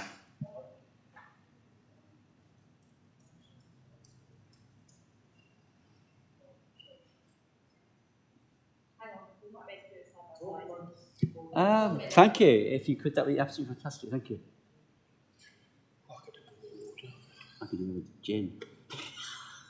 I think I'm going to have some wine tonight. Oh, that's a bit shabby, isn't it? No, it's not that one. Is it? Okay, I'm trying to bring Councillor Dickinson's point up. That would be bird's eye view in the south. Right, okay. Yeah, okay. Do you want the proposed layout? Yeah, proposed layout of the new sites, yeah, please. Sorry. Thank you. There is a reason for it. Someone.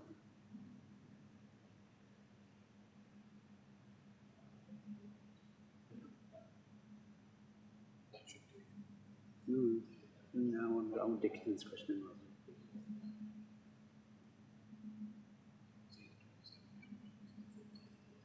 That's what I want to say.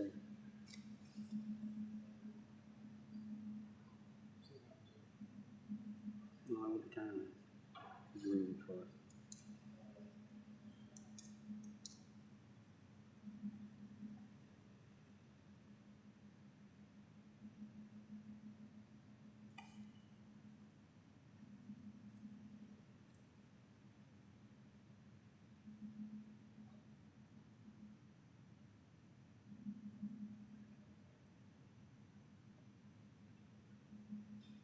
And that's just the house and the camera.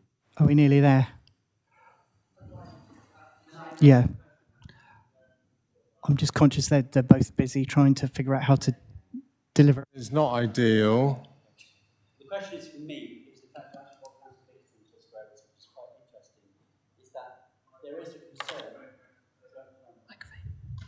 Loud voice, sorry. Councillor Taylor again, Chancellor St Mary.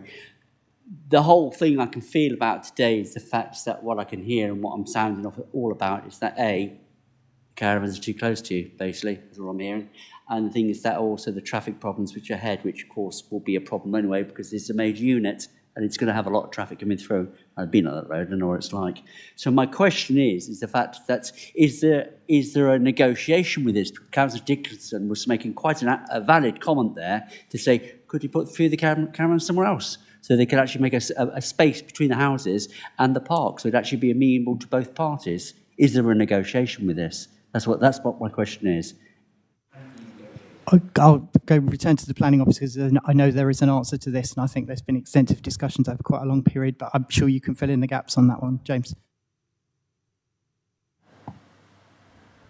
So simply put, that 17 metres in planning terms is considered an acceptable separation distance between a caravan and a dwelling house. It's a very good distance away, and it would be difficult, I think, to defend on appeal, but it's not impossible. If you were to refuse it for that reason alone, it would be difficult to defend, because 17 metres between new houses on a housing estate is quite often less than that, and that's houses, let alone caravans. So, and a caravan which isn't in use 24/7, so on and so forth. In terms of the approach I made, I did raise this, wasn't so much about the caravans, more about the landscaping, funny enough, actually, because I said that the landscaping could grow up and reduce their outlook, bearing in mind the house faces that way rather than across there. But I said that the trees, when they get taller, will reduce their view. But there isn't a right to a view in planning. And they... Sorry, please no, it's all right, but please bear in mind, we're in a committee and we need to respect each other's. So, Chairman, there isn't a right to a view in planning, and somebody could go and plant trees on that land tomorrow, and they could grow tall as they like. So it isn't something we can protect. If you look out over land that's not in your ownership, you can't control what's going to go on it. That's the answer. What control is there? That's my question, Chair. Thank you, Councillor Taylor. Yeah, I think they're not. Unfortunately, they're not material planning considerations that we can take into account, and it's as simple as that. Councillor Christopher, I think you've been patiently waiting. Are we treating this as the debate? Can we move to the debate? This is have we? If you want to park your debate point, because we're still on technical questions. So, David Northam, Councillor Northam, you had a technical question. Thank you, Chair. David Northam, Upwell Broadway in Weymouth. I know this area well. We looked at it as part of the neighbourhood plan. We didn't act upon it, but we explored it. We walked through it. Other people came along on the walk. Points I would like to make is, and technical question is, Weymouth Town Council, I was confused in the report, and perhaps you could clarify what Weymouth Town Council's recommendation was, because I think it says they initially raised objections. It then lists a whole load of objections and then says they no longer have these, but it still lists the objections. So that's point number one. Point number two, it's again a question in terms of context. Is this site identified in the 2025 local plan options for housing development? I believe it might be. And then the last bit, I wonder if we could pull up the larger area context for the whole site. I'd just like to make a point about scale. Thank you, Councillor Northam. I shall hand over to the planning officers for a response. Correct. The Weymouth Town Council did raise an objection, but then they were reconsulted and they supported the scheme. However, I decided to leave their original comments in the report just for transparency, so that I wasn't hiding anything. So yes, they didn't object when they were reconsulted. The local plans option does include this land, but that's irrelevant because it's a local plans options, it's a draft proposal, it's not even at any advanced stage. And it's for something completely different, it's not for caravans. And the context, Chairman, when he said the largest scale, I didn't quite understand. Your ordnance survey map or your very first map showing the location of the site. Useful. I heard that, thank you.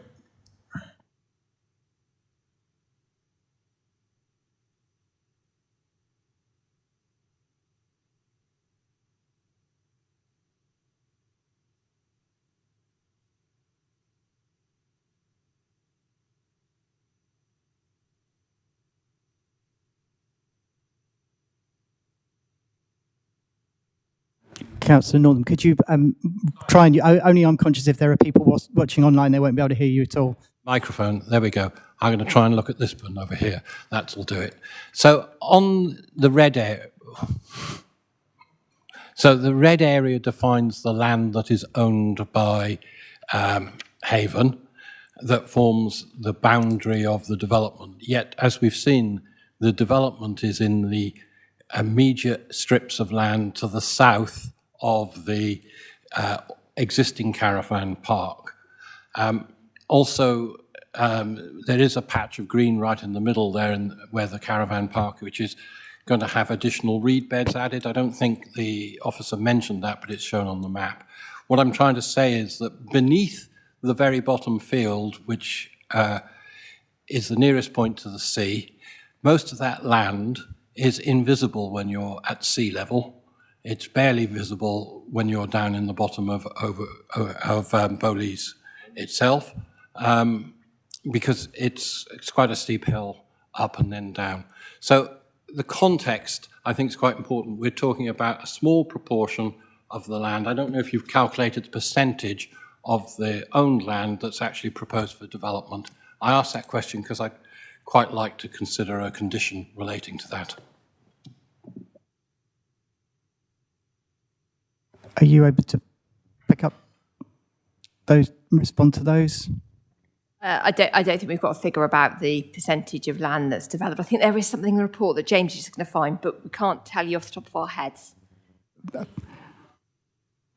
Fair enough. I think it's actually getting to all of us quite badly. It's a terribly uncomfortable room. Councillor Northam, are you happy just to wait up while James tries to find that, or shall we move on? Okay. Shall I move on with the next point? Are there any further technical questions? Councillor Monks, did you have a technical question? Yeah. Thank you, Chair. Yeah, well, I've got a technical question, which might then conveniently lead us on to the main debate, and maybe I'll shut up and then pick up again, bearing in mind my previous... It's because I've moved that fan over there because it was getting incredibly hot here. Within the officer's presentation, it obviously talked about the materials that would be used for the caravan, i.e. browns and greens and things like that, and the treescape to shield them. I am aware that typically, I can't ask you a question, but I'm going to kind of guess the answer, and I suspect I'm probably correct, that generally speaking, parks like this will have a lifespan of owners' vans of 10 years, and then you switch them around. Was that a yes? No? Well, they don't last very long anyway. They're not like a house. They tend to have a bit of a shelf life. So they will be switched in and switched out. Obviously, within the planning, there's been some mitigation considered in terms of the materials of the current vans. From a technical perspective, is there controls within the recommendations for future caravans? Because in 15 years' time, it can be completely different. And also, and this leads on to my proposal when we go into general debate, what controls are there in terms of positioning and height of caravans for this park? Because I know from personal experience, if you want to get a sea view, if your park manager is really nice, they might chuck a couple more breeze blocks under the wheels and you get yourself a bit high, and before you know it, you're almost as high as a second floor window of a traditional build. So I just asked the question, not as a criticism of the proposal, but I think it could be quite relevant because it's not houses. Thank you. And are you able to respond to those whilst James is still... Yeah.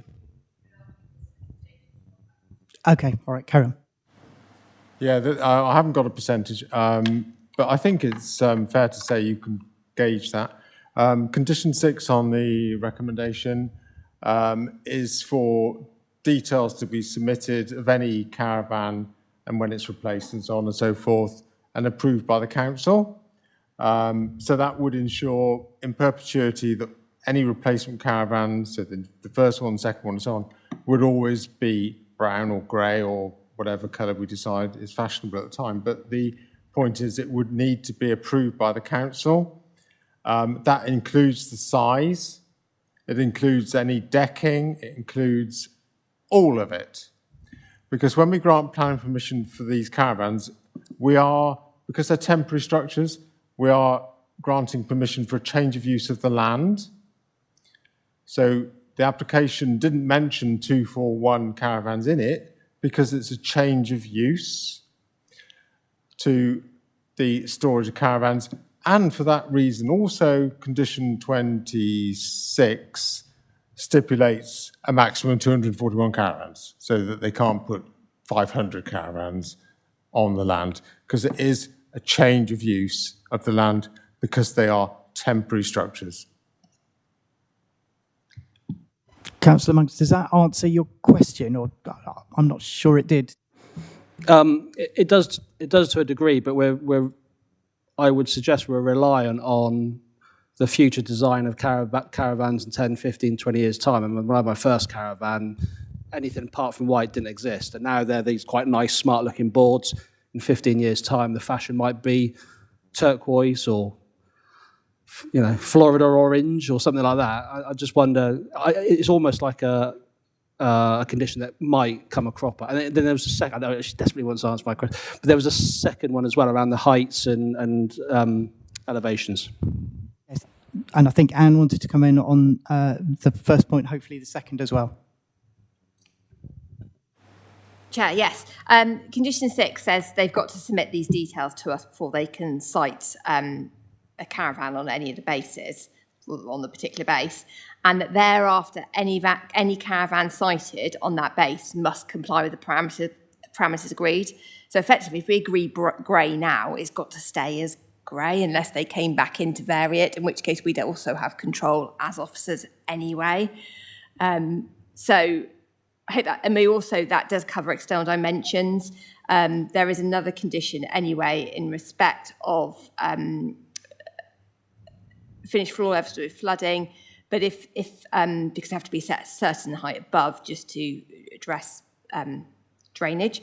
But if members want to tweak condition 6 at all to agree the finished floor level for each caravan when those parameters are submitted, I don't think that's going to be an issue to either the applicant or us. That's something we can just add in for clarity. We've got dimensions covered, but if members just want to be completely explicit, we could agree finished floor level for each caravan.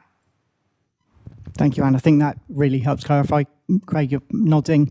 Councillor Northam, I think you had a technical question, and then I'm hoping that's it, probably. So, Councillor Northam. So, returning to a little bit to what I said, the developed land is that strip to the north of the main site.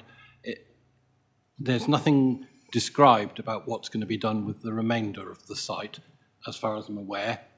Is it something that we could constrain future use of? Thank you. If approved today, you would be approving a site plan that's got the layout of those 241 caravan bases. They'd only be able to site caravans on the basis.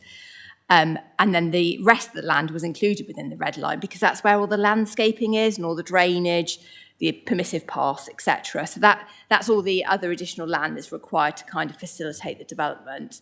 There's no additional proposal as part of this beyond the 249 being proposed. 241, sorry, not 49. Councillor Christopher. Thank you, Chair. Councillor Simon Christopher, Dorset Councillor Marshwood Vale Ward. I've been on planning committees for some 11 years, and I've seen a situation where an officer has refused an application for 4 safari tents on the basis that it was detrimental to the National Landscape Area and the Heritage Coast, the Jurassic Coast. In these circumstances, and the given that we've already lost so many members because we've been sat here since 10 o'clock this morning, and the fact we've heard the concern of the local ward members, and the fact that I have concerns about the impact of the national landscape area, which should have the same impact as a development within a national park, and given that we have the impact on the Jurassic Coast, and if our visitors were to walk around County Hall... Councillor Christopher, sorry to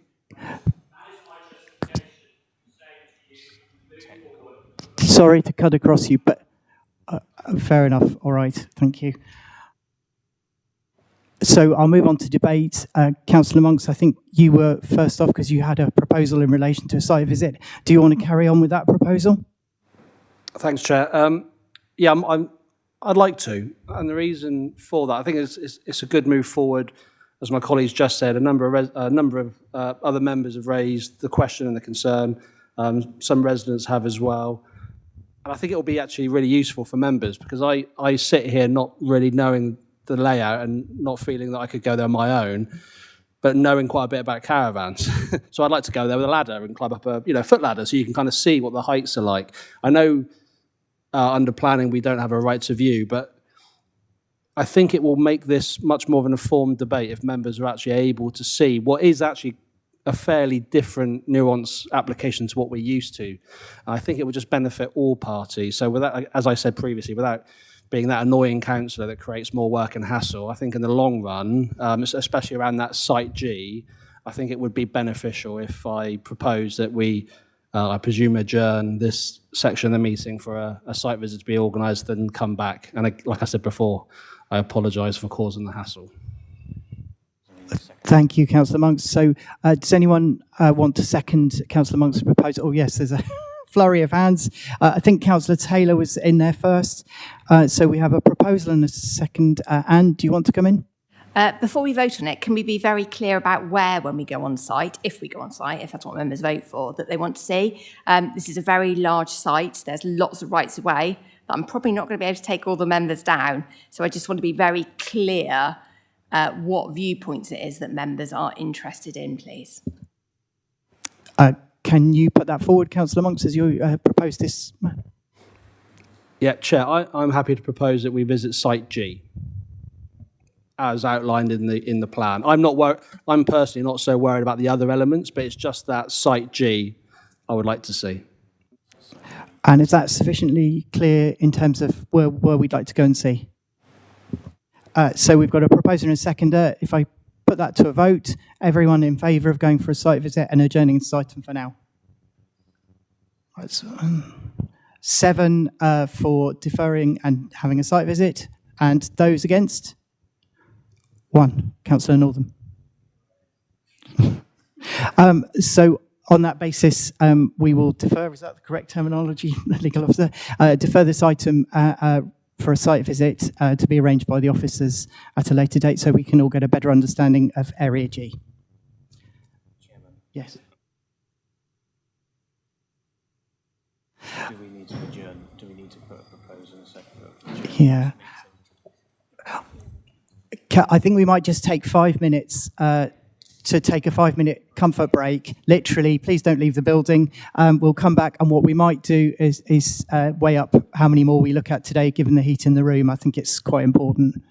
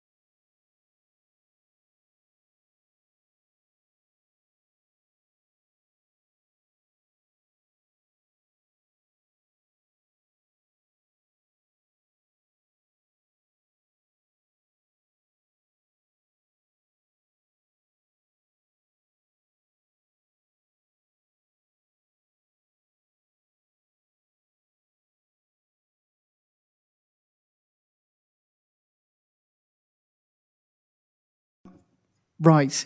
So are we back online? Yep, we're online. Brilliant. Okay. So just to be clear, Councillor Borden and Councillor Weller have left the chamber. We are now moving on to... so is Councillor Dickinson. Thank you. Thank you, Vice Chair. So we are now moving on to item 7, which is P/FUL 2025/06223, pavement opposite 32 the Esplanade, Weymouth. And I believe we're also going to work through back-to-back the advertising consent for that, which is P/ADV/2025/06228. The presentation will be together, and then we'll obviously have to do 2 votes. And then after that, I'm proposing that we adjourn the other items just due to the heat and conditions in the chamber because it's become unsustainable. And I will be picking that up with Councillor Bartlett. So over to you, Rob.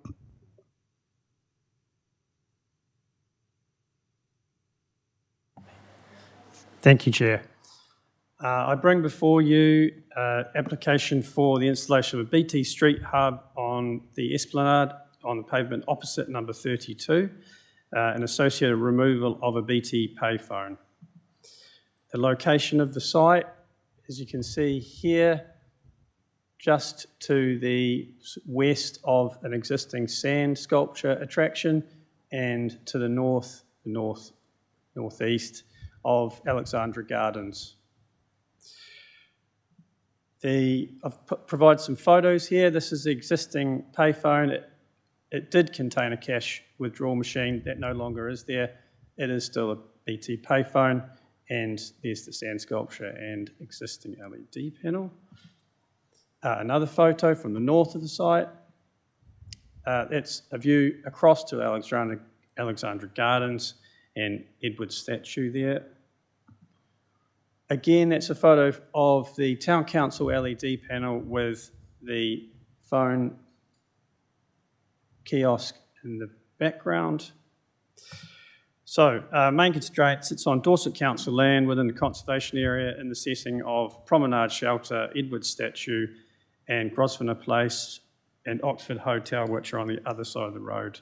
It's in flood zones 2 and 3.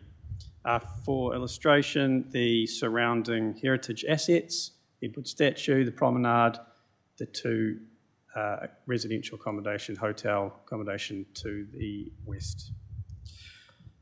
So the proposed development is to remove an existing kiosk and replace it with a BT Street Hub.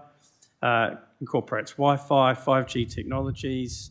The hub would be slightly wider and taller than the existing kiosk, but narrower. So site plan showing the existing kiosk and then the proposed hub. Some elevations, existing and proposed. Side elevations, existing and proposed.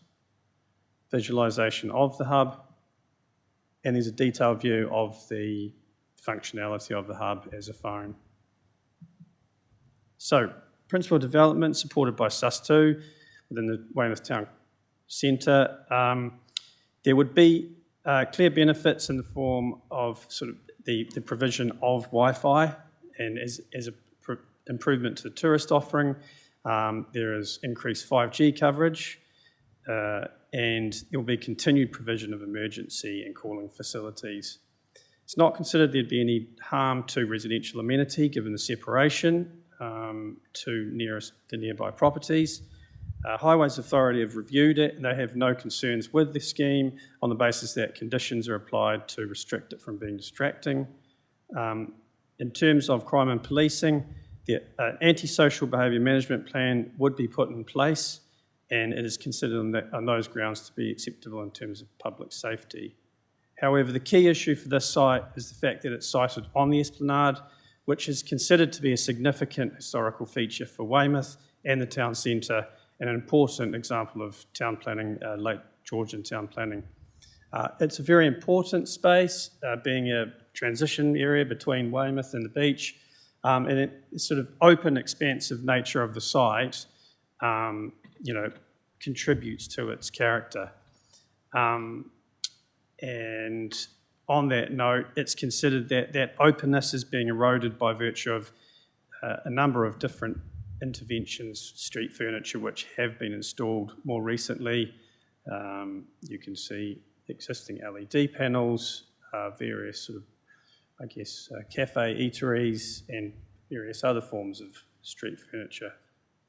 So, on that basis, we do consider the area to be sensitive, and that it would be harmful in terms of its height, mass and colour, and it would be a further erosion of the expansive nature of the esplanade.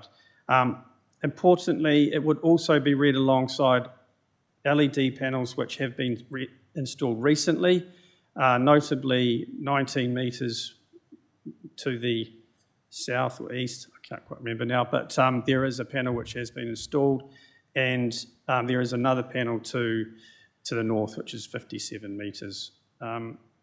And I've provided an illustration there. Basically, we did review a similar scheme, I think earlier this year, which was refused, and this panel would be, as shown here, the purple one. These are the two nearest LED panels, which is considered to be read alongside.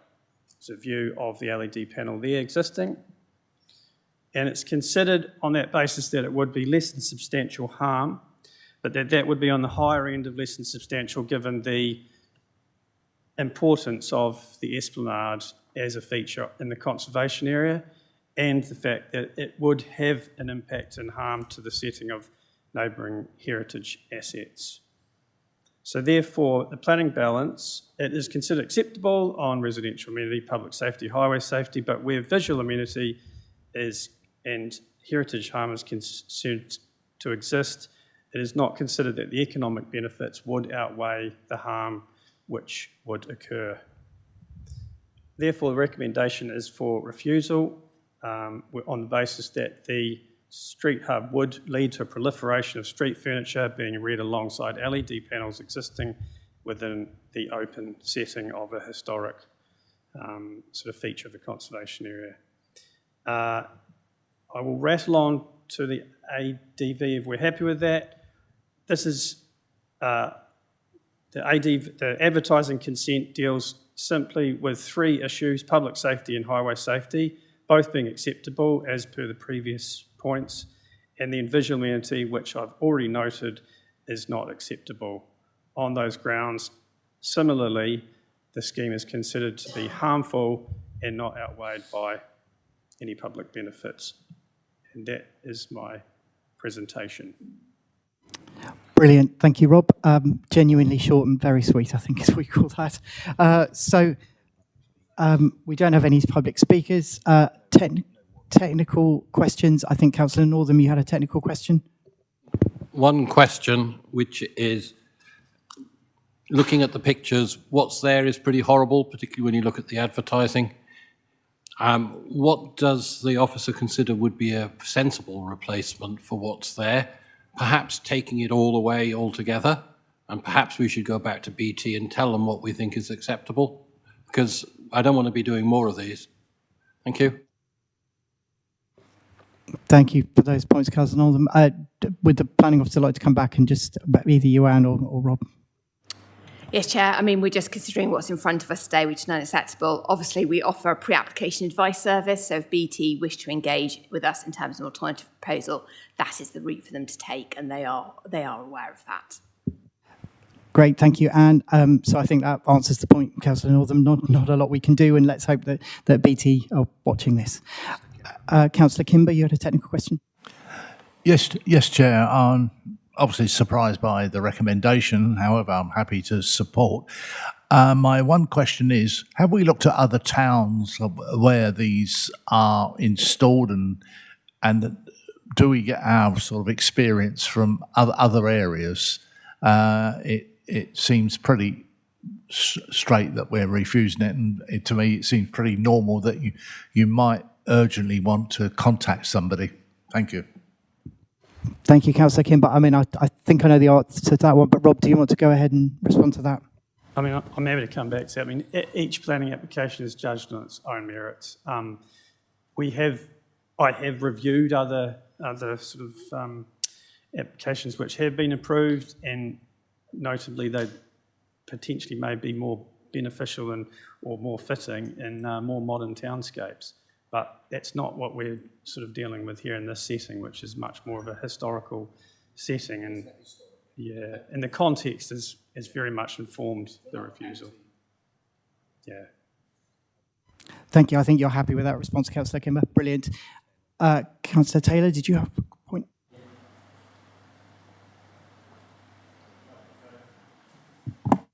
Thank you, Chair. Councillor David Taylor, Chancellor Mary. We've had similar issues with Dorchester with these sort of things trying to pop up. And my question is to say, how far out to sea can you see this thing? How far out to sea can you see this thing when you're on the beach? Because you're looking from the beach going out, you're looking the other way in for the coastal view of the fabulous Georgian frontage that Weymouth has and its esplanade. So I imagine it would stick out like a sore thumb. Is that true? Does it stick out like a sore thumb? Well, it's not there at the moment to really assess that. But in terms of us using our visualisation, I mean, you're going to see it on the beach. I think as you start going out towards like the end of the peninsula, you'd be so far out because it's only a certain height, you'd start kind of losing it. But that is our point, that from on the beach and walking along that esplanade and that real important jewel of the crown for Weymouth in terms of that Georgian seafront, it is quite a prominent feature. Thank you. I presume if you're out at sea in a yacht, hopefully you've got a pair of decent binoculars. So that might. I don't know. Are there any more technical questions? So if we move on to debate, does anyone, Councillor Taylor? Recommend refusal, Chair, if I can. Can we recommend refusal? So the officer's recommendation is for refusal. So you are making a proposal to go along with the officer's recommendation. Does that have a seconder? Councillor Roper, I think you were fastest off the draw that time. So we have a proposer and a seconder for going along with the officer's recommendation for item 7, which is to refuse. Can I have a show of hands for all those who agree with the proposal to refuse? That's 8. Is that 8? Yes, 8. And those against? 1. And anyone abstaining? Nobody. So that is passed and we're going along with the officer's recommendation. Oh, second, thank you. Yes, thank you. Yes, yeah, I'm getting it in stereo. We need a second vote on the item 8, which is the advertising consent. So that's P/ADV/2025/06228. Advertising consent for that. And any technical questions? No. Any further debate? No. Do we have a proposal? Councillor Taylor.